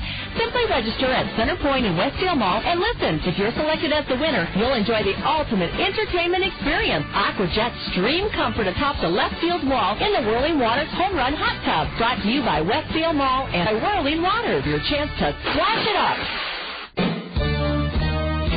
Get ready for summer and beat high gas prices with a pre-owned vehicle from Randy Keel Honda. Their inventory is jam-packed with fuel-efficient vehicles designed to save you money. Get an economical sedan for your daily commute, or indulge your sporty side with a high-performance coupe. Randy Keel Honda carries a large selection of Honda certified pre-owned vehicles, backed by a 12-month, 12,000-mile comprehensive warranty and 7-year, 100,000-mile powertrain warranty. Need to haul the entire family? For a limited time, you can get special financing on Honda certified pre-owned Odyssey. Whatever your driving needs, Randy Keel Honda has the vehicle for you. Visit Randy Keel Honda on Centerpoint Road Northeast or online at randykeel.com. Randy Keel Honda, where they treat you right. Southpaw Brandon Higlin is the fourth relief pitcher used by the Wizards. He'll pitch to the Colonels in the top of the 11th inning here at Memorial Stadium. And it'll be for the Colonels, the lower third of the order. Dallas Morris, Anderson Rosario, Madison Edwards. 6-6 our score. The Colonels scored 2 in the top of the 6th inning to take a 6-4 lead. The Wizards scored 1 in the bottom of the 6th. Here's a high drive down the line and left. It'll be caught in front of the warning track by Will Venable. And Dallas Morris has flown out to left field. 1 gone here in the 11th inning. Dave Lawrence, this is our 14th extra inning game of the season. It's the Wizards' 7th. Dave Lawrence, the assistant general manager of the Wizards, popping in, and we're in the top of the 11th inning. Brandon Higlin has gotten Dallas Morris to fly out to deep left here in the top of the 11th inning. And Anderson Rosario, who hit his first home run of the season back in the 5th inning to tie the game at 4, bats here in the 11th and smashes one foul down the left field line, strike 1. Brandon Higlin, Higelin, is 1-3 this year, a 2.58 ERA. He's pitching for the 30th time out of the Wizard bullpen. Higlin has pitched 38 in the 3rd inning, struck out 39 in 38 in the 3rd, allowed 31 hits, walked a dozen. The league hitting .220 against lefty Brandon Higlin, who misses low, ball 1 to Anderson Rosario. Brandon Higlin pitched in last night's Colonel 7-2 win. He pitched a scoreless inning, allowed a hit, struck out 1, walked none. Top of the 11th inning, and we're tied 6-6. Ball 2, low and in from the lefty. John Madden out of the Wizard bullpen pitched 2 scoreless innings, gave the Colonels a hit, struck out 2, walked 2. Anderson takes outside, ball 3 from Brandon Higlin, the lefty.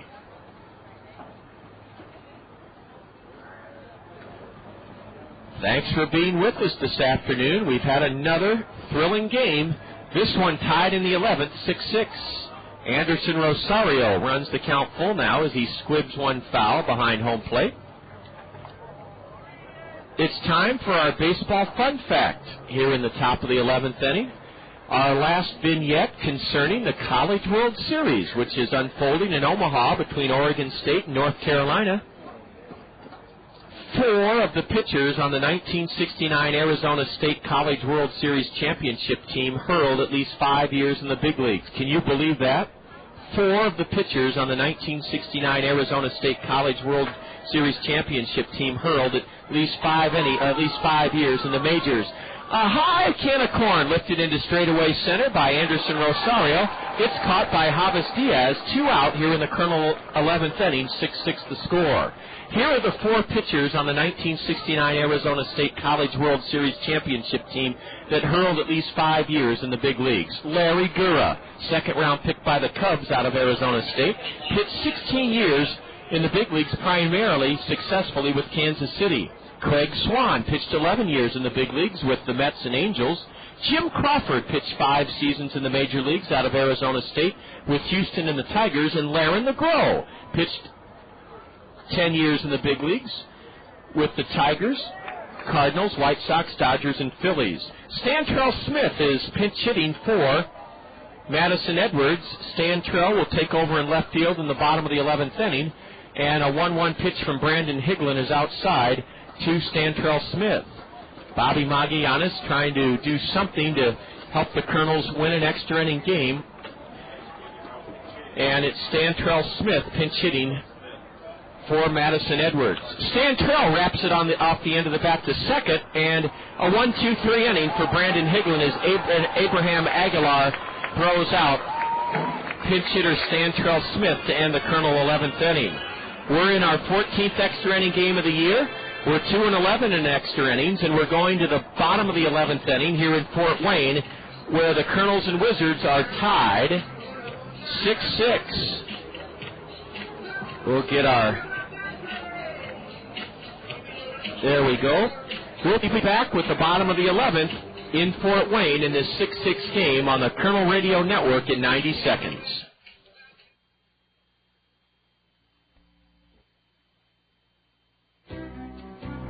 Don't you wonder sometimes how all those companies who claim to be the best can actually be the best? Doesn't just one of them have to be the best? When it comes to motor coach travel, Tri-State Travel is the best. We have the highest safety rating, the largest variety of coaches, a trained driving staff, and 66 years of experience. Don't you want to travel with the best? That would be Tri-State Travel, now at our new location on 7th Street Southwest. Hi, this is John Rogers, the voice of the Kernels. I'd like to share a few words with you about Colonel team physician, orthopedic surgeon Dr. David Terse. My father was a surgeon, and like most sons, I looked up to him as the greatest dad and the best doctor on earth. When I was diagnosed with a torn meniscus in my right knee recently, I wondered if my doctor here in Cedar Rapids would measure up to my dad's standards. My doctor was Dr. David Terse. Dr. Terse's thorough and expert explanation of my x-ray, his calm and reassuring description of the procedure he would be performing, and his kind and confident bedside manner impressed me beyond my expectations. Dr. Terse has those exceptional qualities we all hope to find in our doctor: an established reputation of excellence, the ability to communicate with us so that we understand and trust his words, and that gut feeling that he truly cares about us. Dr. Terse is a world-class surgeon and a first-class person. I've experienced firsthand why the Los Angeles Angels of Anaheim, the Colonel's parent ball club, has entrusted Dr. Terse to care for our players. Bottom of the 11th inning in Fort Wayne, we're tied 6-6, and Nick Hundley will face Tim Madison. He bounces one foul outside third, strike one. We had an email between the top of the 11th and this bottom of the 11th from a Colonel fan in Mount Pleasant, Iowa, by the name of Dave, and Dave said, John, remember to tell the listeners that Laren LeGros is the guy that Bert Campaneris threw the bat at back in the 1972 American League Championship Series. A base hit into right by Nick Hundley. He broke his bat and just did eke it over the leaping outstretched glove of Josh Davies, and for the second inning in a row, the Wizards have the winning run at first with nobody out. In the bottom of the 11th inning, let's see if Mike Baxter, a left-handed batter, will be bunting. The Wizards couldn't bunt the winning run to second in the 10th inning, and we'll see what strategy their skipper, Randy Reddy, employs here in the bottom of the 11th inning. Yes, I remember that game, Mount Pleasant's Dave, that Laren LeGros was pitching for the Tigers in 1972 at the Oakland Alameda County Stadium, and Bert Campaneris was hit by a pitch by Laren LeGros, and he took the bat like an axe and just whipped it out like a helicopter blade at Laren LeGros' head. LeGros ducked, and it missed him. But that is a very great, or not great, it's a very remarkable memory you have, Dave, of that incident. piggybacking on our baseball fun fact. Mike Baxter takes ball one low. The Wizards have had great chances in the last several innings to score. They did in the ninth to tie the game on a home run by Will Venable over the 4-foot-high porch in right field. Ball 2 inside. Tim Madison's fallen behind Mike Baxter 2-0. Bottom of the 11th, 6-6 the score. Tim's delivery. Strike one called. Boy, Tim Madison has made a living for the Kernels in extra innings this year. He has been fantastic. Our whole bullpen has. We just haven't scored a run in a couple of decades in extra innings, and I say that facetiously, but the reason we're 2-11 in extra innings is we haven't scored a run in an extra inning game. And, well, I'll have to check, but I bet it's been at least 20 or 25 innings of baseball of futility for the Kernels in extra innings. Ball 3, low and in. What a stop.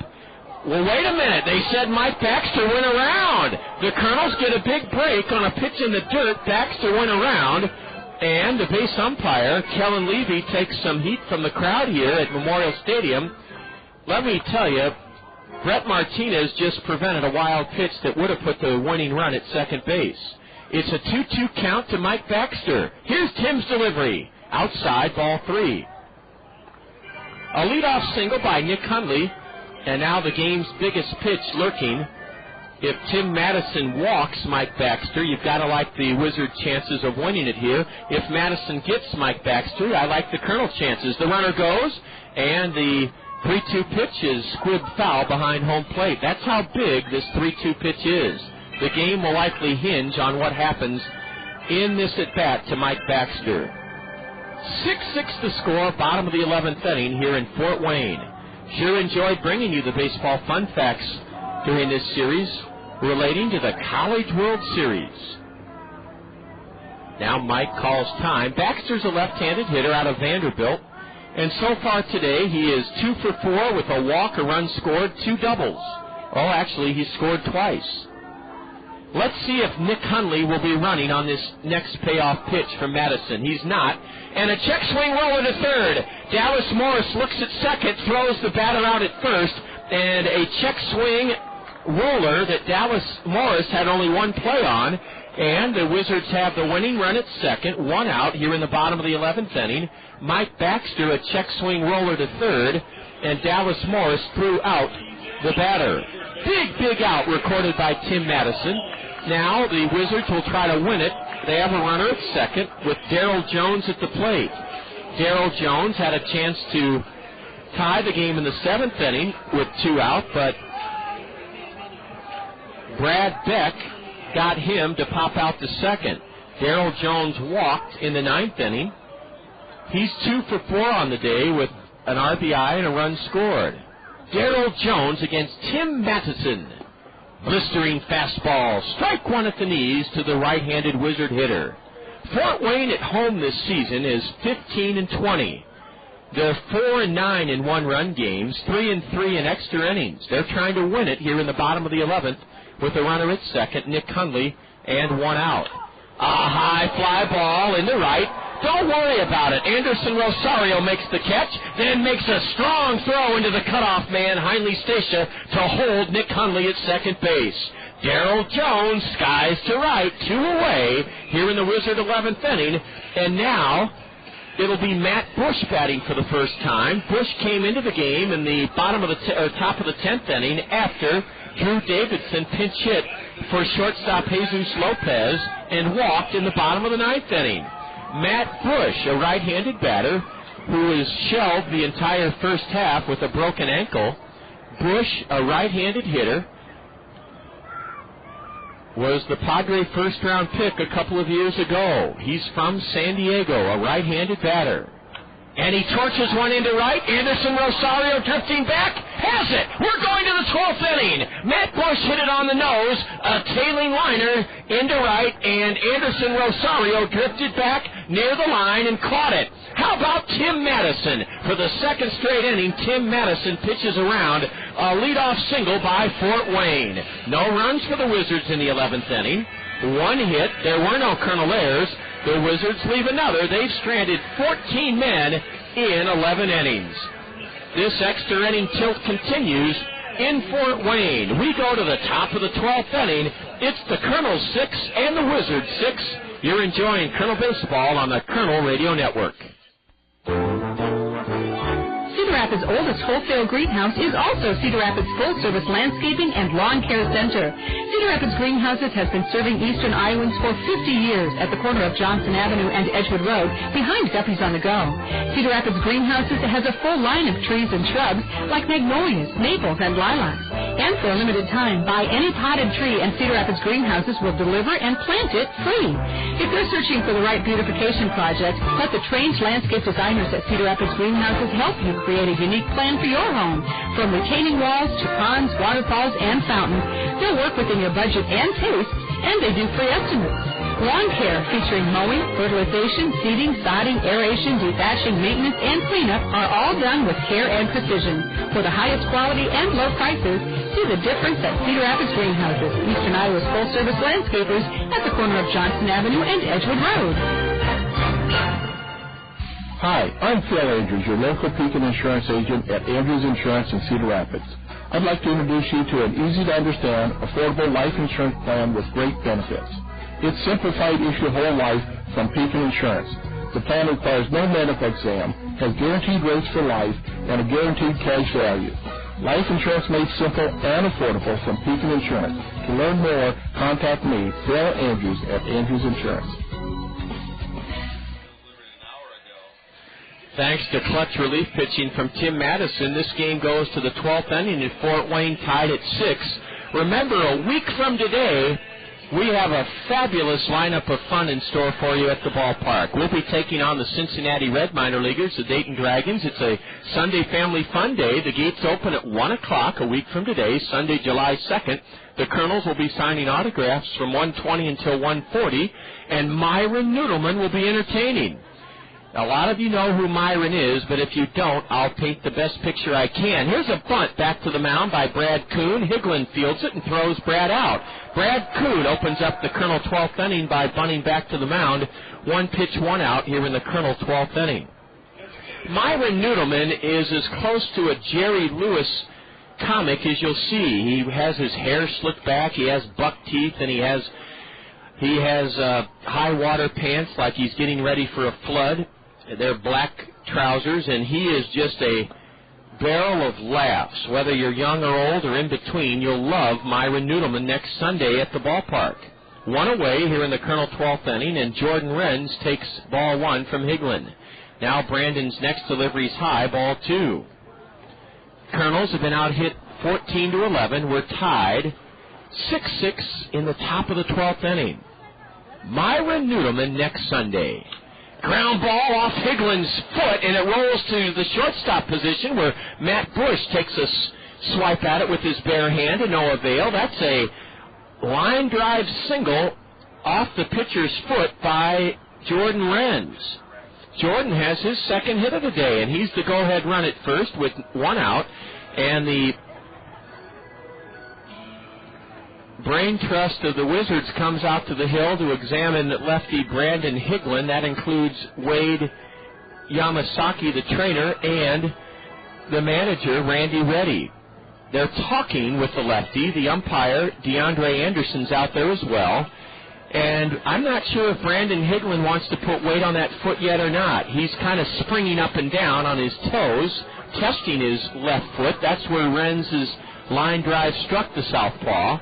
And now, as is the custom in professional baseball, with the umpires looking on, Brandon Higlin will take a couple of test pitches to see if he can continue in this ballgame. I think he'll be fine, but I wasn't the guy hit by the smash off the bat of Renz. Yes, after 1 pitch, the Wizards have determined that Brandon Higlin can remain in this game.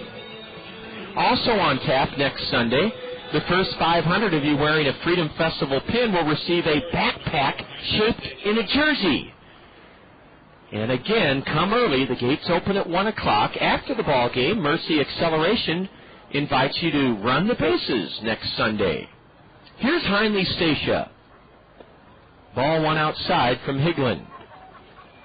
Top of the 12th inning. Great to have you with us as the dinner hour approaches in eastern Iowa. Supper, dinner, whatever you choose to call it in your household. Here's a high fly ball into straightaway center. Javis Diaz on the run, scoops back and has it. Oh, pretty good wood on it by Hundley Stacia, who is aiming for his 4th straight hit, but he flies out to pretty deep center field for the second out here in the Colonel 12th inning. Now Flint Whipke is the batter.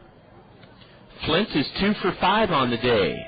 Extra inning game number 14 for the Kernels this season. Go ahead, run it first. Jordan Renz here in the top of the 12th inning. Brandon Higlin delivers. Ground ball to third. This should end the inning. The long throw by Seth Johnston in the dirt. Dug out by Darrell Jones. Flint Whipke's thrown out to end the Colonel 12th inning. We haven't scored since the 6th inning today. No runs in the 12th for the Colonels. 1 hit. There were no Wizard errors. The Colonels leave a runner and have stranded 7. We go to the bottom of the 12th inning at Memorial Stadium in Fort Wayne, where the Colonels and Wizards are still knotted at 6 apiece. You're tuned to Colonel Baseball on the Colonel Radio Network. This summer, children of all ages will enhance their imaginations through reading thanks to the Summer Reading Program. Toyota Financial Services, The Gazette, Culver's Frozen Custard and Butterburgers, and Bloomsbury Farm have teamed up with the Cedar Rapids Kernels, encouraging children to read during the summer. For every 250 minutes a child reads, they will receive a reward to be claimed at the Ben Ritter Diamond Shop at Veterans Memorial Stadium. For every child that reaches 1,000 minutes, they will be invited to the Colonel's Reader Recognition Day, Sunday, August 27th. They will receive the autographs of Colonel's players on the field. Encourage your child to start reading today, helping them reach their goals for the summer. Next up, a musical taste of Dr. Pepper. It's a new spin on an old vibe from me to you. A tasty sip of Dr. Pepper for your ears, and it starts like this. I'm a pepper, he's a pepper, she's a pepper, we're a pepper, wouldn't you like to be a pepper? Now that's cool, but pepper is a little better. So let's slide in a taste of this. I'm a pepper, right on. But there's still more to it. I mean, there's nothing like it, because every sip is a kick and mash up of 23 different flavors. So for the true taste of Dr. Pepper, we dial it up even more. I'm a pepper. You know it. With 23 flavors mixed into one bold taste, every sip is a cool mix of music to your mouth. Woo! Dr. Pepper, there's more to it.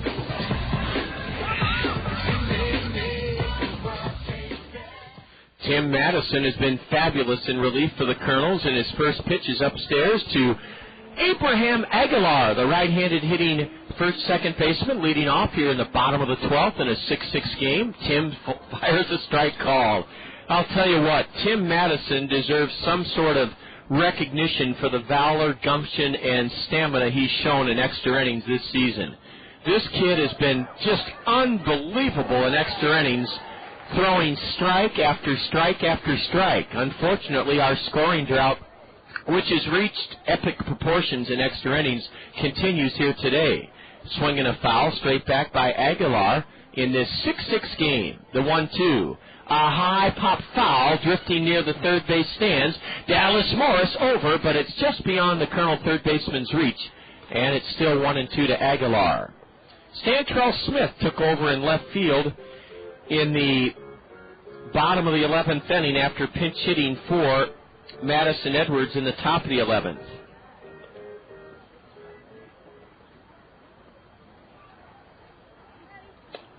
Ooh, a borderline pitch just outside, and that's ball 2 to Abraham Aguilar, who was 1 for 4 today with the sacrifice bunt. He strokes one high in the air to left. Stantrell Smith is underneath it and makes the one-handed catch. One gone here in the bottom of the 12th inning. Dave Lorenz, I'd like you to join us here for just a few moments if you have a second, Dave. I'll tell you what, this has been a fun series, and I don't know what the final score of today's game will be. It's 6-6 in the 12th inning. A good chance it might be a one-run contest. Do you know, Dave, that 4 of the 7 games our two clubs have played this year have been decided by 1 run?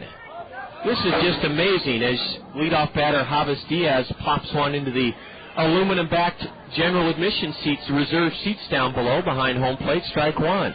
Well, the short porch, John, came into play in the bottom of the ninth, and maybe it'll end that way. You never know. That's true. You give a swing and a foul by Javis Diaz off to the left. Tim Madison's ahead of him. No balls, 2 strikes. Bottom of the 12th, 1 out, nobody on for Fort Wayne. Yes, Will Venable stroked a leadoff homer in the bottom of the 9th off Ryan Aldridge to tie the game at 6. It was Venable's 4th straight hit, and it would have been an extra base hit. It got over Anderson Rosario's head, but it just did clear the 4-foot-high short porch in right, and that's just part of the beauty of baseball is the different dimensions. Swing and a miss by Javis Diaz. Diaz down on strikes, and there are 2 away here in the bottom of the 12th inning. Well, John, in 2000, we've made that a short porch. When we have picnics back there, people can be a part of the action. You can see. It was a great innovation. It's fun. It's different. It is, and it gives people are asking, what's those tents all about? Yep. And, we can feed 2,500 a night, so wow, that's what it's all about. You bet it is.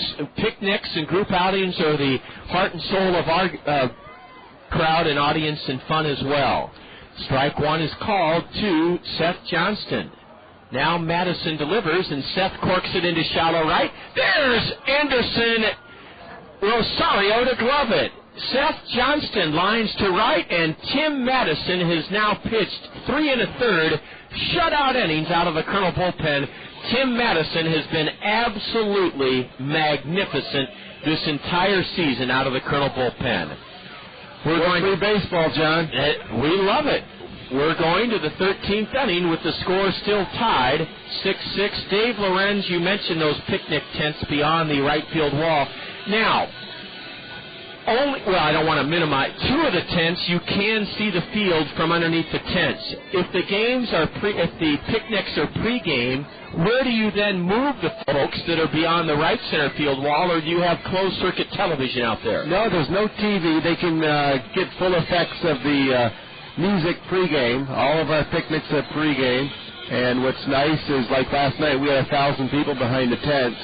Behind the wall in the tents, and then they have seats here in the grandstands or down left field in our bleacher seats. Wow. And, if you're at Yankee Stadium, those bleacher seats are just as good. So that's how we sell those bleacher seats. You do a great job. And then on the deck area, John, for the most part, people just stay there and enjoy the game and their pregame picnics. And you hit it right on the nose. I mean, if it wasn't for our pregame picnics and for our entertainment, it would be tough. I mean, it's not about the game, it's about having fun. Watching Myron Noodleman, who puts on a great show, and I see he's at your ballpark next Sunday. He sure is. We can't wait to welcome Myron in. Dave Lorenz is with us from the front office of the Wizards as we go to the 13th inning. Brandon Higlin goes 2 innings out of the Wizard bullpen, shut out the Kernels on 1 hit, struck out none, walked none, and the Wizards go to a right-hander, and this is Nathan Staggs, I believe. Nathan Staggs on the hill. Dave Lorenz, we hit an all-time high last year of 409 groups at Veterans Memorial Stadium, and we're trying to do something we've yet to accomplish in our first 4 years in the new ballpark. We haven't quite made it to 200,000 yet, but this could be the year with a favorable schedule, good weather, and as you say, you can't control the results on the field. You hope to have, if you're a baseball fan, you hope for a winning team. But in our case in Cedar Rapids, our surveys show that 80% of the folks that visit us really come for reasons other than the baseball. Staggs' first pitch is popped off the fist of Josh Davies. Davies pops out to first, a fair ball. 1 gone here in the Colonel 13th inning. You're right on that, John. I mean, just in the last couple of innings I've been up here, all these kids are up here getting souvenirs, and it's autograph day here at the ballpark at the end of our game. Oh, wow. Every Sunday we do it post-game, so it makes it nice. Yep, we do ours before, and that's no matter what time you do it, it is nice. Nathan Staggs delivers high to Brett Martinez. The Colonels looking to score for the first time since the 6th inning, batting here in the top of the 13th in a 6-all contest. Swing and a miss by Brett Martinez, strike 1. Staggs has usually been a long relief pitcher, and hopefully we don't have to go that route today. Yes, he probably is your last bullet in the cartridge. You're in the Revolver, strike 2 called on the outside corner to Brett Martinez. 14 hits for the Wizards, 12 for the Kernels. We're in the top of the 13th, all tied at 6. The 1-2 from Nathan is a line drive into shallow right. It drops in front of the right fielder, Mike Baxter. The Kernels have a one-out single from Brett Martinez, his third hit of the afternoon. The Kernels have the go-ahead run at first with one away here in the top of the 13th inning. Both of the right fielders in the last couple innings have had a lot of action. Oh, they've had to be on their toes to be sure. Anderson Rosario and Mike Baxter both. Nathan Staggs is 1-1 on the year. This is his 10th appearance out of the Wizard bullpen with a 4.78 ERA. Let's see if the Kernels put the hit and run on. Martinez, a modest lead at first, not running. And a pitch out of the mid of the catcher. Martinez will try for second. Brett makes it. And that is going to be a pass ball, I believe, on Nick Hundley. Yeah, Nick just, I think, fell asleep a little bit on that one. Well, that's happened to our catchers. It's just in the Midwest League, sometimes it could happen to a big leaguer. Johnny Bench once said that a parent of a kid asked him what the most important thing is, skill to master as a catcher, and Johnny made it very simple. He didn't say your time, your release. He said catch the ball. They're going to walk, I think, Dallas Morris. Yes, they are. Nathan Staggs will walk Dallas Morris to set up a possible double play here in the top of the 13th inning. The Kernels have the go-ahead run at second with one out here in the top of the 13th. Nothing doing in the Kernel bullpen. I thought Robert Romero might be throwing, but the Kernels are going to go down the line no matter what happens here in the top of the 13th, apparently with Tim Madison. Why not? Tim has pitched 3 1/3 scoreless innings. Now Anderson Rosario, who homered way back in the 5th inning, his first of the year, to tie the game at 4, will try to put the Kernels ahead here in the top of the 13th inning. Yesterday's game was 2 hours, 20 minutes. Right now we're looking at 4 hours and a minute. That's right. It's just past the top of the hour.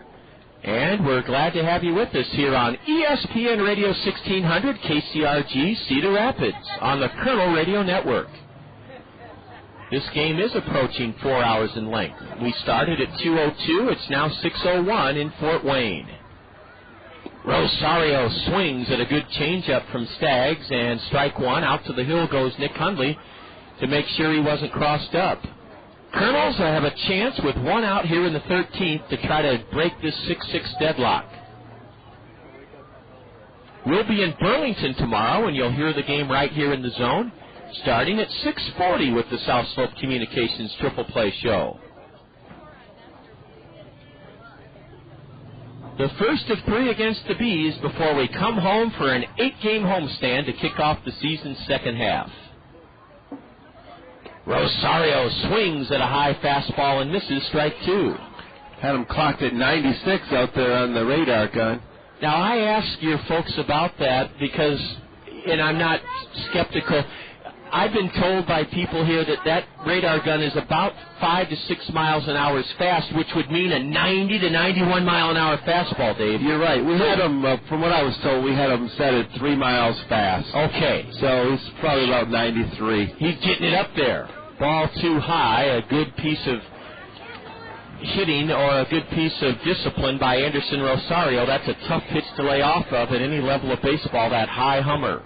Nathan Staggs is a bulky, husky right-hander who wears his Wizard navy blue socks up high. 2 on, 1 out for the Kernels, top of the 13th inning. Anderson cracks it up the middle, backhanded by the second baseman, steps on second out, throw to first out, double play! Hey, the Wizards got what they wanted. A hard-hit smash up the middle by Anderson Rosario, and Abraham Aguilar was squeezing Anderson up the middle. He gloved it on his backhanded side, stepped on second, threw to first for the inning-ending double play. Dave Lorenz, the ball was hit hard enough to be an RBI single, but Abraham Aguilar was playing up the middle, and that paid off because he gloved that one behind second, stepped on the bag, threw to first, and Anderson Rosario hits into an inning-ending 4-3 double play to send us in to the bottom of the 13th inning. That was some play by Aguilar. The Wizards were definitely playing for the double play there. I think if that was a leadoff hitter, that was a clean single right up the box. Well, those are the breaks. The Kernels can't buy one in extra innings this year. Just can't even fathom getting a run in extra innings. No runs in the 13th for the Kernels. 1 hit, a walk, a double play ends the inning. There were no Wizard errors. The Kernels leave a runner aboard and have stranded 8. We now go to the bottom of the 13th inning. I've got to get my scorecard in a little better order here. I should have just ordered a scorecard, one with a volume full of extra inning room, because this is the Kernel 14th extra inning game of the season. Tim Madison was hoping he'd go out to the mound with a run with which to work, but now his goal will be to send this game into the 14th inning after Abraham Aguilar starts an inning-ending 4-3 double play. Give Anderson Rosario all the credit in the world. He hit the ball hard on the ground up the middle. When it first left the bat, I thought it had a real chance to drive home Brett Martinez to give the Kernels a lead, but nothing doing, so we'll go to the bottom of the 13th inning. Dave Lorenz is with us. He's the assistant general manager here with the Wizards. And Tim Madison, who has been brilliant, he's worked 3 1/3 scoreless innings. Now he'll face Will Venable to start the bottom of the 13th inning. Will played on the Princeton basketball team that went to the NCAA tournament back in 2004. Mike Nutter mentioned that, a change-up at the knees and strike one to Will Venable. The Ivy League is so overlooked in terms of its athletic and certainly not its academic greatness. Will Venable falls behind 0-2 as he grounds one foul past first. And according to Mike Nutter, Dave Lorenz, the Padres had to make a very lucrative offer to Will Venable to keep him from going to NBA Europe. You're right. I understand that he had a nice little sweet deal all lined up to go play basketball over in Europe. Will Venable stays alive as he chops the 0-2 pitch foul past first. And it's a unique situation. You know, his father, Max Venable, our batting coach, this is his second year in Fort Wayne, and he gets to spend the summer watching his son develop. Isn't that a thrill? It really is. And you know what? This is my 12th year in baseball, and it's unique for me to get to see the father-son relationship. And, you know, I think we all grew up with our dads helping us out, so it's nice to see. Uh-oh, a deep drive to right may end the game. It does. Will Venable's home run over the scoreboard makes the Wizards a winner. We expected that in extra innings. That's all we can say, folks. We're going to be realistic. Whenever the Kernels play in extra innings, don't expect to win. We are now 2-12 in extra innings.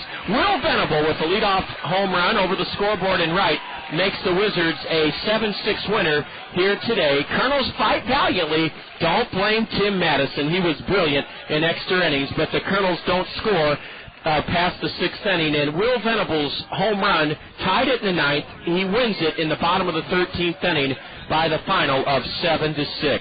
Will Dave Lorenz appropriate that the Kernels go to 2-12 in extra innings? I'm not sore at the Kernels. I'm not disappointed. I am awestruck. I don't know how any team can go 2-12 in extra innings, but I do have to say if a team was going to beat us in extra innings, the Wizards did it twice in this series. I'm glad for the Wizards. They gain a split in this series, and the Kernels fight hard, but it's a split, and the Kernels and Wizards split all 8 games this season.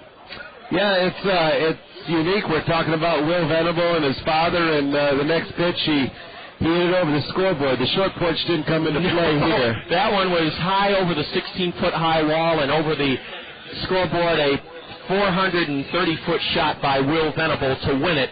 The Kernels hanging their heads, you can't blame them.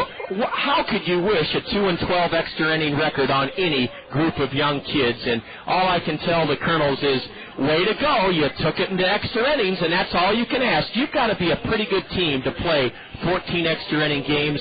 The Kernels just can't score in extra innings and sink to 2-12 in extra innings, losing this one in the bottom of the 13th. A leadoff homer by Will Venable.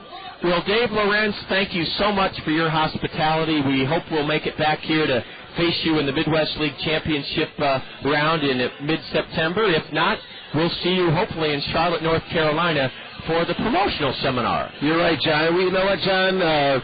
We talk about this every year. We always look forward when you're in town. It's nice to see the teams from the West. We only get to see you once a year, and you're a great guy, and you're a great guy for Cedar Rapids baseball. And our radio guy, Mike Mize, can't say enough of great things about you, and I'm glad you guys were able to have breakfast this morning. Yes, it worked out great at Sarah's home-cooked restaurant out there by the hotel. Dave, thank you for your kind words. We feel the same and more about your fine organization here. Continued success to you and the Padres and the Wizards. Hope you make the playoffs and hope the family fun continues in great numbers here the rest of the summer. Thank you, John, and good luck to the Kernels the rest of the season, and we hope to see you in September. That would be nice. That would be nice. Dave Lorenz helping us, adding a lot of life and color to a gloomy final here in Fort Wayne. The Kernels drop it in 13 innings, 7-6. We'll be back with the totals, highlights, and more next on the Colonel Curtain Call here on the Kernel Radio Network. It's time for the Colonel's Curtain Call. Now with a game recap, a complete look at the State Farm scoreboard, and a look ahead to upcoming action, let's rejoin the voice of the Colonel, Jon Rogers. Thanks to Dave Lorenz. We'll see him down below after we pack up here. The Colonels split in Fort Wayne. Had a 6-5 lead going into the bottom of the ninth inning here today, but Will Venable, who had 5 hits in a row, tied it in the bottom of the ninth with the leadoff homer over the 4-foot-high wall in right field, and then Will Venable won it with a tape measure shot over the right center field scoreboard in the 13th. The Colonels split with Fort Wayne, losing both games in extra innings. Here's the final line score for the Wizards this afternoon. They had 7 runs on 15 hits. Fort Wayne committed 2 errors, and the Wizards left 14 men on. The Colonels 6 runs on 13 hits. 13 hits. That's good offensive production for our ball club. We made 3 errors, and the Colonels left 8 men on. The winning pitcher for Fort Wayne out of the bullpen, Nathan Staggs. He worked as scoreless top of the 13th. Nathan Staggs is 2-1. The Colonel loser, but only in name. Boy, Tim Madison pitched his heart out here today. Tim Madison, the loser, goes 2-5. The game took 4 hours and 4 minutes, and it was played before a Memorial Stadium crowd of 2,867. So Staggs the winner, 2-1. Madison the loser, 2-5. And it was a seesaw game. The Colonels took the lead with 2 runs in the second inning. Starter Moose Mosebach surrendered 4 runs in the bottom of the second, and the Wizards led it 4-2. Colonels scored a run in the third to make it a 4-3 game. A leadoff homer by Anderson Rosario in the 5th inning tied the game at 4.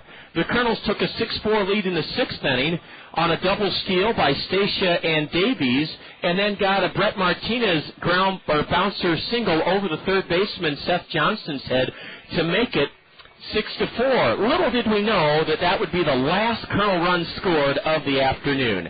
The Colonels went scoreless in the 7th, 8th, 9th, 10th, 11th, 12th, and 13th.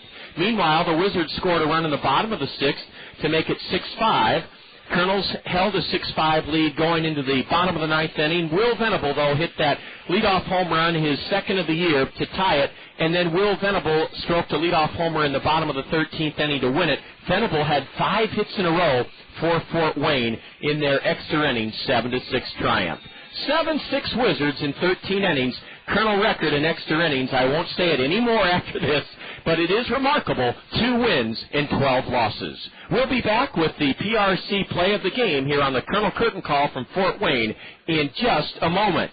This is Colonel Baseball on the Colonel Radio Network. Fairfax State Savings Bank is paying you to come to the ballpark every Wednesday this season. You heard right. Fairfax State Savings Bank is paying you to come to Veterans Memorial Stadium every Wednesday this season. The first 750 of you Colonel fans to enter the gates before Wednesday's home game will receive an envelope full of money inside from Fairfax State Savings Bank. Each of those 750 envelopes will contain a greenback up to a $100 bill. Fairfax State Savings Bank, free money Wednesdays. Come early to line your pocket with cash. There's a lot you can do to satisfy your taste for Italian. You can marry one.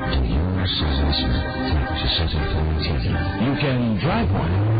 or you can go to Zio Giano's and feast on Zio's homemade bread, pizzas, and pasta, authentically prepared to Zio Giano's famous Italian style. Zio Giano's for the hometown taste of Italy. Come to Zio Giano's, the pasta makes you Zio. Come to Zio Giano's for the Italiano. Come to Zio Giano's, the pasta makes. The Kernels split their four-game series with Fort Wayne, losing in 12 innings Thursday night 3-2, winning in a rain-shortened affair Friday night 1-0, taking a 2-1 lead in the series with a 7-2 victory last night, held a 6-4 lead after 5.5, a 6-5 lead going into the bottom of the ninth today, but Fort Wayne got a leadoff homer from Will Venable to tie it in the ninth, and a leadoff homer from Will Venable in the 13th to win it. Fort Wayne 7, the Kernels 6 in 13 innings. PRC, as always, is proud to bring us the PRC play of the game. A job at PRC is a job that you'll love. The benefit package at PRC is out of this world. It includes a casual dress code, flexible schedule, 401k retirement savings plan, and medical, dental, vision, and pet insurance. Our PRC play of the game, the Wizards had the winning run at second with one out in the 11th inning. Tim Madison was on the hill. He got Darryl Jones to fly to right for the second out of the 11th inning. Then Tim Madison had to face pinch hitter Drew Davidson. Or check that, he had to face Matt Bush in the 11th inning with the winning run at second. 2 out. Here's our PRC play of the game. Right-hander comes set just above the letters. The 0-2 is... They can make it to the Bruce Moore's Classic. They can make it to. They can. Had a misfire. We've had a misfire on our PRC play of the game. Let's tell you that Drew Davidson flew out to right field to end the Fort Wayne 11th inning.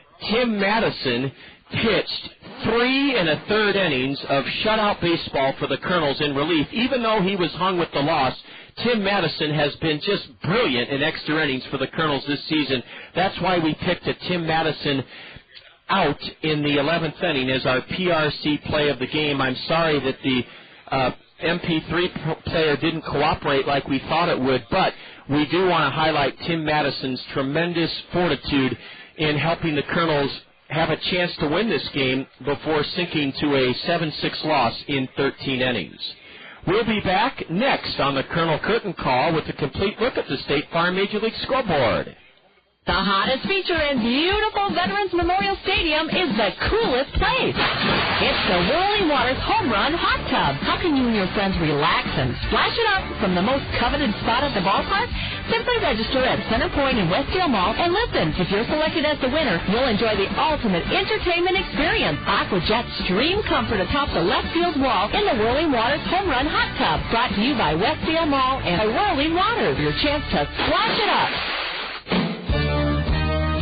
Get ready for summer and beat high gas prices with a pre-owned vehicle from Randy Keel Honda.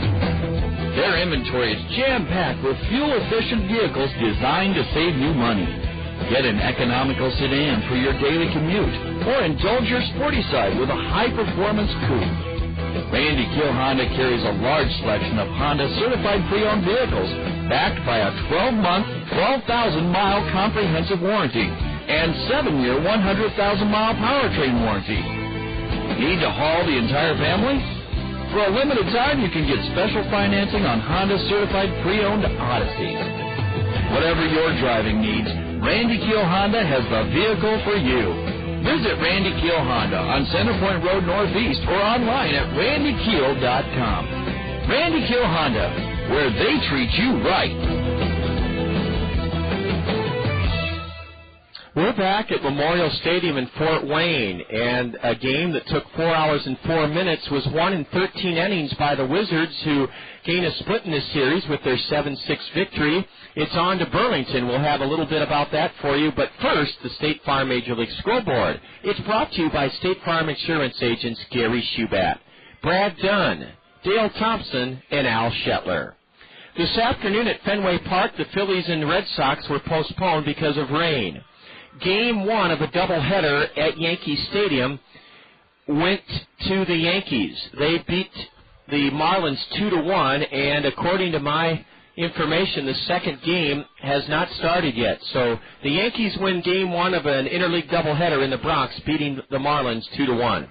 In Toronto this afternoon, the Mets upended the Blue Jays 7-4 at Comerica Park. The Tigers tamed the Cardinals 4-1.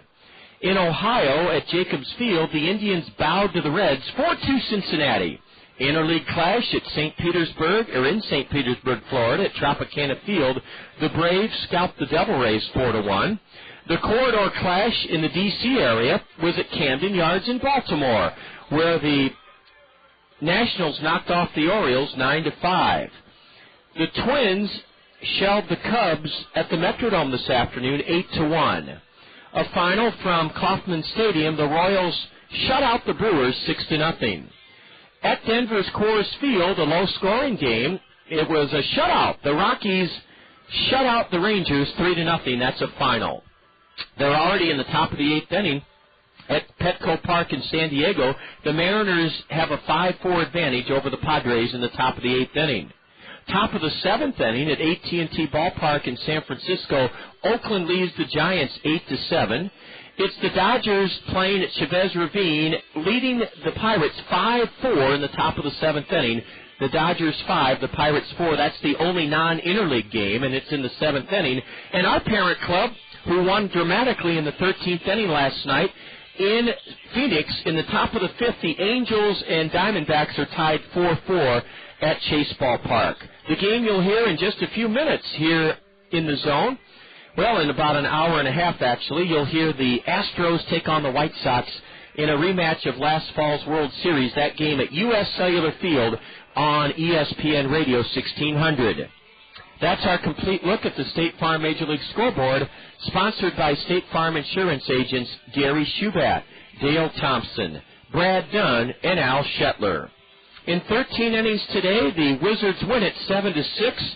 The Colonel record in the first half is 2-2, and tomorrow evening we'll start a 3-game series at Community Field in Burlington, and you can join us at 6:40 with the South Slope Communications Triple Play Show. We'll be in the zone tomorrow, that is 1600 a.m. Then let me set the rest of the slate for you. In Burlington, we'll be on KCRG tomorrow, KMRY 1450 for the Tuesday night 7 o'clock game, then back in the zone, KCRG on Wednesday for the series finale and the road trip finale. The Kernels are off to a fantastic start in the second half with a 2-2 record, looking forward to playing in Burlington tomorrow night. We had a great time here in Fort Wayne, came away winning 2 and losing 2. One more time, the final today, Fort Wayne continues the Colonel misery in extra innings by winning in 13, 7-6. Thanks for being with us. So long. This has been Colonel Baseball on the Colonel Radio Network. This has been a special sports presentation from The Zone, ESPN Radio, 1600 AM, Cedar Rapids. Now back to our regularly scheduled ESPN programming already in progress.